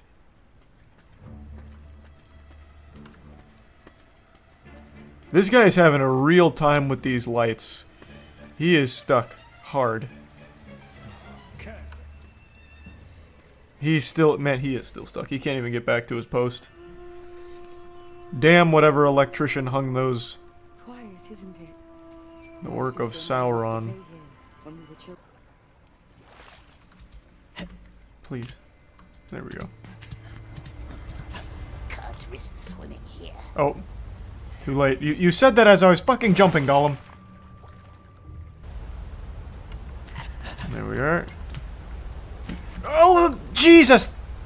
Huge stutter. Love that, love that. God damn it. Because hope is a treacherous thing. She believes that Gwendol is still out there. Enough tales for one day. I am thirsty and your company is tiresome. Why do you have me? Watching you. Why am I here? So show some mirth. And why do you let me wander around freely doing whatever I want? What do you want from me? I don't get it. Yeah, it's only been a couple days since I talked about the NPC TikTok live streaming trend, and it is completely out of control now. It's spreading faster than the bubonic plague, and it's significantly worse for your health. It is tragic that this is the state of entertainment now. I don't blame any of the streamers hopping on this trend because it's an infinite money cheat code right now. This is a non-stop avalanche that's only gathering more and more steam, but instead of it being an avalanche with snow, it's an avalanche with doubloons. This is legitimately free money because people, for some reason, are just throwing all of their allowance, all the schmeckles from their pockets at every single TikTok streamer that's doing this NPC trend. I'm confident all of you have heard and seen this trend by now, but just in case, I'll introduce you to the patient zero that started this NPC streaming outbreak. Grab, fire, fire, meow, hee-haw, yes, you got me feeling like a cowgirl, and you ready, huh? Aw, thank you, Fruity, I love you. Balloon. That was good. Coconut. Hee-haw, yes, you got me feeling like a cowgirl. Grab. This is Pinky Doll, and with the rate at which she's growing from this trend, she'll end up being more well-known than the Bible at this point. She has exploded from this. 50,000 viewers during her most recent NPC stream, and apparently, according to reports, eyewitness accounts, she went for 5 hours of doing that non-stop. Can never fault the work ethic there. That is some fucking iron will. That is a certified top 10 anime never give up moment right there. 5 hours of just repeating the same emotes forever. Literally just spamming taunts in a fighting game for 5 hours like this.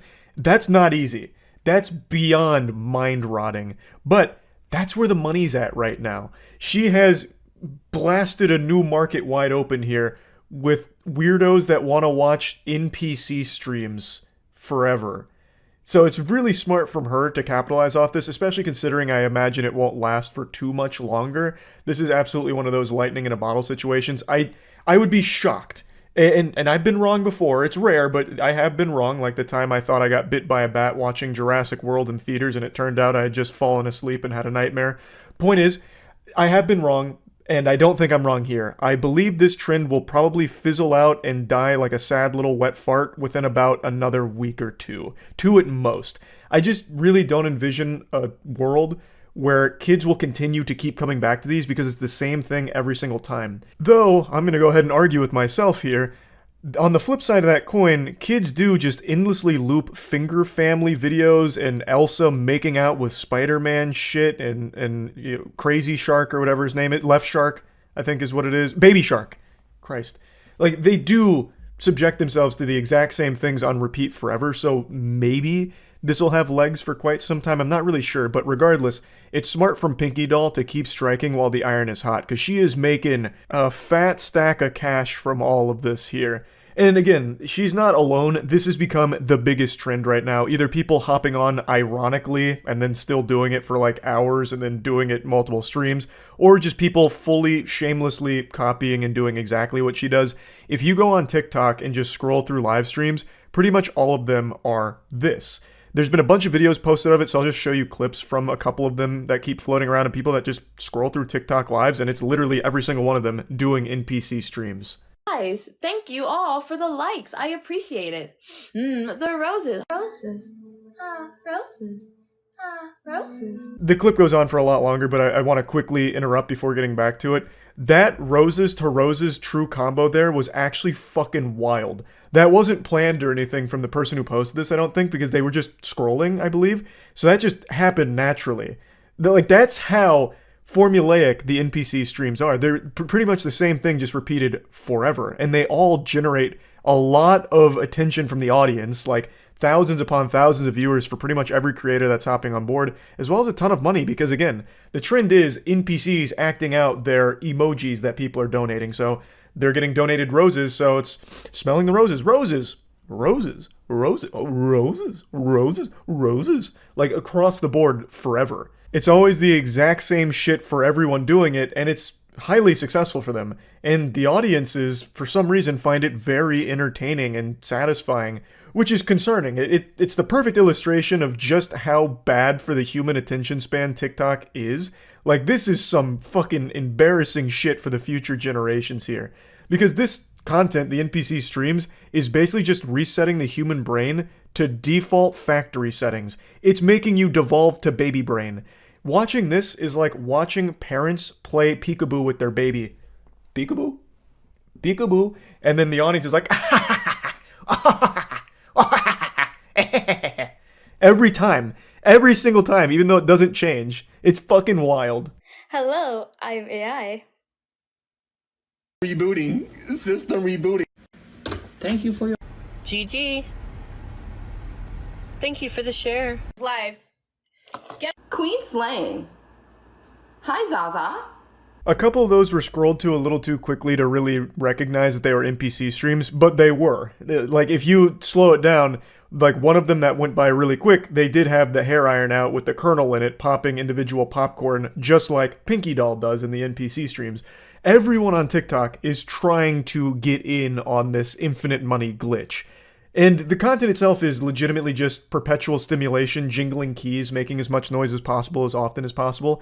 And it's working. You can see how effective it is, which is so fucking sad. Again, not for the people doing it here, because it's a free bag, and basically they just have to be the little clown honking their nose in order to make the children laugh by saying the same shit every single time for emojis that come through in the donations.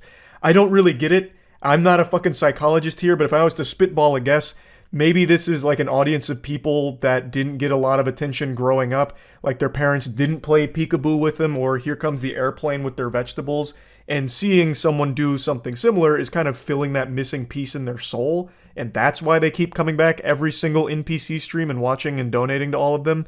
That would be my guess, but again, I can't really sit here and psychoanalyze every single spectator of this new sport and try and understand the inner machinations of their complex noodles out there.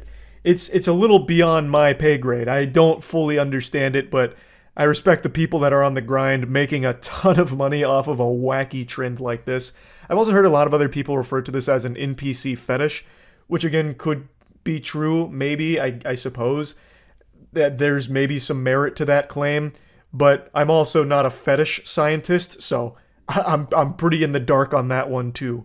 But regardless, one thing that's inarguable, it's extremely successful, and it's not showing any signs of slowing down. In fact, it's only growing in popularity. But again, I do think that its days are numbered. I don't think it's going to last that much longer, so anyone that's on the NPC trend, you gotta stick this shit out for as long as possible. Fucking grip it as hard as you can in order to just continue to squeeze it for a little extra juice. Also, I mentioned that it's not easy to do this because it's not. Like, it's super simple, but it's not easy. It's many hours of just repeating yourself forever. But what I am surprised I haven't seen more of, and maybe it's just because I don't watch the NPC streams, I only see what gets posted online for the frequency of it. What I'm surprised that more people aren't doing is just recording maybe like 15 minutes of you going through all of these emotes like, thank you, fire, gang gang, gang gang, gang gang, all of that. Do that for maybe 10 minutes, and then just loop the video on a TikTok live stream. TikTok live streams are filled with fucking scams already. It's a fucking cesspool of scams. And one of the scams that people do is fake live streams where they just loop a video like that. I'm surprised people haven't been doing that for this trend, especially considering how easy it would be to do that. Like, I don't think anyone's going to be sitting there and recognizing like, oh, they didn't react to the roses. Oh my god, they didn't react to the dumbbell. Wait a minute, this is fake. And even if they did, what are they going to do about it? TikTok doesn't shut that shit down. They haven't shut down any of the scam streams, so I'm just surprised that that hasn't become more prevalent with this trend, but maybe it's just because I haven't been paying that much attention to the actual streams. Maybe this is super common and most people are faking it. That's very possible, I'm not sure. But yeah, I just wanted to talk about this a little bit because it is completely fucking out of control with how big this has become. That's about it. See ya. I'm not Scooby-Doo, but I'm still sniffing for clues, and I'm picking up a big whiff of something fishy. It's stinky out here. I've been smelling something foul. With all of these airplane freakouts that have been happening recently, I don't understand what is going on. It's getting wild. There have been an abnormally large amount of plane freakouts with passengers going berserk on airlines. It only has been like 2 weeks since this video hit the internet and took it by storm. This is the video of the woman who gets up out of her seat and says, "That motherfucker is not real," pointing to another passenger on the plane, and everyone turns their head to look, expecting to see like a T-1000 Terminator, but no one saw anything, and then she got off the plane. This photo here has actually become more famous than the fucking photo of the Wright brothers' first airplane. This is now one of the most well-known photos in aviation history, I'd argue. But anyway, this is not an isolated incident. When I talked about this when it first happened, there had actually already been another case of someone having a similar freak out where they got mad at a passenger they were sitting next to and then even tried to like charge the door of the plane to open it and get out. And now yet another video just came out from this year of another passenger having a very similar freak out, saying that a passenger on the plane was a robot and recharging their batteries and saying like the plane's gonna go down, and it was another like big scary moment on the airline. And this is 3 in a very short period of time when I'd never seen anything like this before. It's not like plane freakouts never happened. Of course, there's always been like irate passengers and having like meltdown moments on planes. But all of these are like sharing similar character traits with each other in terms of what they're freaking out about. And they're all over the globe, which is super odd. Not that I think there's any kind of grand conspiracy here, but it just makes me really wonder what's gone on to cause this level of panic on flights. Now, I do understand that maybe some of these are related to psychosis, which is a very serious thing, and that's definitely no laughing matter. That's very sad. But I do also wonder what else could come into play here, because it's not like all of a sudden psychosis is a new thing. So is it just we're recording more often and people are seeing it, being exposed to it more often, or if it really is increasing in frequency, and if so, why? I got really deep into this fucking rabbit hole for some reason, and it led me to something called railway madness. I don't know if anyone's familiar with this. When the railways were still pretty new, there were reported instances of completely normal people going on railroad cars and freaking out and like getting violent and aggressive and just going ballistic while the carts were in motion. And then when they stopped, they went back to normal. So for a brief period of time, there was a number of people that thought trains were causing damage to people's brains and flipping this switch that had them go wild. Kind of like the plot to the first Kingsman movie, where like a certain frequency turned them into like absolute killing machines that were just fucking attacking each other. But of course this isn't a real thing. Trains weren't causing damage to their brain and turning them into like, you know, lunatics slapping each other around or anything like that. But as I understand it, there was just a very weird case of some people just going kind of nutty on trains and getting aggressive and freaking out. And now it seems like we're having something similar happen with airplanes in the modern age here. Now, of course, this is only 3 viral instances of it happening. That's not exactly scientifically significant. It's not indicative of some kind of pandemic sweeping the globe of people going crazy on planes or anything like that. But it is just a weird thing that I wanted to talk about because it's happened so many times in such a short period of time. As you discussed the clip of the woman freaking out on the airplane. Man, you are super late to that one. But you did just remind me of something else that happened on an airplane that Matt sent me earlier. Apparently, a guy had a big freak out on a plane claiming that he is stuck in a time loop. And that he experienced this 6 times already. That the plane was gonna crash.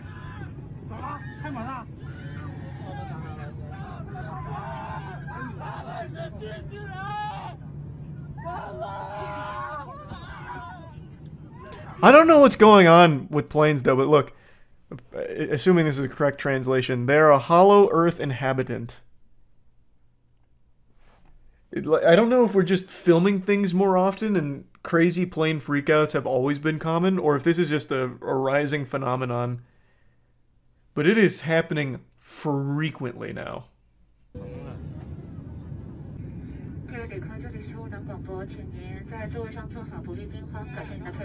What do you even say to calm them down? Don't listen to the time loop guy. We gave him way too much alcohol. Sorry.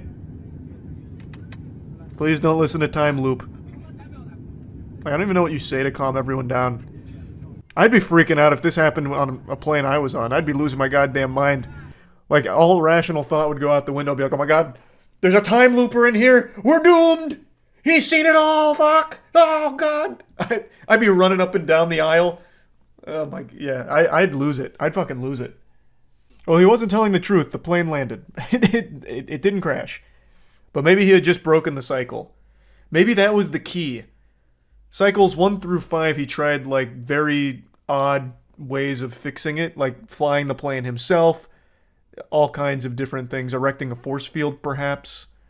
And then on the 6th cycle, he tried just going full-blown Insano style, and that was the secret. Saved their life and not even respected. Heroes often aren't. What if he's actually telling the truth and we'll never know? What if the pilot came out and said that him freaking out made them slightly look to recalibrate? That's probably what happened, and then everybody clapped. Remember the guy who aggressively wanted to shake people's hands? That guy was cool. That wasn't a time looper. That guy was just a professional handshaker.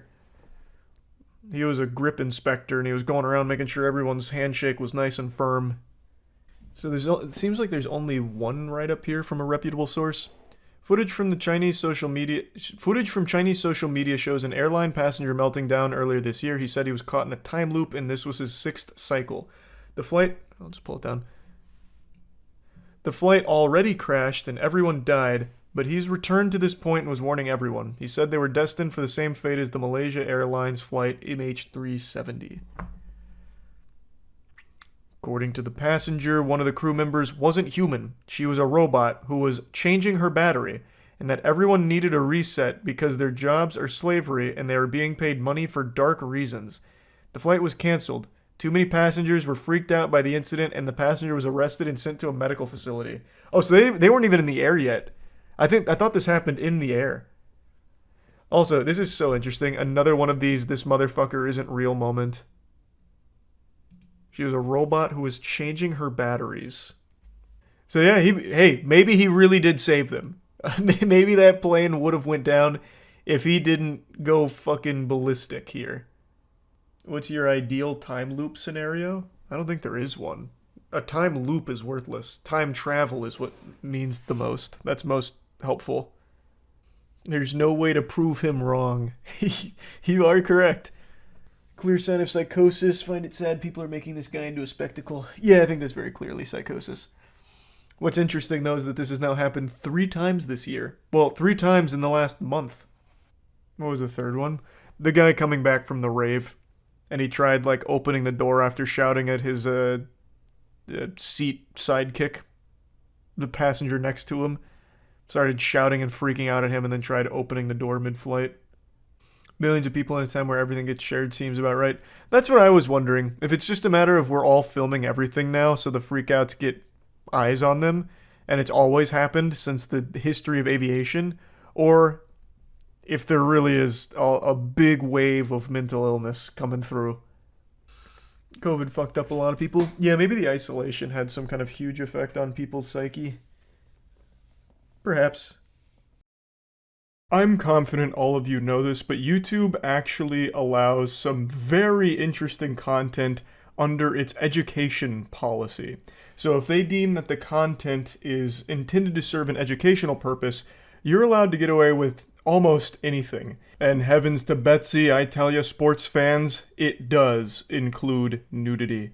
Many of you might remember a scandal from a few years back on how a lot of shady content creators were skirting this policy by posting porn, but calling it education.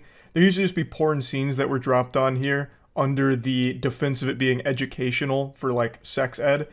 That kind of got, banished to the shadow realm, but that whole idea of education allowing nudity has been exploited for a long time. Another big one was naked yoga. I actually think this one's still around. It's just not as prevalent as it was a few years ago after their crackdown on it.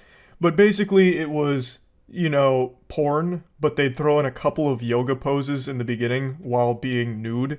But a lot of times the yoga wasn't actual poses, like it's not real yoga. They'd have shit like, behold, this one is the stuffed turkey. And then they start fingering themselves. Or, this is a partner yoga pose. So get an assistant here, get into a downward dog position and have them blow a raspberry on your pussy.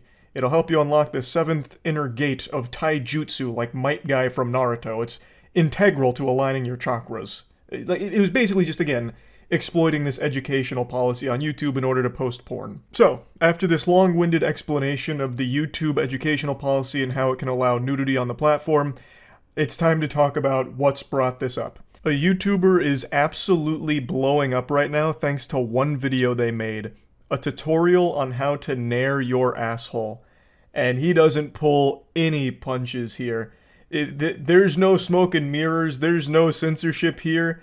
It just, immediately the video blasts you with an anus jump scare. Within the first 4 seconds, he spreads his cheeks at the camera like he's preparing to show you a magic trick, and then bang, it's the whole chocolate factory on display. And again, there's no censorship or anything like that. And then nairs his ass. And it has over 10 million views in the last week. It's been going super viral, with people being shocked and stunned that it's allowed on YouTube. Because I guess a lot of people weren't familiar with this educational policy loophole on nudity for YouTube. So a lot of people were just like taken aback by it and now joking around about it. And this success from the video kind of snowballed his entire channel. Now he has quite a few videos with well over 1 million and 2 million views.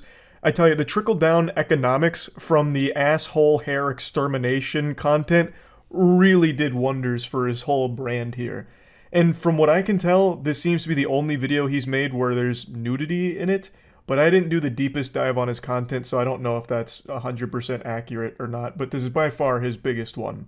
It really is a wild situation when you stop and think about it. In the modern landscape of YouTube, people are afraid of naughty swear words, so they'll censor themselves, so that way they can stay monetized. Meanwhile, this guy said, "Fuck that, here's my ass. And here's how you nair it, if any of you need to nair your hairy ass as well." And he's like actually exploding because of it. But anyway, we went over it more on stream, and it led to a really deep and insightful conversation on swamp ass. So I'm just gonna put all those clips here now.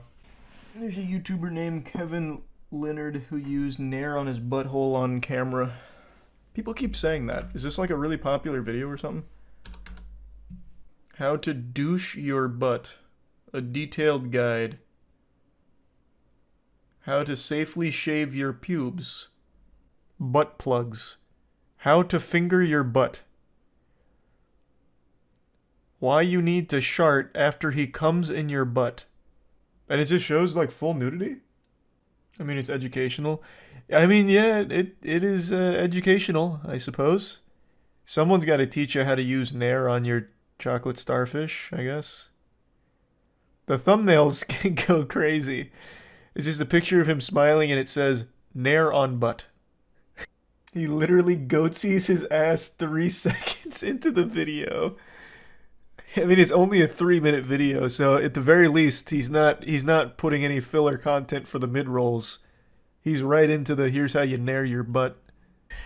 That's wild. Yeah, these videos are extremely popular. The nairing your butt has 8.7 million views in 9 days. He's a star. What's nair? It's that thing that like burns your hair off. It's supposed to be for like, you know, if you want to get rid of your armpit hair, you nair it. That kind of thing. Shave your asshole for a video now? Nah. I shaved my ass a couple times. Like, not with nair or anything like that. I didn't chemically obliterate the hair on my ass. But I tried to do it to get rid of swamp ass because I thought it would help. Because it's always hot in Florida. So I used to get swamp ass pretty bad. It didn't help. It just made it a lot worse. It just made it like much damper. Because at least the hair worked as like some kind of like shag carpet to catch it. So it didn't just make my cheeks all slippery. But once that was gone, they were able to just fucking flood. So it didn't help with the swamp ass, long story short. So I don't bother doing it anymore. Did you ever cure it? Yeah, it actually just kind of went away when I got older. Yeah, I don't know what to tell you. Yeah, my ass just stopped being swampy as I aged. Maybe out of fear. Didn't want to be shaved again, so it stopped. Ass dried up. Yeah. Out of swamp juice. Which is a good thing. I'm happy that it's no longer a real issue. Childhood allergies? Brother, you think I was shaving my ass as a child? What the fuck? No, man, I was like in college. No, it wasn't childhood allergies that caused my swamp ass. No. It had nothing to do with anything. I love that idea, though, that you can have an allergic reaction to something and your ass just gets swampy. Like, oh my god, wait, is there peanuts in this? Oh god, no. You just fucking leaking out your pants. Fuck! I told you no peanuts, damn it! God, blast! You should see a doctor if your ass is leaking. Well, I mean, if your ass is leaking, maybe, yeah, but swamp ass is super normal. Just sweat. It's just sweat, and it gets swampy because it's your fucking brown balloon knot, so it's gonna be swampy. My asshole does not sweat. I don't know why you're coming in here and lying. You're not impressing anyone, big man. Everyone's ass sweats. Like, your whole body is literally designed to sweat. Just different levels of it. Maybe you live a pretty sedentary life and you haven't noticed it. This was very brave of you. My ass sweats a lot sometimes. I'll leave spots on a fabric seat. You're among friends here, pal. Don't worry. This is a no judgment zone. Okay, we've been getting into scientific topics for the last hour. Fucking microplastics, phytoestrogen from soy, now swamp ass. Yeah, we've covered pretty much all of the main anatomy and physiology 101 course topics, honestly. We got the whole goddamn rubric knocked out. These are some fucking stupid ass terms, brother. Mud butt. This is fucking dumb now. You're not even being scientific anymore. There's a phenomenon I've talked about quite a few times on this channel over the years, and it's a recent development in our species where people will record themselves having an unhinged meltdown, just actually getting video evidence of their worst moment, and openly post it and expect people to be on their side. I understand it's delusion and everyone thinking that they're the main character, so everything they do is justifiable and they're just perpetually morally righteous with every decision they make, so they film it expecting to get a bunch of pats on the back and people just really rimming them out for such a great job at handling confrontation or whatever. But it's just still so weird to me that this is so common. And that's of course what today's video is on. It's a woman who's having a conniption, just blowing a gasket, going ballistic at a man and his dog outside of their business. And she gets out her phone for that little recording buff. Tie your fucking dog up, you fucking piece of shit. What are you? Are you even white? You're not white, huh? We're back to your fucking country. You fucking dumb cunt, like you just called me. Zoinks, Scoob. This one fell apart real quick. She only got one sentence out before immediately devolving into some racism. Dropping a "go back to your country" line. That's a 10-yard penalty right off the rip. I mean, that's a technical foul. Like, my god. And she's recording herself doing this. Supposedly to post on Facebook or somewhere, or maybe she's streaming it on Rumble, like God only knows. She is filming this moment herself for the cringe compilation, proudly, and then still going through with all of the stupid shit she's saying and is about to do. Now, the man is also filming her. This is another very common interaction in this day and age where one person's filming, so then to counterbalance it, the other person starts filming. It's kind of like in Dragon Ball Z when they have like the beam battle, the beam struggle, so like a Kamehameha wave mixing with like a Gallic gun or some shit, and it's like going back and forth. That's what it's like in modern day with confrontation, where two people start filming each other and it's this war of attrition for who's gonna break first or have a cancelable moment. It's just a tug of war. Everything is filmed all of the time. So all of these arguments usually don't even take place face to face anymore, even though it's in the real world. They'll immediately bring out their phone and argue with the phone that's looking at the person. So that's always kind of goofy. Now, in the words of the great Shrek, he said, public freakouts are like an onion. They have many layers. And that couldn't be more true for this video, because the lady here, I actually think, has a real reason to be upset. She's just going about the whole situation in the worst possible way. She's mad because the man and his dog are outside and the dog is not on a leash. And I think that's a very real complaint. I really think it's extremely irresponsible and shitty dog ownership to have your dog be unleashed in public. That's not only dangerous for the dog, where it could just run away, get hit by a car or something, but it's dangerous for everyone around you if your dog, you know, maybe goes after another dog, goes after a person, and the dog in this video is a pit bull. So that amplifies the danger of it even more so.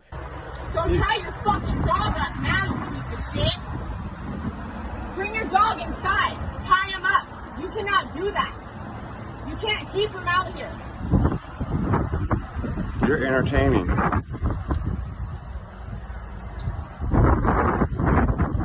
I'm on the phone with the cops right now. They're gonna come get your dog and put him down.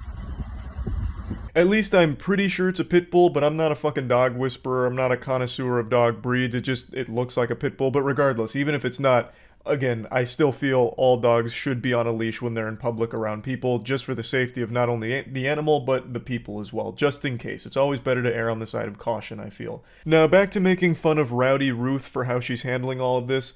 So instead of just asking him to put the dog on the leash or handling it in a different way, like maybe just going somewhere else away from the unleashed animal, she starts filming everything and escalating the whole problem and situation, now threatening to call the police to have the dog put down, which is fucking unhinged.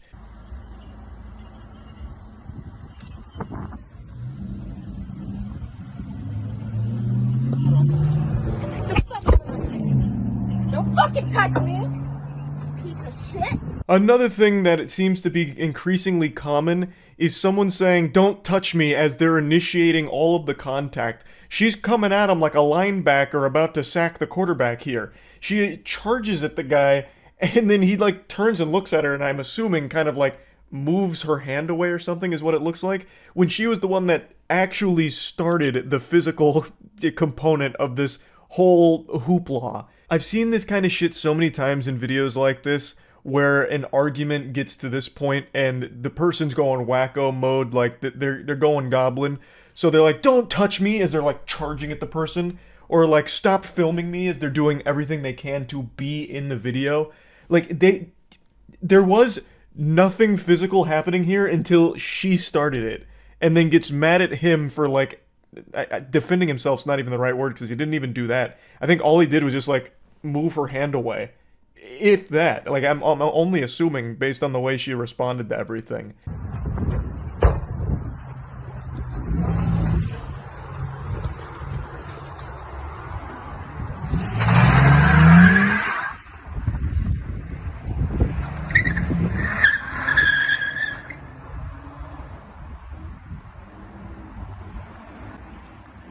I know, Pop.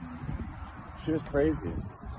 Now we've reached the climax here. The lady peels out like she just got her 5th star in Grand Theft Auto and nearly hits the guy filming, and then just floors it. Just absolutely zooms out as quickly as she can and takes off into the sunset. This was probably the most exciting moment of her entire life. And now that video is somewhere in a Facebook book club group, and they're really cheering her on for her bravery and the way she handled everything here. When in reality, everyone's now making fun of her because the video's left her weird little echo chamber bubble. Well, actually, her perspective I don't think has, but the video of the whole situation has. There's nothing particularly special about this video. These are a dime a dozen. There's millions of these uploaded every day. So what made me want to talk about this one in particular? Well, because it showcased 3 different things, all of which I find interesting talking points. The first being this increasing frequency of people filming their own worst moments or filming their own, like, crimes now for social media clout. Just this parasite that seems to be infecting the brain of so many who are more than willing to film the absolute most embarrassing moments of their lives and upload it. I don't know if she did or not, though, to be fair. I suppose it's very possible she had like a moment of self-reflection, a come to Jesus moment, some clarity, where she realized, holy shit, this is awful, and then deleted it on the spot. But, you know, the damage was done because he was filming it, so we still saw everything that happened. But anyway, that's just the first thing that I always find interesting about these situations, is the person who's very clearly the most unhinged is the one filming it themselves, thinking that they're right. And then the second thing is dogs being off the leash. I'm seeing this a lot as well, where it's becoming ever more common for dog owners to not leash up their pets in public, and I think that is foul. I think that is just playing with fire. I really do stand by firmly that every dog in public should be on a leash. No matter how well trained or how sweet and cute the dog is, it is better for everyone if you put the dog on the leash. That's just a PSA to everyone out there. And then the third thing is, the lady really did have a reason to be uncomfortable or upset, but then she went way too far and handled it horribly, getting racist out of nowhere, getting physical, and then taken off like she was in the Fast and Furious franchise. Like, being upset about the dog being off the leash is fine. You could have handled it a million other ways besides what she did here.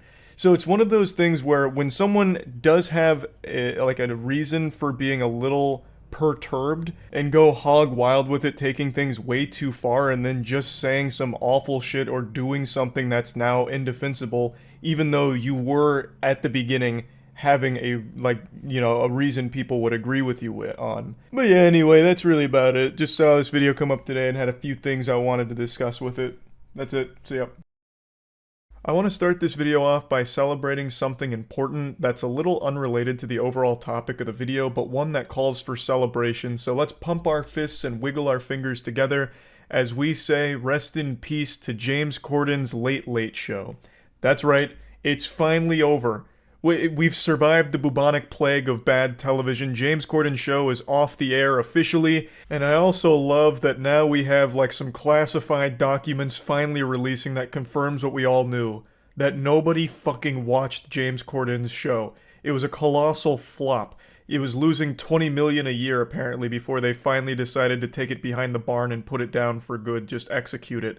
There is nobody in the world that likes James Corden. I've said it for years now. He's like one of the only unifying things our planet has to offer. We all have our differences, but somewhere embedded deep in our DNA is this common ground of disliking James Corden. And for some reason his shows existed for so fucking long now. It was always a mystery, and I thought maybe I was just boofing crazy pills and like he had huge fans, but clearly not. They were losing so much money on him, and now they finally decided to stop the bleeding. It's just such a breath of fresh air. Already the world looks more colorful and less gray now that the Late Late Show is dead and buried, just put 6 feet under in its coffin. No more carpool karaoke. I feel like the possibility for our species are limitless now.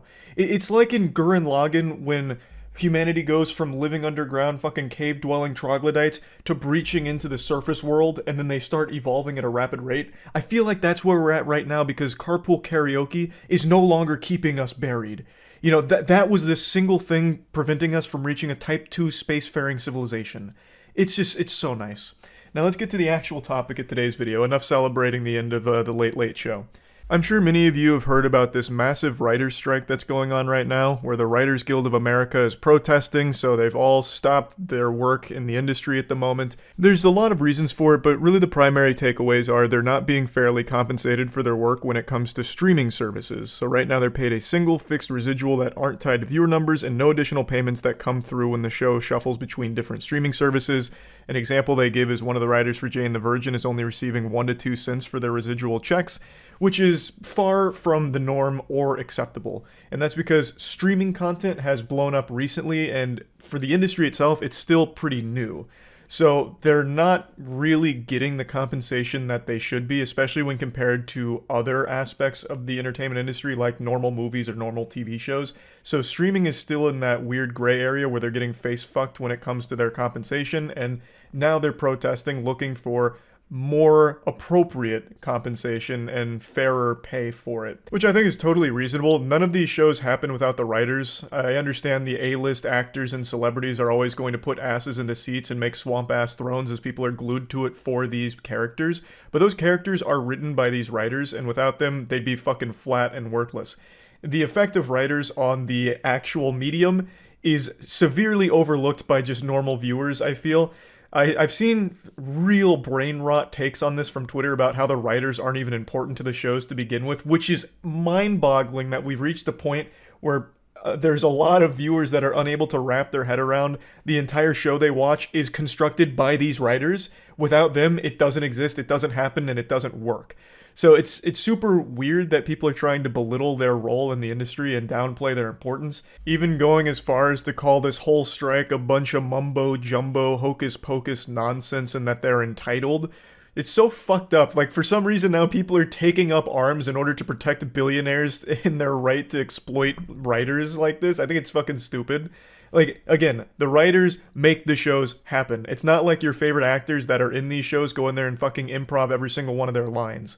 That's just not how it works. So yeah, I do agree that the writers deserve better pay, especially because streaming has blown up so much, and yet the pay for writers hasn't grown with it. This sector has exploded, yet for some reason the writers have been left behind when it comes to their compensation. So I think the strike is totally within their right to do. I think it's a good thing. And if you don't believe me that it's a good thing, how about I just show you some of the proof that's in the pudding right now? Get ready, because I'm about to give you a fucking enema of good news. This writer's strike has already been huge W's across the board for anybody with eyes, because since they're striking, a lot of terrible shows have had to go on hiatus, had to go dark. That includes every late night talk show, baby. Every single fucking one of these late night parasites have had to go off air because, of course, they don't write their own material. They're not like real comedians anymore. They don't make fucking jokes on their own. It's all fed to them by these writers. And now that they're striking, they have nothing. Thus, they've had to stop the programs. So no Jimmy Kimmel, no Jimmy Fallon. We're getting everything fucking purged right now and on break, and it feels so good to not have to have YouTube inundated with fucking god-awful late show talk clips. Oh my god, it feels amazing. So there's already a huge W there, already seeing some great stuff from the writer's strike, some good results. But if you want the best possible news from the writer's strike, you know what else is severely affected? Big Mouth. The worst show ever produced by human beings is currently getting hammered because of this writer's strike. It is unable to continue production as of the moment, and we can only pray, have our fingers crossed, that they will just shut down the upcoming season and call it quits. Just put the kibosh on the entire series, because Big Mouth fucking sucks. Just close your eyes and envision this utopia with me. No James Corden Late Show. No Big Mouth. That is a serene existence. That would actually unlock the full potential of our brains. It'd be like taking that pill from Limitless. We would fucking invent teleportation technology the next day. Now, even better news, even if Big Mouth does unfortunately continue, if we're cursed for another season of Big Mouth, it's the final season. So there won't be any after that, which, that's great news, but it's bittersweet because we could just not have that season air to begin with. So regardless, though, Big Mouth on the horizon is soon to be finished, kaput, which is fantastic. I also forgot one other big one that's currently going dark. Another stinker. Saturday Night Live! Saturday Night Live is also affected by the writer's strike, so they're unable to currently continue as is. So just a lot of good W's all around here. Now, there is more to the purpose behind the strike. It wasn't all for the compensation. There is another component to this that I think it's worth mentioning here. They're also wanting to regulate AI when it comes to the industry. AI is also exploding, and it is evolving at an unbelievably fast rate, which is of course a legitimate concern here. AI is already fucking wild. It is frightening how good it's gotten in such a short period of time, and it's still very primitive. It is still very early on in this technology, so it's only going to get better and more refined. So what the Writers Guild is looking for here is some regulation where the AI can't be trained off of their works. Their works would be protected, so that way the AI can't be building models based around their scripts, can't be like generating scripts of their own based on their work, and also they can't really be using AI to go through and change some of their work or undermine it and shit like that. It's just looking for some level of protection for the writers. It doesn't seem like they're trying to completely outlaw it, make it illegal when it comes to AI in the writing room, or forbid it entirely, because AI can be used as a good tool for writers as well. It's just looking for some level of like regulation or just some openness to discuss how they can utilize AI in different ways there. At least that's how I understand it. I could be wrong, but it doesn't seem like they're just trying to get rid of it entirely from the writing process. So yeah, overall, wishing the best for the writers here with the strike. From what I can tell, it doesn't seem like the powerful suits out there are really responding at all to it in any meaningful capacity at the moment. It seems like the attitude's kind of just rub some fucking dirt in it, get over it kind of thing. But I guess we'll see how that goes when their biggest programs start to feel the effects of the strike, because the WGA is huge. They do a lot of writing. So I guess we'll see how everything plays out, but just want to talk about it a little bit. That's it. See ya. A few days ago, we witnessed an uprising on the same scale as the American Revolution. It was a huge movement on Reddit, where a lot of the major subreddits and just a generally large number of subreddits on the site all decided to go private, effectively shutting down as a way of protesting a Reddit policy change where they were going to start charging for API access. And it wasn't cheap. We're talking Scrooge McDuck level of wealth here that'd be required to keep up with the API cost. The biggest third-party developer and platform is Apollo for Reddit, and it was estimated to cost $20 million a year under the new pricing guidelines from Reddit for the API access. And all of these third-party apps and developers do need API access to exist, so since none of them can afford to shell out 20 million clams, it effectively kills third-party apps as well as some Reddit mod tools that use API access. And it was a heavily down-duted decision. The community was very upset because third-party apps are the preferred method of perusing Reddit for a lot of people. Apparently, the official Reddit app is complete fucking trash. I'm not a huge power user of Reddit, so I was ignorant to all of that. However, I always stand by my belief that if a third-party app is offering a better service than the official one, it should have the right to exist, and it's wrong to try and force them out just because you made a dog shit official app. And I'm also never, pumping my fist and celebrating a company's insatiable gluttony and greed. So I've been out here with the foam finger on the sidelines cheering and rooting for the Redditors that are striking, and it was actually wildly successful. On day one of the protest, there was like 10,000 subreddits almost that went private. They shut down, which effectively shut down Reddit for the majority of users because they couldn't generate content anymore since there wasn't any content left. Reddit is a platform that only exists because users are on it, so if the users aren't there, there's fucking nothing on Reddit. It has no purpose, no reason to exist. It's like the butter bot from Rick and Morty with no butter. So Reddit wasn't working. It was a wildly successful day one of the strike. And now we're 3 days past the initial strike, and I want to give a little post-game analysis here on where we're at. What you're looking at here is the CEO of Reddit. I've actually never seen him myself here, and he's pretty much exactly the mental image I'd have of a Reddit higher up on the food chain. It actually looks like they just typed Redditor into Midjourney and generated this image. This is the CEO, and he basically came out and said that this whole strike is a big nothing burger. It's not a big deal. It'll pass. All blowups do. And they didn't really see a huge effect on Reddit as a whole from the strikes. Now, unfortunately, I don't think a ton of people are surprised here, and this is something I mentioned in the initial video I made on the situation. There was a huge fumble here, a big fucking blunder on the chessboard opening from the Reddit protests. They gave an end date. They said, we are going dark for 48 hours. They told them when it's going to stop. So most people, myself included, understood that this wasn't going to really put the wood on the Reddit CEO or a ton of pressure to fix anything, because he'd only have to grit his teeth and bear it for 2 days, and then it goes back to business as usual. And that's exactly what he's saying with a shit-eating smile on his face. He is just saying, yeah, it's gonna blow over. We just have to go 2 days here. Oh well. And then he just brushes his shoulder off. No biggie. He banked on Reddit users being more addicted to karma than heroin. So after the 2-day protesting period, users would flock right back to the service like Disney World was opening again and Spider-Man mascots were ready for pictures. So everyone just floods right back to Reddit.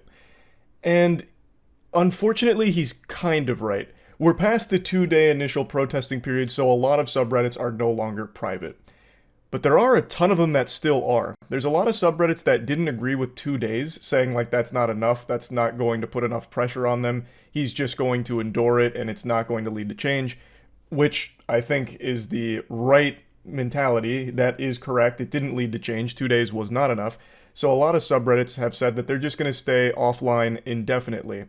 And a lot of them still are. So going on Reddit right now, a lot of the bigger subreddits still aren't available to access, which is actually a pretty big deal for the platform, but I guess we'll have to wait and see if they can truly stick to their guns, really test their strength and willpower, their resolve, to not have a subreddit to rule over? Can the Reddit mods stand strong and truly put the pressure on Reddit and stay offline until Reddit gets rid of this API greedy change? But in the meantime, the Reddit CEO Steve Huffman is just kind of gloating and spitting in their face, saying that this whole blackout hasn't had significant revenue impact and that the company anticipates that many of the subreddits will be back online by Wednesday. Unfortunately, Steve Huffman's no Nostradamus here. He got that prediction very wrong. His Mayan calendar was off. It's now Thursday as of me making this video, and I wouldn't say most of the subreddits have come back. A large number have, but then there's still a very large number that haven't. He then said, "There's a lot of noise with this one. Among the noisiest we've seen, please know that our teams are on it, and like all blowups on Reddit, this one will pass. We absolutely must ship what we said we would. The only long-term solution is improving our product. In the short term, we have a few upcoming critical mod tool launches we need to nail." He just kind of views this whole Reddit blackout as just a bunch of pesky mosquitoes buzzing around annoying him. They need to stay focused on the goal. They gotta ship out some mod tools, and they've gotta make sure they stand by what they said they'd ship out.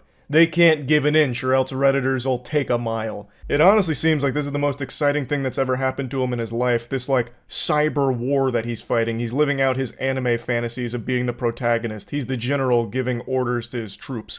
He even went as far as to say, "I'm sorry to say this, but please be mindful of wearing Reddit gear in public. Some folks are really upset and we don't want you to be the object of their frustration." He thinks that because someone's wearing Reddit gear in public, they're gonna be, like, stoned to death. Or given a swirly in the bathroom, or a fucking atomic wedgie. Brother, I don't think there's mangled corpses of Reddit employees littering the sidewalks out in society right now. He's making it sound like wearing Reddit merch is a death sentence. It's people upset that you have made a greedy change, and they're taking that power back. Your site doesn't exist without them. They know that. So they are striking, hoping that you will overturn this decision. They're not out there threatening the lives of employees or anything like that. They're frustrated at a change you are making because you are a greedy sack of shit. You're like this soulless zombie in a suit who has discovered that most people are using third-party apps because yours is trash. And you're driving them out because you know they can't afford to pay for these price changes. Like, I don't know why he's acting this way about it. Like, be careful not to wear Reddit merch. Don't let anyone see that you're a Redditor. Make sure no one smells that you're a Redditor. It could be the end of your life. It's so goofy. But it's even goofier because the whole email memo leaked, so you can actually read how he talks to his employees, and it's so fucking embarrassing. So he kicks off this internal memo by saying, "Hi, snooze." And I've never seen that word in my life. I didn't know what that word meant. I thought he had just dropped a slur in here. I had to look it up to try and piece together the puzzle and figure out what that meant, and apparently snooze are like little Reddit avatar things. So he's basically just doing what Discord used to do with Wumpus and Springle, the help support elf. He's basically just RPing, which is so fucking embarrassing. That is the most on-brand Redditor shit ever. He goes on to say, starting last night, about 1,000 subreddits have gone private. We do anticipate many of them will come back by Wednesday, as many have said as much. While we knew this was coming, it is a challenge nevertheless, and we have our work cut out for us.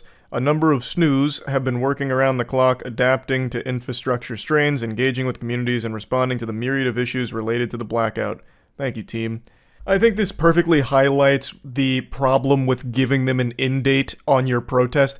In the memo, he's even like, yeah, we know many of them will be back by Wednesday because they told us. Like, there was just no reason to fucking put a time frame on it, like a time limit. Hey guys, we're protesting, but just for 48 hours. That's it. So, yeah, don't worry about it. It's just a 48-hour protest. That was fucking silly. Now, that number went from 1,000 subreddits going private to about 10,000, which I think is far more than he expected. However, a lot of them have come back now, but not all of them. Still a large number are down. But you can see how not seriously he took it. Like, he didn't care that much about it internally. He's just like, yeah, we knew this was probably going to come, and it's, you know, somewhat of a headache, but you guys have got this. It's not that big of a deal. Thanks, team. Good work, snooze.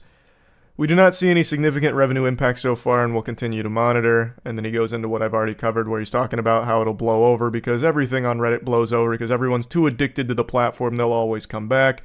Then he goes in to say, the two biggest third-party apps, Apollo and RIF, along with a couple of others, said they plan to shut down at the end of the month, but we're still in conversations with some of the others. And as I mentioned in my post last week, we'll exempt accessibility-focused apps and has so far reached agreements with Red Reader and Dystopia. Now, this is something that I think is worth talking about just briefly. He says that accessibility-focused third-party apps will be exempt from the pricing changes, but I think that's ephemeral. I think that's just a little band-aid here for a PR move where he's going to allow these apps that focus on accessibility to exist exempt from this price change, but only for a brief period of time. I feel like as those become more and more popular, he would start to subject them to that pricing change as well. This is just one of those things where he's trying to save face, like, these are direct competition and I don't like the developer of Apollo. We had very dirty talks. For those that don't know, Apollo and Reddit were directly communicating and things went very sour. Fucking Reddit started accusing the Apollo dev of, like, blackmail and a bunch of other things. Just, like, started throwing a bunch of feces on his face, and then eventually the Apollo dev had to come out and clear his name, so that was a whole can of worms. So this is the Reddit CEO going like, those are bad actors, they're shady, but the accessibility-focused third-party apps, they're fine. But I feel like that wouldn't last very long if they started to become more and more popular. He'd once again just make sure that they pay this crazy API price once they're more popular. But that's just pure speculation from a fucking dumb idiot like me. Overall, I find this whole situation pretty interesting because this is a top 10 website in the world, and the users here really have an incredible amount of power, which is uncommon in situations like this. If the users all just agree not to unprivate the subreddits, the site actually just can't function, like we saw earlier this week. So them protesting like this has actually done significant damage. Regardless of what the Reddit CEO says, the fact that people couldn't access it for like a whole day is a big deal. Like that is huge.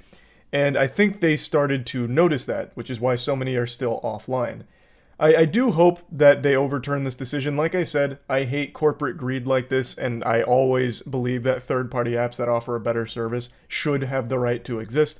So I am rooting for them here, but I am not expecting a huge change from Reddit here. I don't think they're going to go back on their decision. I think what's most likely to happen is the Reddit CEO will just install new Reddit mods and then force the subreddits to unprivate. He'll just go behind the scenes internally, flip the switch, have the subreddits go live again, get rid of the mods that were protesting, install, new mods that'll just be his little puppets that he can control, and that'll be how Reddit gets back on track. That's my theory, once again, purely speculation from a dumb idiot. But that's kind of what I'm expecting to happen. I don't see a world where they walk back this pricing model, but I really do hope they do. Like I said, I am rooting for the Redditors in this case, and just wanted to give a little update since now we're past the 48-hour protesting period, and there are still a lot of subreddits that are staying closed, which I think is great. So, yeah. Reddit's not fully dead yet, but it's looking a little iffy for the future of the platform at the very least. That's about it. So, yeah. How do you keep playing if it's so bad? Because I have a champion's mentality. I see the light at the end of the tunnel. And the pavement is paved with broken glass, and it's painful. I'm not going to sugarcoat it. It doesn't feel good. But the destination is worth the journey. Do you think the best athletes in the world reach the top of their game easily? No, they don't. They go through turbulent journeys as well, ups and downs, probably not as boring as exposing yourself to Lord of the Rings Gollum, but nonetheless, in order to achieve greatness, you must persevere through the garbage. And that's what I'm doing with Gollum. Let this be an inspiration to all of you out there. If I can beat Gollum, you can do anything you set your mind to. What's the reward, though? The relief that I'll never have to touch it again. And the satisfaction in knowing that I did it.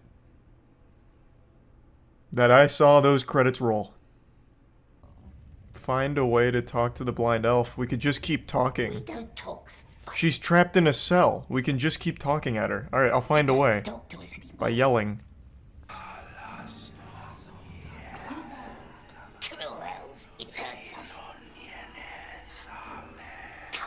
It's speaking parcel tongue. Good. Leave me alone. And that does sound like Moaning Myrtle. This is some Harry Potter shit now. Are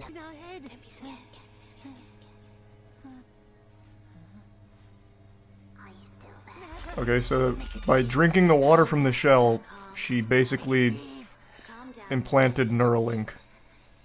That's big. She's directly beaming her voice into me now.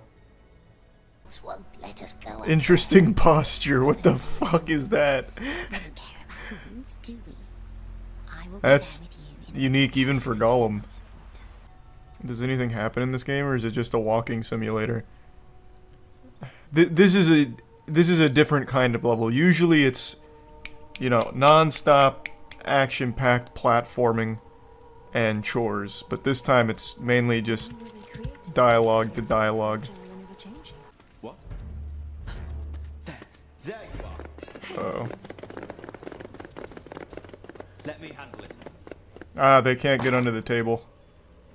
They know I'm here, but they're too stiff to bend down and drag me out. Outsmarted yet again.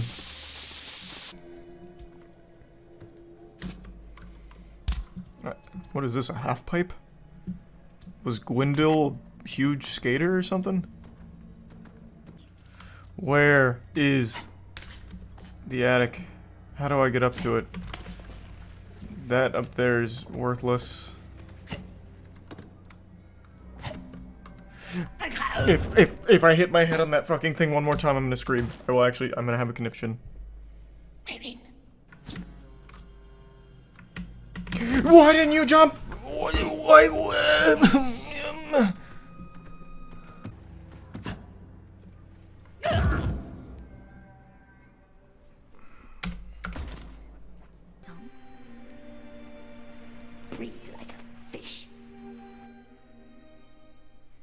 Why would it even give me the option to come back later? What else would I possibly do?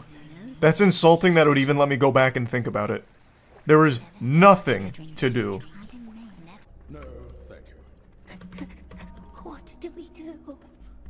Throttle Gandalf. That would be huge if I could throttle Gandalf. No more ill.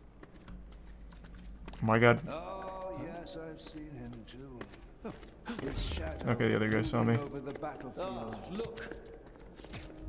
And then again. I'm stuck. If I have to go through that whole conversation, I'm actually gonna fucking scream. I'm actually gonna... Oh, thank God. Oh, Gandalf. What did... didn't he just get kicked out? Why is he just walking around? Oh, I will see clearly. Oh, that spawned me, like, right by the door. How convenient. Cool mask. Am I not supposed... like, it's pointing me up there, but there's no... what? How do I get up there? Do I have to, like, go even further around? There's no way this somehow leads to the marker back there. There's no fucking shot. Oh, okay. Well, it changed anyway, so... We're at the gate. What? Nothing.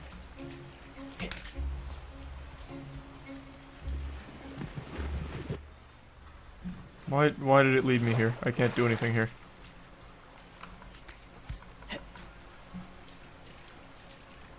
What am I doing? I can't swim upstream. There's actually nothing here. What do you want from me? What do you want from me? You need to restart the level. I watched this glitch happen to Dan's game. Like, restart the whole level? No shot. No shot. There's absolutely no fucking shot. There must have been like a cutscene or something that's supposed to play. You missed some invisible checkpoints, so it won't trigger. I just don't believe that. Okay, what's supposed to happen here? Oh, that's very concerning. So there's supposed to be a cutscene that plays here that I am not getting. Okay, let me try backtracking. Well, maybe this game will never be speedrun viable if you can't sequence break. Which I did unintentionally.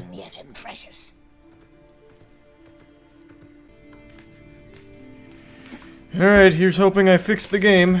We'll see. I'm going to be extremely upset if this cutscene doesn't activate. Oh! Just grab it! Look, it glows. Don't go. I understand the level broke, but I'm trying to fix it. I went back, I did the objective. So the cutscene should load.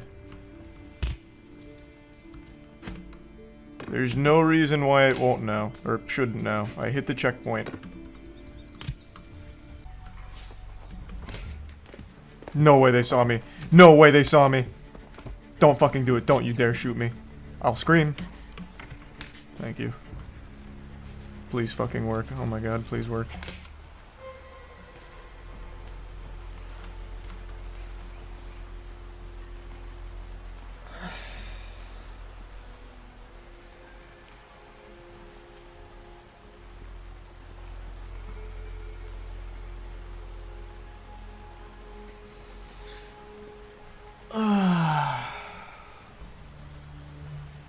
Where does restart level take me?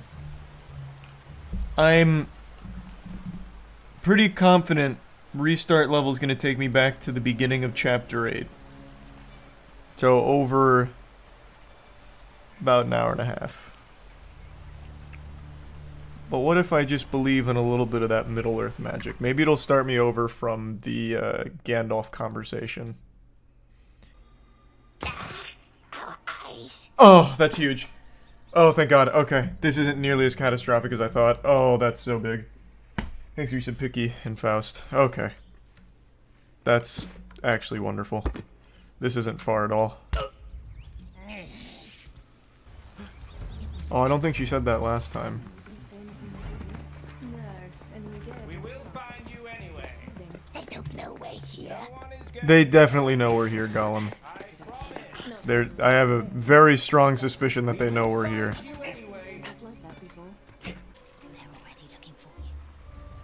Oh, let's go.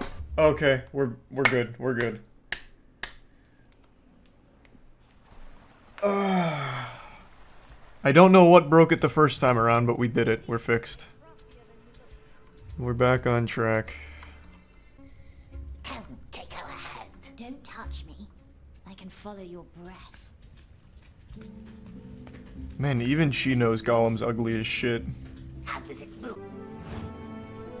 Memories are nice. We don't want them, do we, love? Why? Memories are all I have. I didn't ask. Can you just open the door? Oh my god, thank you.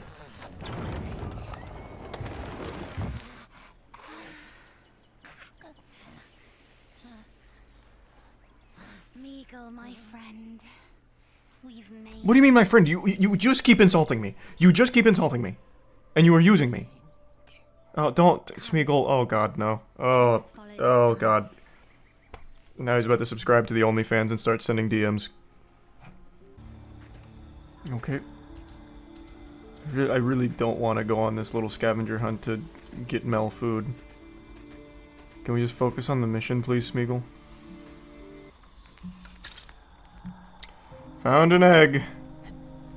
You can believe that. Here's your food. One egg. Very well. This one's easy. How hungry is she? I gave her an egg. All this for some goddamn eggs. The chores never end. Mel, please. So is it that way? Must be. Hello, Io. I know, I'm playing the Lord of the Rings Gollum game again. I know. I just want to beat it. I know. It's embarrassing.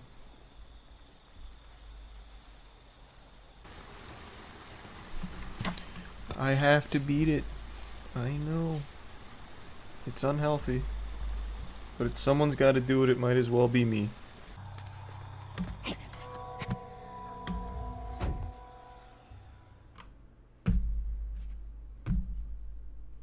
What?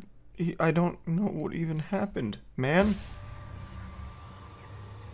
He must have twisted his ankle, I guess? A fatal ankle sprain? poison ivy. Oh yeah, must have hit some poison ivy. Insta-killed him. I believe somehow he saw me, protected me. Come, the gate is not far now. Didn't protect us. Why would he protect us, Gollum? We're not a fucking elf, and we don't even believe in him. He's like Santa Claus to us. What are you talking about?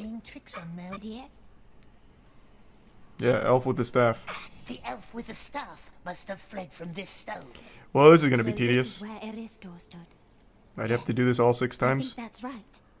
3 were men and 3 were maids. Can't wait for the sequel where we have to do something similar. 63 elves stood around here, and now I don't remember their order. Listen to their memories and put each one in place. How it all happened. The round first. Maybe now focus. Can you follow their echoes? Yeah, I already found it. Just guess, precious. Look around. Oh my god, I found it. It's the goofball with the knife goes here. More broken things. Looks like a knife. I'm not. Oh my god. This is the worst one by far. It's actually just wandering around aimlessly, collecting fucking clues. I have explored every goddamn inch of this place. There are 6 stones. I have collected 6 clues, but for some reason 3 of them are not usable. Like, she doesn't like those. Where are the other 3 clues? Just don't understand. Why is this even in the game? This is the fucking worst possible objective. It is actual just aimlessly wandering, looking for fucking clues, and then when you find them, she's like, ah, we all carried a knife, that doesn't mean anything. Arrows? Yeah, we all had arrows. Oh, blood? That could be anybody. There's the boots again. Oh, you're ignoring the main mechanic that the cavern had. The echoes, if you follow the voice, look around to match them to their stone, it'll be easy. No, man! They don't identify the actual items. The reason these echoes are here is because I've already fucking found the items. Look, they don't glow. The important stuff doesn't glow. You still have to randomly fucking stumble upon it, and then you get to use this. That's it. Everything you see here is the ones I've already done. I'm literally looking at one of the important clues that I've already done. And it doesn't glow. Don't you hear whispers in some places? In the water, yeah. But you keep saying not to go in the water. Plus, why would there be clues in the water? I have not once been able to interact with anything in the water in this entire game. Until right now. Amazing. Until right fucking now.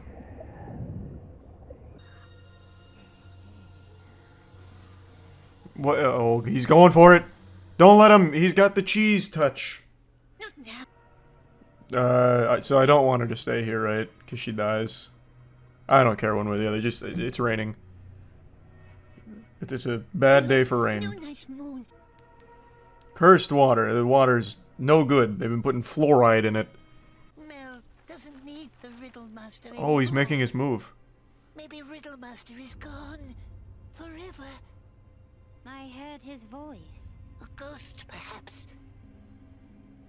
A voice in the wind. But Smeagol is here now. So lucky she met Smeagol. Oh, Jesus. Immediately going for a toe suckle? We can describe gardens to her. Jesus. Gardens with flowers. And looked up into the sky. Oh, he's having a real big flashback. We didn't do it. It wasn't us. We did nothing. Nothing. You are mad. He tried to... Oh man, she really fucking zoomed out of there. I don't even understand why that was the straw that broke the camel's back for Mel. He's actually been this way the entire time. Mel. What? I don't know why that scared her so much. Uh-oh. Now he's battling with a big revelation. Please just be chapter 9. Thank you. Okay, we're making good progress. I just want to be done. I just want to be done. I just want to be done with it.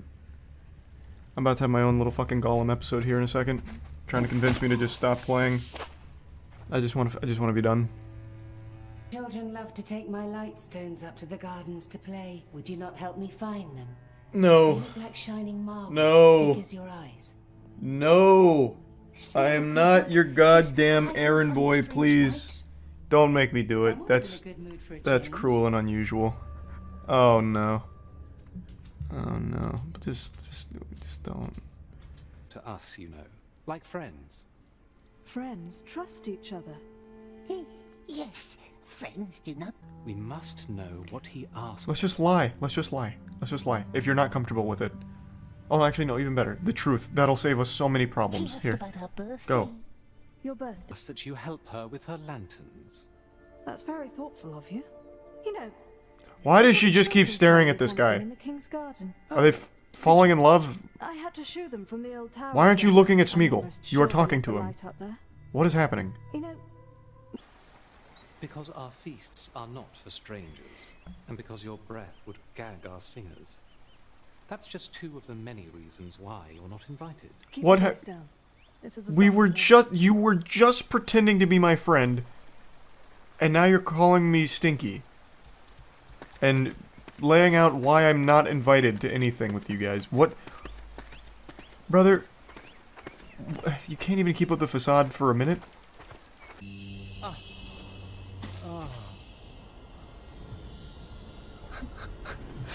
Watch out, he threw a grenade!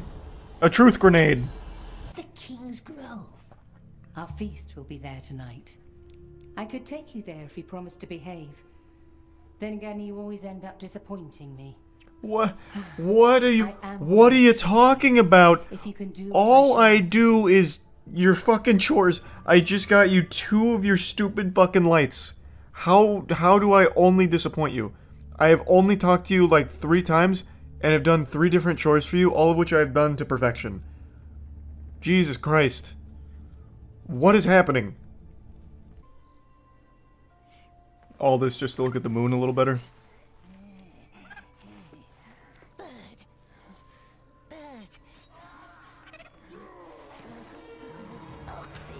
Oh no! We brought the orcs to the peaceful elves. That guy's so afraid he's hitting some kind of like Irish river dance or something down there. Man's getting him with the jerk. No! He fucking boogied too hard. Damn it!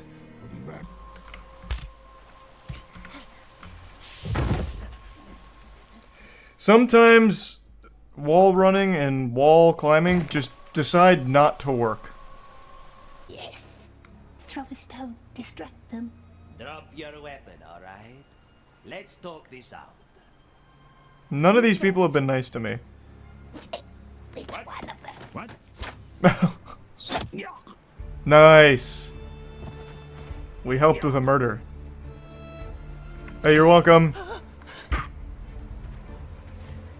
Oh, you two are nothing but fucking mean to me. What am I trying to make here? Right. I'm trying to make a deer? That doesn't look like anything. Yes. Stay close to me and cover your eyes. Karandil. Thanks to Tier 1 Joey, and the Prime Kermit, and the resub Dirty, Wolf, Mary, and Tier 1 Finest, and the resub Eggnog and Majesty. Solar Flare, no!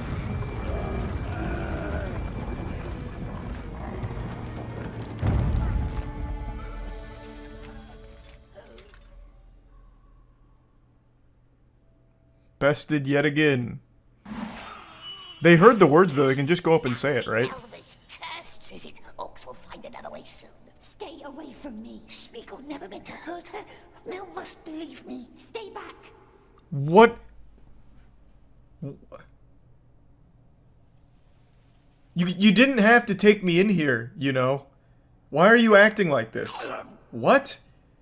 If you're afraid of me, why did you grab my hand and pull me in? You could have actually just left me out there and came in by yourself then. If you want to be so stubborn. This doesn't make any sense. The only reason I am here is because you dragged me in here. Now you're trying to like shoo me away like a dog. Is it lost? I had an open door prompt, but the door was already open. Even the game was confused. Mel.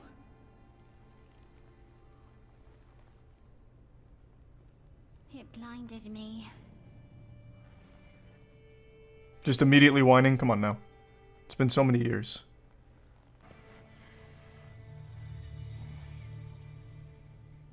Is this gonna be a love triangle situation? That'd be so hype. But changed. It didn't change you. You guys hold my hands and lift me up. I do. Smeagol, I'm sorry. I was listening for Gwendole's voice. What's wrong? Don't trust him. He posted cringe on Reddit once. Shouldn't trust the Riddle Master. Leave with me instead. Don't be scared of him. He's my friend. You can trust him. Good luck. Oh, damn it. Well, she did say friend. That bodes well.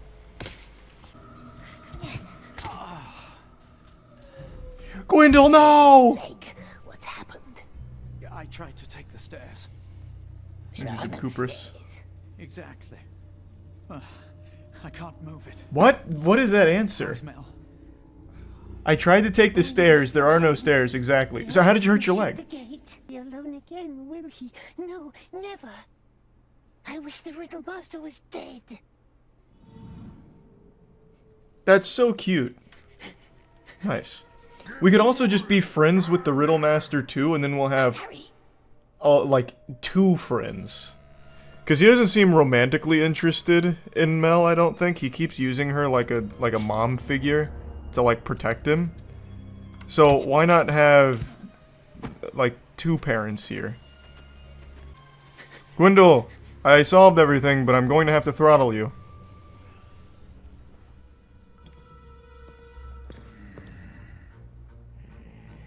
How did he not see Gwendol?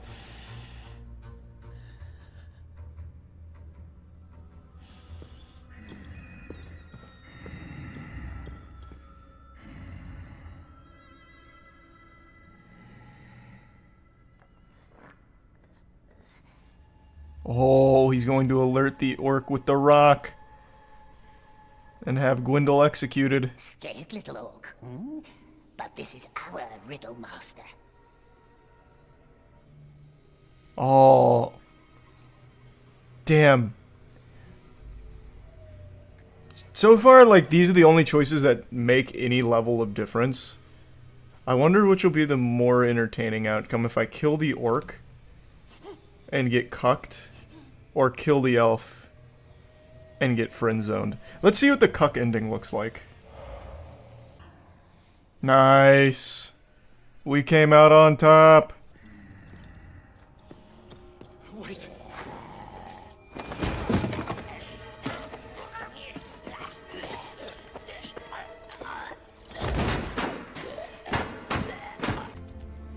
Mel! I did it! Oh, who's this? No fucking way, they just killed the daughter off screen? What the fuck? She was like an important character throughout like the entire 6 hours in the Mordor. And now she's just here dead somehow, I guess. Maybe a pot fell on her, I don't really know. Why? Wow. They couldn't even be bothered? She was like the major antagonist for the first like however many hours in Mordor. Shocking. That's shocking. No, we don't. Blind Oh! Mel's using levitation magic. Destroy it. Destroy it. Only one question left to answer. No more riddles. The answer is time. Where does the sun go up? Where does he linger? What does a storm illume with glistening rays? Oh my god, it's a battle of riddles. The night.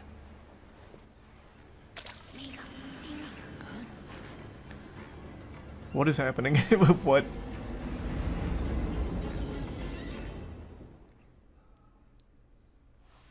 Why doesn't he just kill her?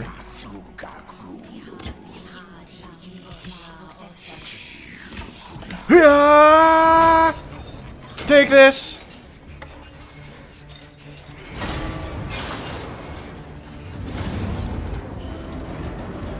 That's so big. So what is this? What am I doing? So I'm just stabbing this giant golden snitch or something, and this stops Sauron for some reason. Very well. Okay. I'm calm now. See? I have no bolts left. Liar! It wasn't your fault. I was angry. Let us talk. Okay, well, if you apologize, that's all that matters.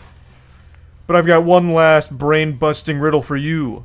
What's lighter than a feather, yet the strongest man in the world can't hold it for very long? Your breath! Yeah! Throttle him. Jesus Christ, Gollum, just fucking throttle him. No! My bird!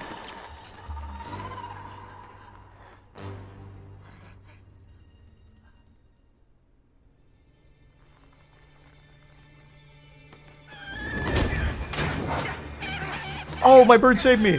Thanks, bird.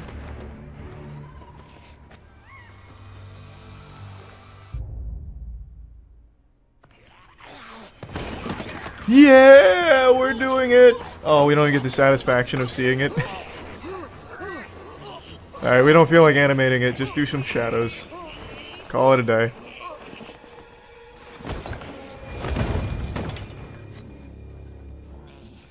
That was epic. That was huge. Now give him a wet willy. Make sure he's really dead. Hey, Mel. It's me, Gwendol. You can tell by the way my lips feel. Uh-oh. What? I actually just don't get it. What would even be the thought process? The whole reason we even did this was for their protection. To help us. Killing them would serve no purpose. Smeagol?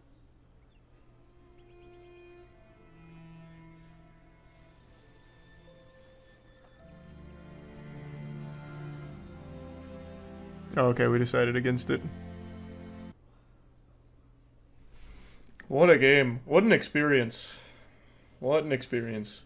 Oh my god, it's still... This is actually like the 20th ending cutscene in a row. What is going on?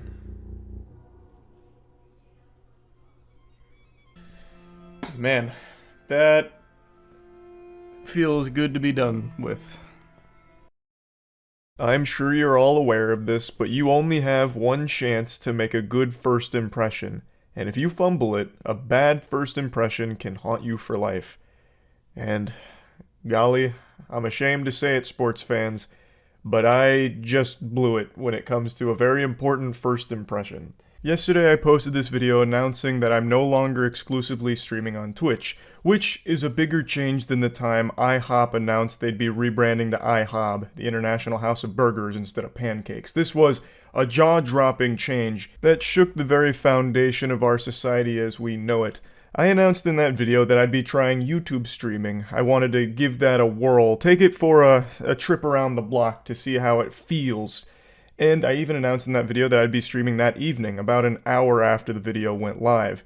Just to dip my toes in the water and get my land legs about me to figure out how YouTube streaming works, because it's been so long, you know?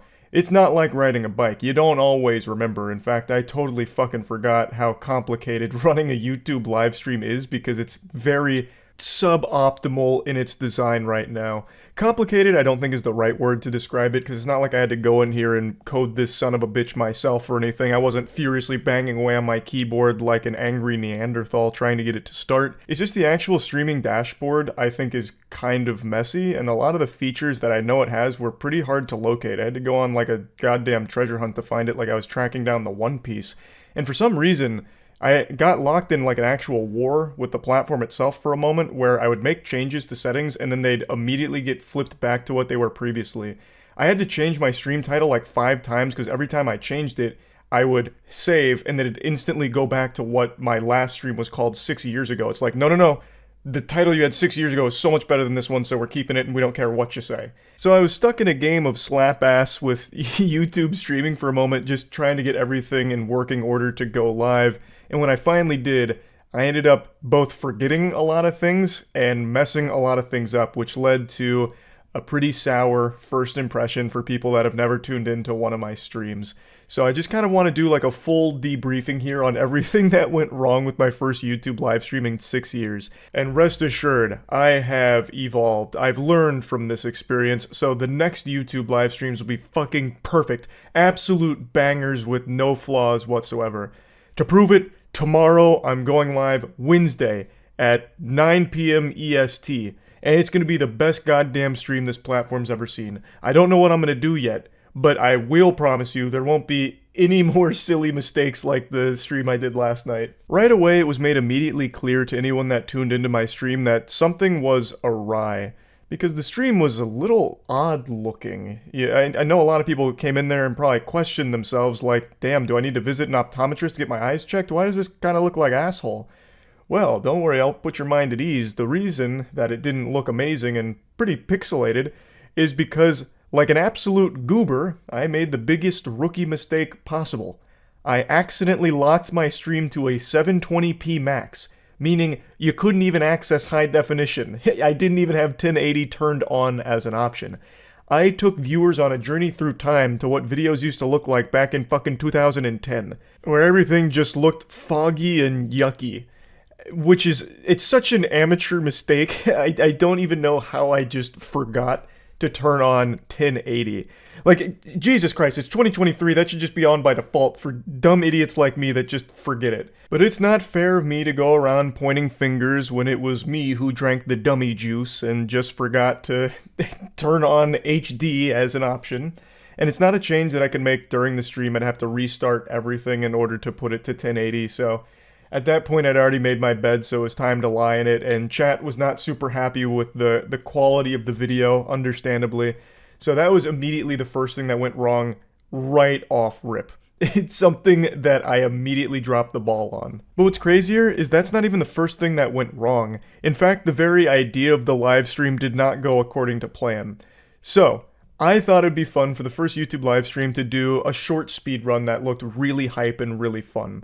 And I chose Jedi Survivor because it's a 25-minute speedrun. I fucking love speedrunning. I get super pumped about it. And they're always great streams when I do them, and I've done them on Twitch for many years. So I thought this would be a great target for just some light YouTube stream content in the late evening. So, that was the plan. I thought it would be a pretty low-key stream because, I mean, Jesus Christ, I started at 10:15 p.m. EST on a Monday night. And I'm pretty sure notifications didn't get sent out because you're only allowed a certain amount within a 24-hour time period, and I had already exceeded that. So I really thought it'd just be people trickling in just to check it out, and this whole stream for me was just testing everything, making sure I've got it all under control and handled, get my bearings about it before doing a bigger live stream later in the week. But it ended up being one of my bigger streams I've ever done. I was pleasantly surprised by how many people were excited to come tune in. Oh, and also, I forgot YouTube live streams have thumbnails.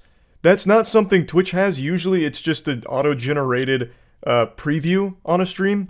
YouTube allows you to do thumbnails, which I totally forgot about, which means that my thumbnail was a black screen. A lot of people came in and said, awesome thumbnail. It's just a black screen. And then it was a eureka moment where the light bulb flipped in my head and I realized, holy shit, I forgot that there's supposed to be a thumbnail. According to what chat was saying, I guess some people were just getting like the void and others were just getting a picture of Professor Sad. This guy, this goofball character I made in Dark Souls like 8-9 years ago. That's kind of hype if people were getting Professor Sad thumbnails out of nowhere like a jump scare, but apparently not everyone was. There was a lot of people that were just actually getting a black screen because I had forgotten to put a thumbnail. And I guess for some people, YouTube auto-generated a Professor Sad one, which is a little weird, or maybe that's something I had set like 6 years ago, or I don't really know. But regardless, things were out of whack right away. And like I said, I was pleasantly surprised to see so many people tune in to the stream. But then I got extremely embarrassed because that means a lot more people than I anticipated came in and started pointing and laughing at the clown that set the stream to 720p. They could immediately see my incompetence and I was ashamed. I had to try and reassure everyone that this doesn't usually happen. You know, I'm sure you've heard that excuse before, but this never happens. It just doesn't happen. Please just take my word for it. It was an honest mistake, a very rare one. And what's crazy is we're only just getting started on the cacophony of disasters. The very idea of the stream, like I said, was to speedrun Jedi Survivor, which is a 25-minute speedrun. I anticipated it'd be like a 2.5 to 3 hour stream because I'm good at speedrunning, not to toot my own horn, but I consider myself the intergalactic warlord gaming champion of speedruns. And when a game is usually like a 20 to 25 minute speedrun, it usually means that it'll take me like 2.5 to 3 hours to learn it and complete a run. That was not the case with Jedi Survivor. It ended up being one of the most difficult speedruns I've ever learned in my life. So the stream did not go 2.5 to 3 hours. It went 5 hours and 42 minutes, all the way till the ripe early evening hours, or early morning hours of 4:15 a.m. It took me 5 hours and 42 minutes to complete a single fucking run of Jedi Survivor. It was brutal. I think the content was great. Like, the speedrun itself was super hype, but I dreadfully underestimated how hard the run was and dreadfully overestimated how good I am at speedrunning. Now, I hope you've still got your seatbelts fastened here, because hold on tight, the ride's only just beginning. Another thing I had totally forgotten about were chat mods. There was only like 2 mods from 6 years ago that were there, you know, keeping law and order, keeping the streets safe here in the Charles YouTube chat. Now, by no means do I rule my stream chats with an iron fist or anything. Mods are basically there to get rid of spammers or bots or anything like that. So, unfortunately, I totally forgot that we were on the internet, and there's always going to be edgy weirdo losers that are going to spam some heinous shit, as well as bots doing that. So, needed mods to sweep up the trash there, and didn't have them. Which means the only other solution I could cook up was put the stream chat into slow mode, which would then make it easier to get rid of like bots and shit. And I didn't realize in slow mode you can actually set the time to be under a minute. So slow mode works by making sure users can only send 1 message per however many seconds that you dictate. I thought it was 1 by default without any wiggle room.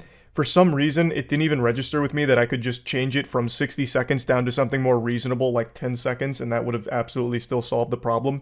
So I ended up keeping, for the entire 5.5 hours, the chat on slow mode, meaning people could only send 1 message every 60 seconds, which is obviously a horrible chatting experience. But I don't know what was going on. I was actually being blasted by some kind of solar flare stupid beam because I was finding the worst solutions to problems and forgetting the most basic shit. I guess I was just so nervous and so surprised by how many people turned up that I was just wobbling.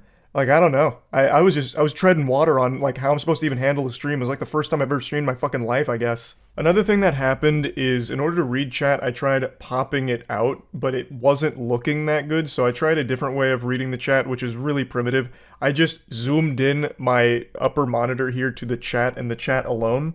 But what I didn't realize is when I did that, I couldn't see the super chats or anyone joining as a channel member above the stream anymore. So I could only catch them if they were in the chat. And if anyone's ever watched my Twitch streams, you know I say thank you to every single person who subs or does bits or anything like that. Because, I mean, Jesus Christ, like the least you can do is say thank you for someone's generosity. So I've always done that. And last night, I didn't really do that at all. Not because I was purposely ignoring people, but because since I zoomed in so much on that chat, I could literally only see it when it popped up scrolling through the stream chat and nowhere else. So I missed like fucking everything. So I want to give a legitimately sincere apology to everyone who was showing generosity that I just didn't even see. That's entirely my fault. Looking at the stream analytics, there was so much fucking generosity. I'm blown away. So a huge thank you for all of that, and a huge I'm sorry for not saying thank you in the moment. I just legitimately didn't see it. Overall, though, I'd say my first YouTube live stream experiment here would be about mid on the tier list. There were just so many easily fixable mistakes that I will absolutely fix going forward. And I just think it was a good learning experience. I think the content was still great. I think it was still a heater of a stream. The speed run went hard, although there were a couple times where I'd end up banging my head against the same wall trying to get the trick to work for like an hour on certain tricks. But when I finally pull it off, I mean, is there any better feeling in the world? Spending an hour just miserably grinding a glitch until you finally get it to work? I mean, that's like winning the Super Bowl. Everyone gets excited for that. I still think the stream, like the content went well. It's just everything on the technical side did not. And also, reading the chat was still just as much fun here as it has been on Twitch. If you've never tuned into my streams, I'm always talking with and engaging with the people in chat, and I had just as much fun doing that on YouTube as I have on Twitch for the last 5 years. So, overall, I had fun. There's a lot to improve that I will improve, and I just kind of wanted to go over all of it. That's really about it. So, yeah. I'm becoming more and more convinced that TikTok is actually a weapon used to weed out stupid people. Because this story is not the first of its kind. This is not an isolated incident where a TikTok trend or challenge leads to a lot of fatalities. It's honestly getting to the point where these headlines feel like they're AI generated. Like the one we're talking about today feels like a fake story put into Grand Theft Auto as a joke. Just something they slid in there as something silly. But it's apparently legitimate. There's a TikTok trend called the boat jumping challenge, which is responsible for at least 4 people's deaths recently.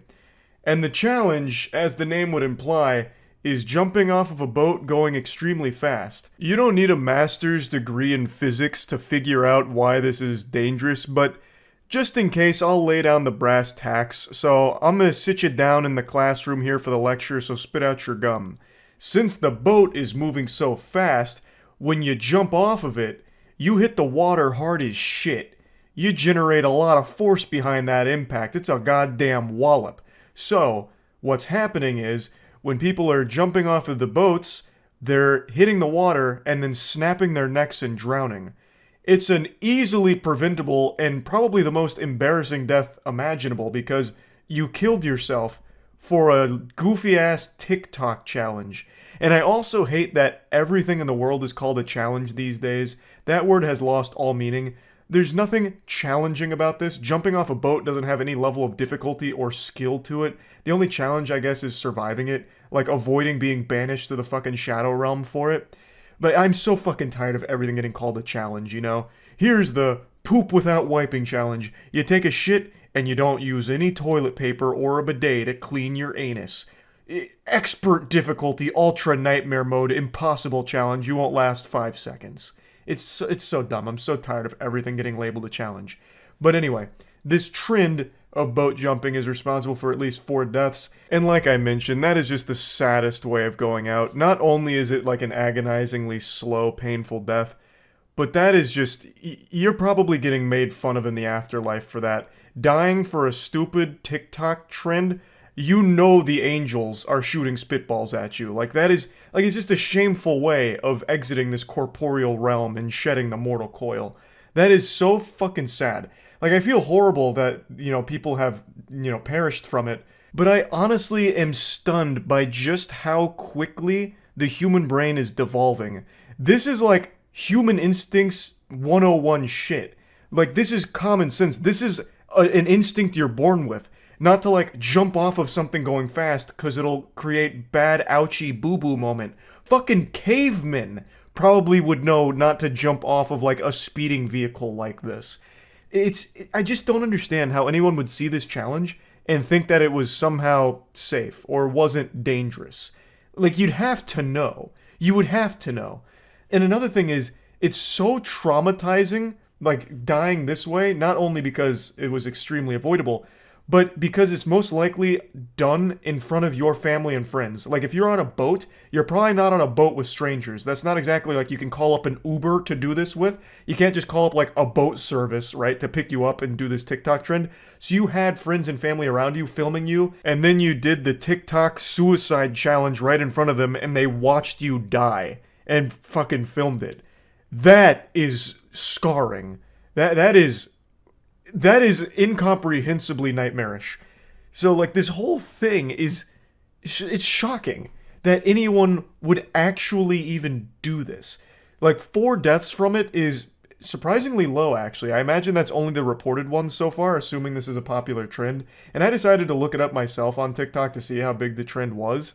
And it seems like it was pretty big, and there are still quite a few surviving videos of people doing the challenge, but all of them seem to at least had the foresight to recognize that, you know, pushing that bitch wide open on the boat going like 60 would have been a complete disaster and led to a Mortal Kombat fatality. So the ones that are on there right now are slow boats. They're going slow, so that way they don't hurt themselves doing it or like get seriously injured from it. Whereas most people, I guess, didn't recognize that and amplified the danger, fucking Evil Knievel, and actually just warp-drived their boat and jumped off, which led to these 4 deaths in Alabama. This whole situation proves to me, with my fucking tinfoil hat conspiracy theory, that there has to be some kind of shadow organization, the puppet masters pulling the strings of TikTok, that are in this think tank coming up with the most dangerous trends and challenges, knowing that stupid people will die doing it as a way of like population control or something. Like, not only is TikTok legitimately rotting the brains of so many people, but they're not satisfied with that. They're gluttonous for more punishment of the human species. So they're coming up with challenges like this knowing that people will die doing it. Because like I said, this is far from the only one. There's also, of course, like the blackout challenge, which was literally suffocating yourself. And some people died doing that. Which, obviously, but that was the whole fucking challenge, basically. You just strangle yourself until you're about to pass out, and some people died from it.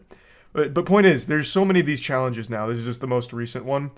And what's even crazier is I think back to the Tide Pod challenge, how everyone all at once recognized the stupidity and the danger of it, and yet that didn't have nearly as many deaths or injuries as any TikTok trend that comes out.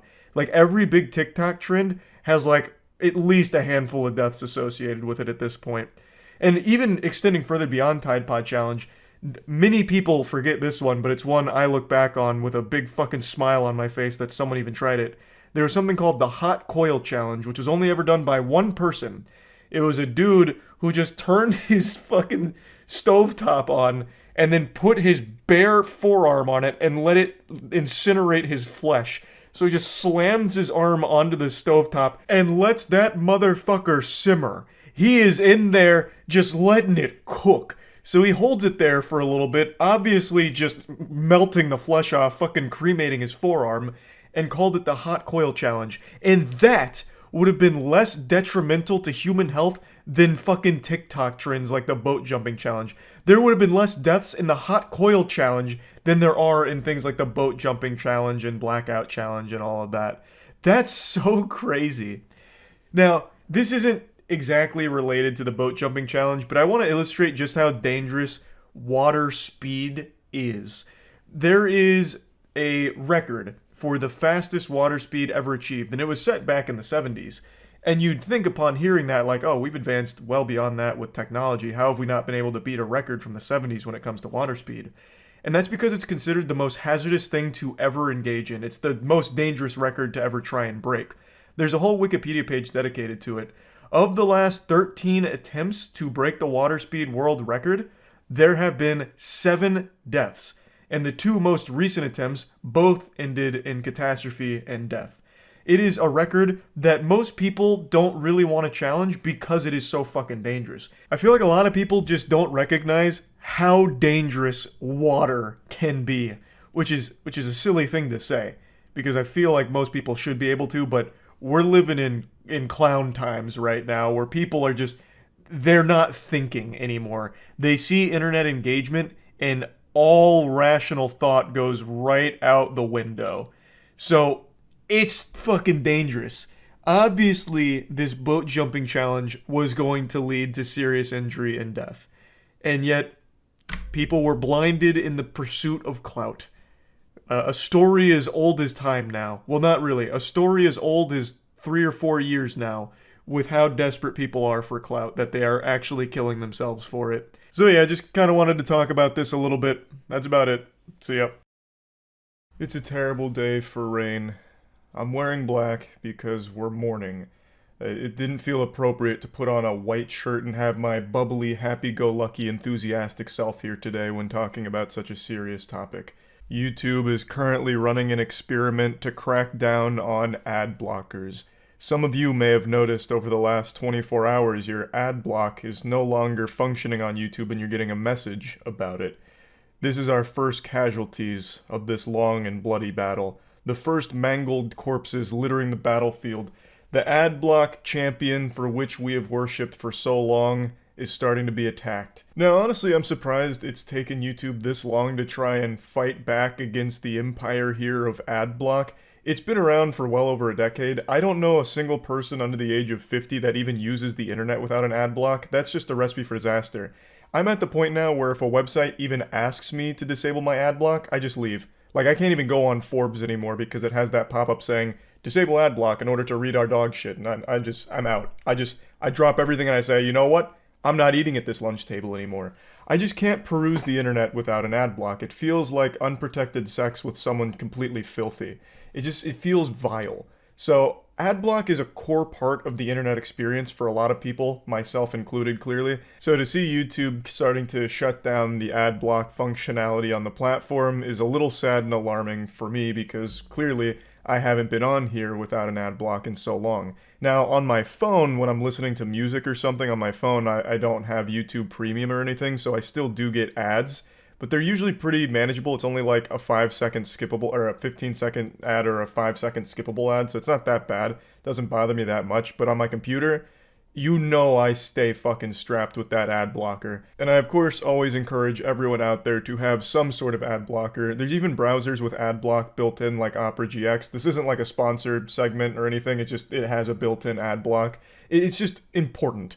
You know, there's no reason to be going through the internet and being inundated with, you know, all of these ads shoved down your throat and slapped around with all kinds of intrusive advertising you don't want to see. It's just kind of a necessity. It's a core part of the experience in the cyberspace. It's like looking both ways before crossing the street. Make sure your ad block is on before visiting this website, just in case. And sometimes it's just downright dangerous to not have ad block on, because some of the ads are just straight up viruses and malware. Now keep in mind, this is still an experiment. They're still in Dexter's laboratory right now cooking this up in order to fight back against ad blockers, so this isn't going to apply to everyone out there. Maybe you're still in the good graces of your ad block and it's still functioning as it always has.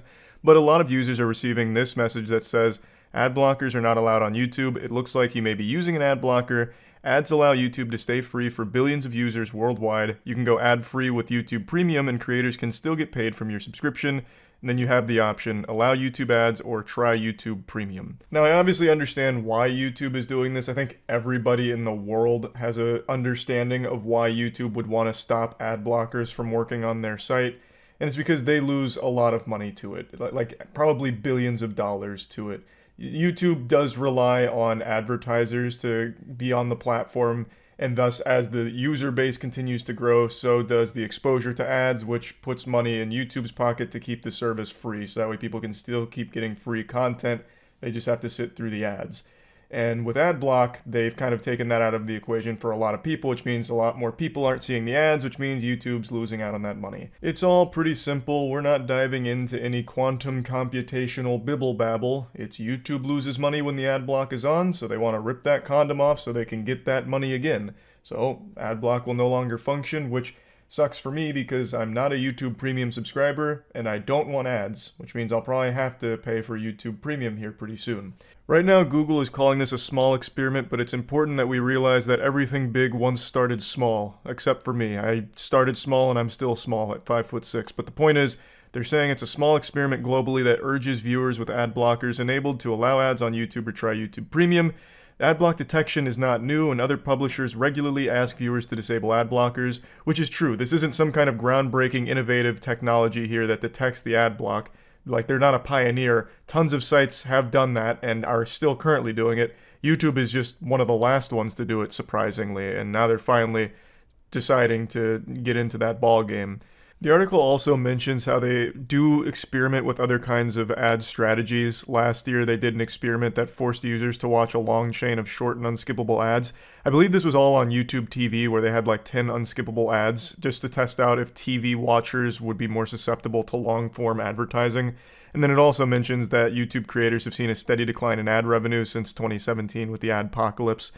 So, one thing that they mentioned here, and a lot of people have talked about, is when ad block is disabled, the creator makes more money off ad revenue. I don't know if that's true or not. I've always encouraged people to have an ad block when using the internet in general, which of course applies to my content as well. So I don't know if that's going to be a noticeable impact on creator ad revenue or anything. it makes sense, like, the logic makes sense, that all tracks, that if more people are seeing the ads on your videos, that means more dollars, more doubloons in your pocket for it. So I do think that it probably will lead to higher ad revenue for creators, but it comes at a cost to the viewer experience, because again, no one really wants to sit through the ads.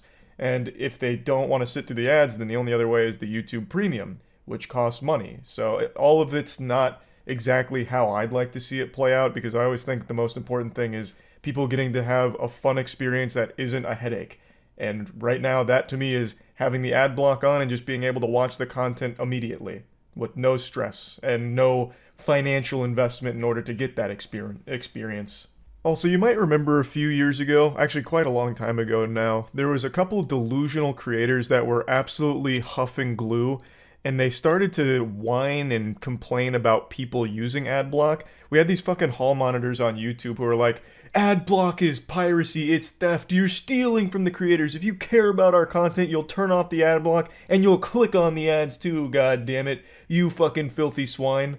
And everyone shot spitballs at them and made fun of those clowns. Well, now they're probably wiggling their finger, like completely jubilated at this new announcement here. No, that mentality hasn't been prevalent in quite a long time. That's kind of faded out because it's so ridiculous to try and claim that free content is being pirated when they're not watching the ads. It's so stupid. But I just wanted to point that out right now because they're probably ecstatic. Like, they're probably going wild right now. Fucking rip their shirt off and twirling it over their head right now. I just slapped the mic. I bet that sounded amazing. Sorry about that. I guess a little jump scare. But yeah, overall, it's a sad day. It's the end of an era. The end of the adblock utopia we've taken for granted for so long. I can only hope that this doesn't become even more widespread, because right now it's already huge. I mentioned Forbes earlier, but there's a lot of major publications that won't even allow you to access articles with an adblock on. And like, I understand. All of these sites need advertising to survive. But the problem is the ads are way too intrusive. When you do make the mistake of obliging and turning off your ad block to go to these sites, you get like fucking 9 different ads all at once. You'll have like an auto ad that plays with audio on some sites. You'll then have like a drop down ad that'll come through, which takes up like half the screen, and then you have 2 ads on the side. It's so much. It's like Charles Xavier jacking into Cerebro, but all he's seeing is fucking dog shit advertising. It's too shitty. So if you really do want people to browse your sites without an ad block, then make the advertisements less intrusive, less invasive, and less of a fucking headache and an eyesore. It's that simple. That's how you solve this whole thing instead of punishing people for having an ad block. Now, in the case of YouTube, like I said, I do understand it, and right now the YouTube ad system isn't that bad. I get it on mobile because I don't have YouTube Premium, so when I'm listening to music, I get the ads.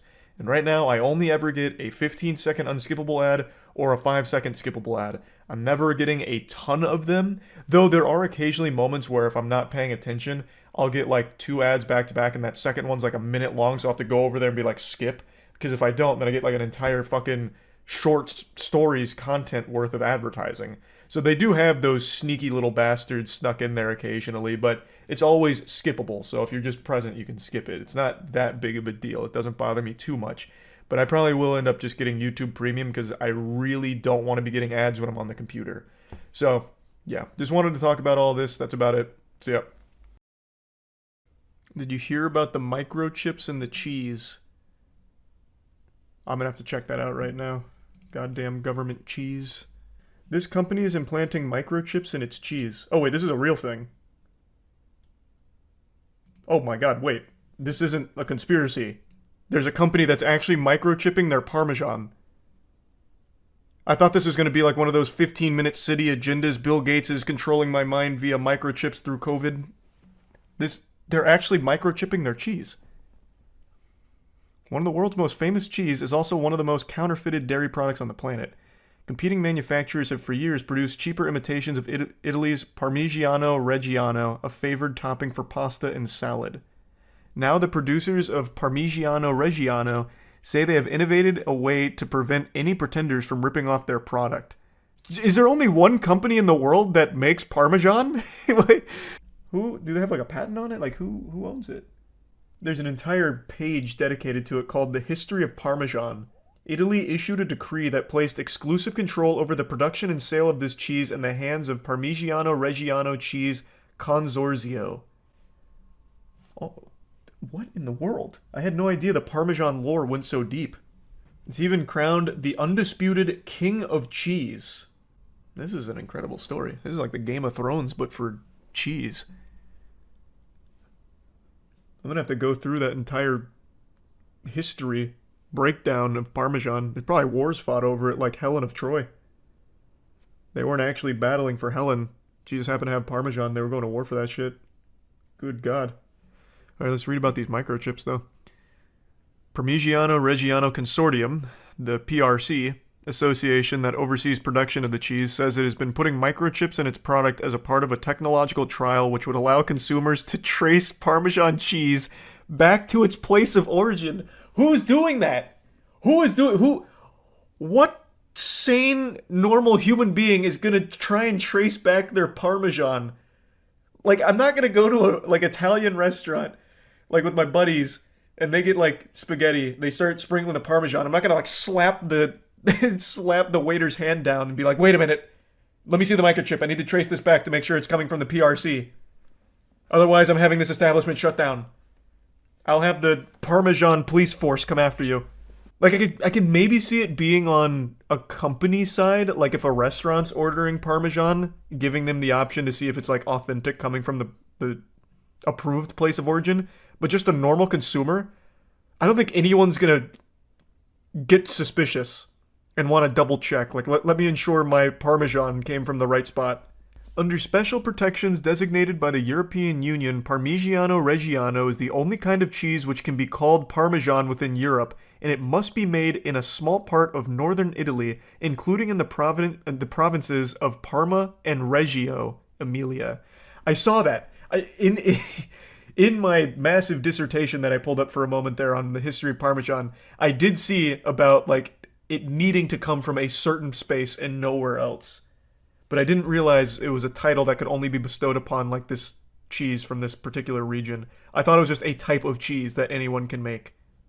PRC are hopeful that their new technology will help to enforce that protected status. Their microchips are about the size of a grain of salt and have been inserted into the labels found on the rind of about 120,000 wheels of Parmigiano Reggiano.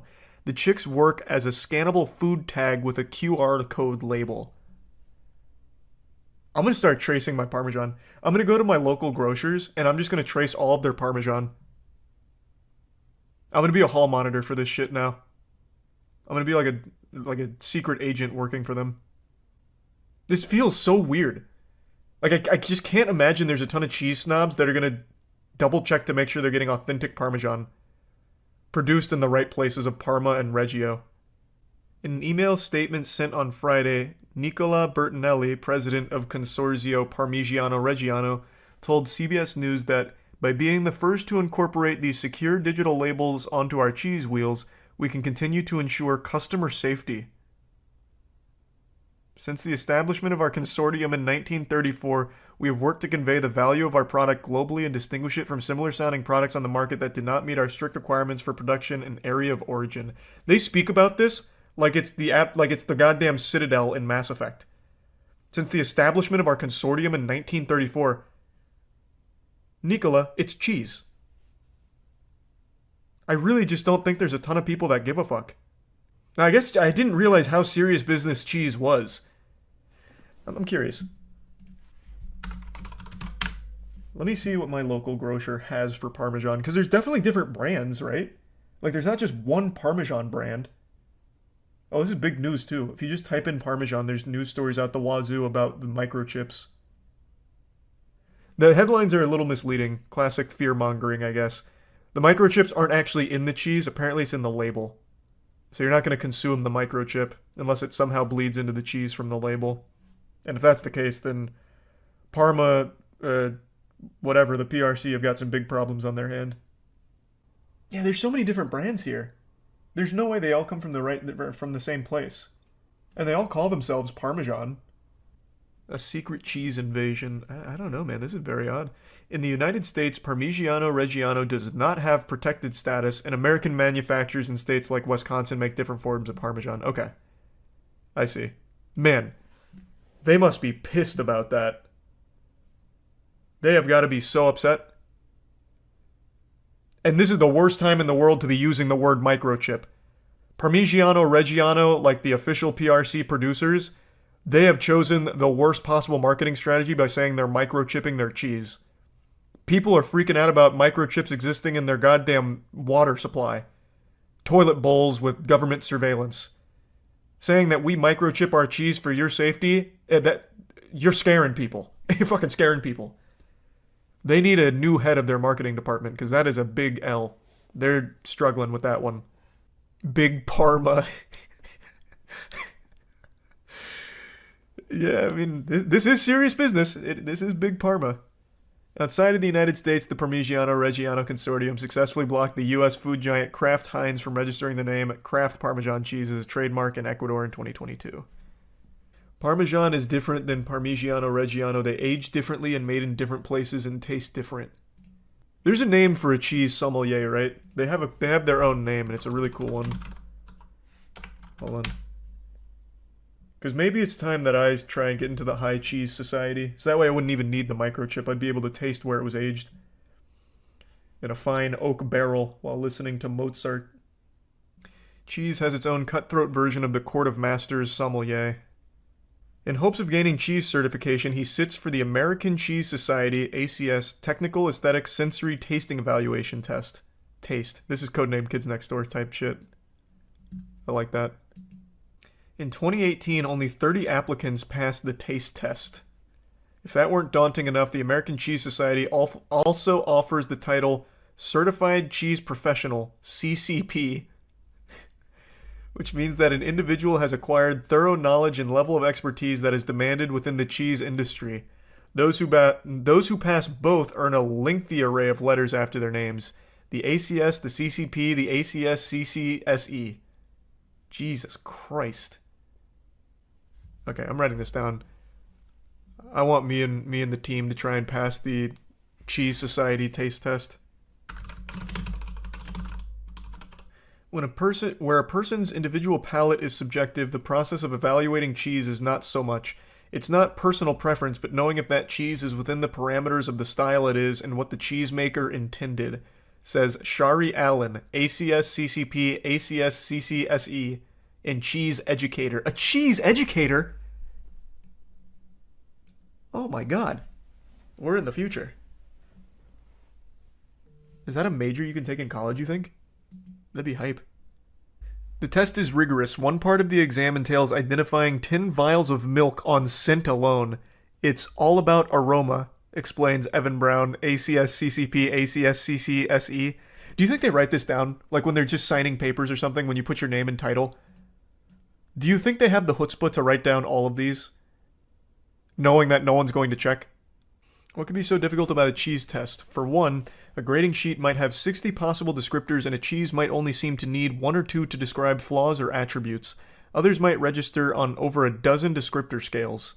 And to top it all off, it was like a multiple choice test with 60 choices for each question and each choice needing an intensity score between 1 and 5 and no guidance about how many right answers there could be. This picture goes hard.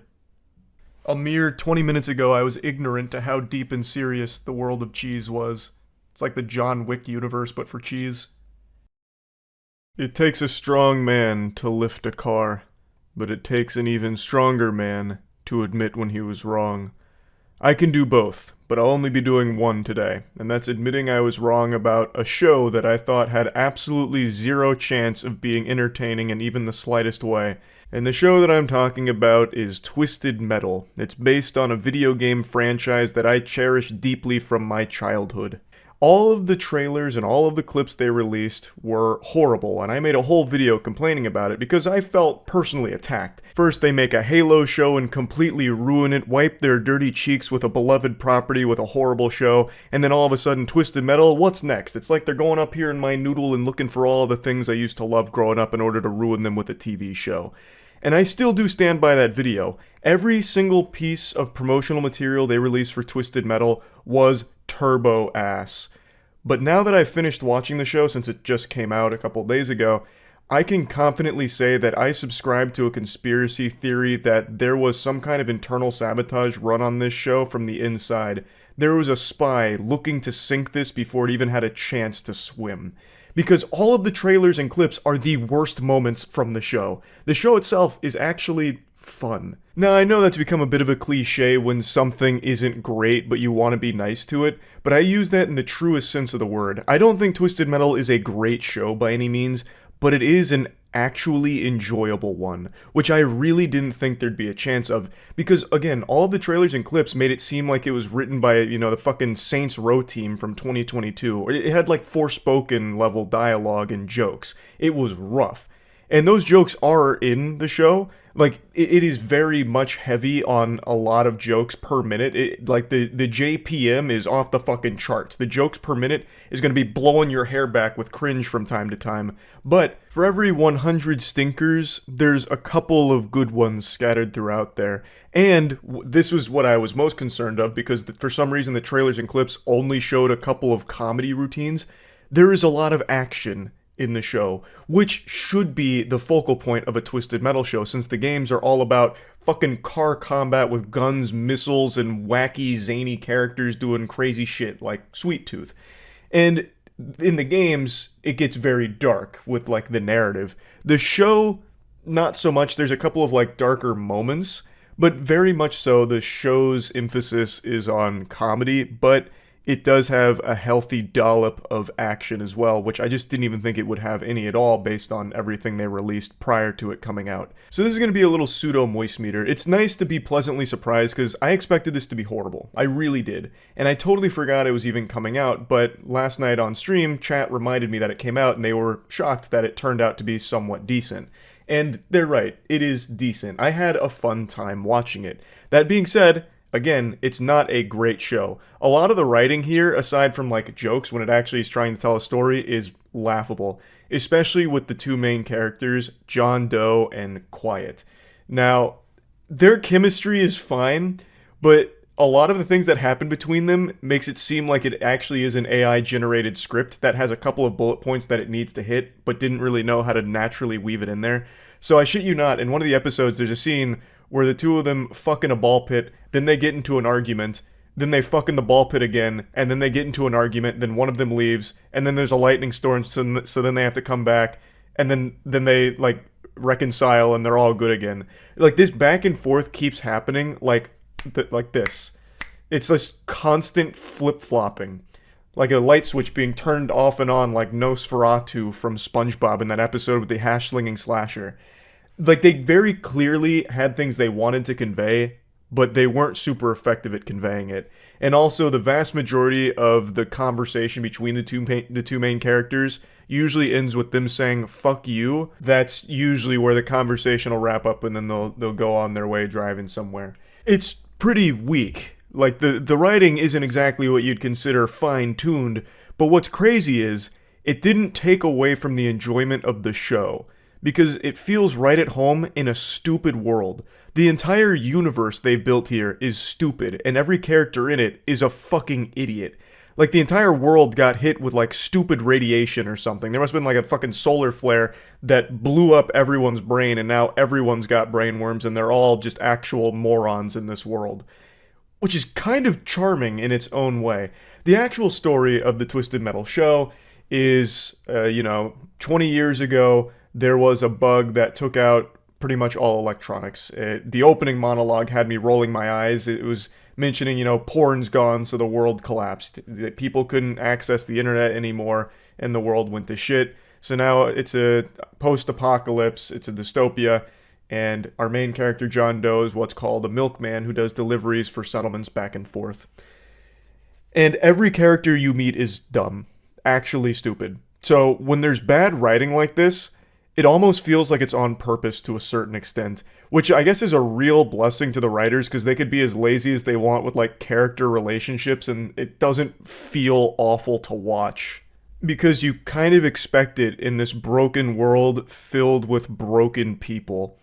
So, I know it sounds like I'm shitting on it, but I'm really not. Like, that's not even actually a complaint for me with the writing being bad. There's a lot of bad jokes, and that is a complaint, because there is a lot of jokes that just do not land and fall super flat. They also repeat a lot of the same jokes. Like, it's like they forgot that they told that joke an episode ago, and it's not even meant to be a callback. It's just they said the exact same thing in a different situation, and I don't believe it was on purpose. I think they just actually forgot. But there is a lot of jokes that don't work, but there are quite a few that do.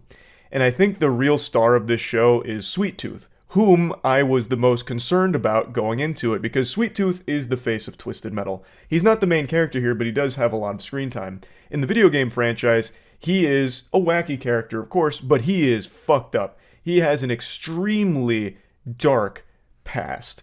Like I mentioned in the last video, one of his main wish in the last Twisted Metal game is he wanted to kill his daughter. His daughter was the only person he was unable to actually kill, so his wish from Calypso was to be able to go and kill her. But it turns out she had already killed herself from the trauma that Sweet Tooth had inflicted upon her after he killed her family.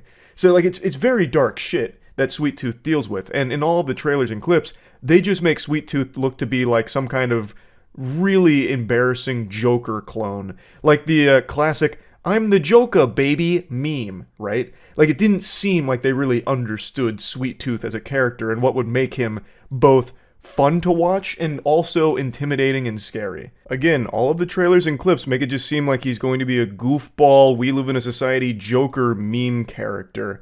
Like that shit on Facebook, you know, poop in a toilet, no one bats an eye, poop in the fridge and everyone loses their mind type energy, kind of Joker character. But in the actual show here, he shines. They do a good job with the character. He doesn't really share a whole ton in common with his video game counterpart, but it really does feel like they understood somewhat of the spirit of what Sweet Tooth should be in a live action format. So I did appreciate him. Like, I enjoyed him on screen here.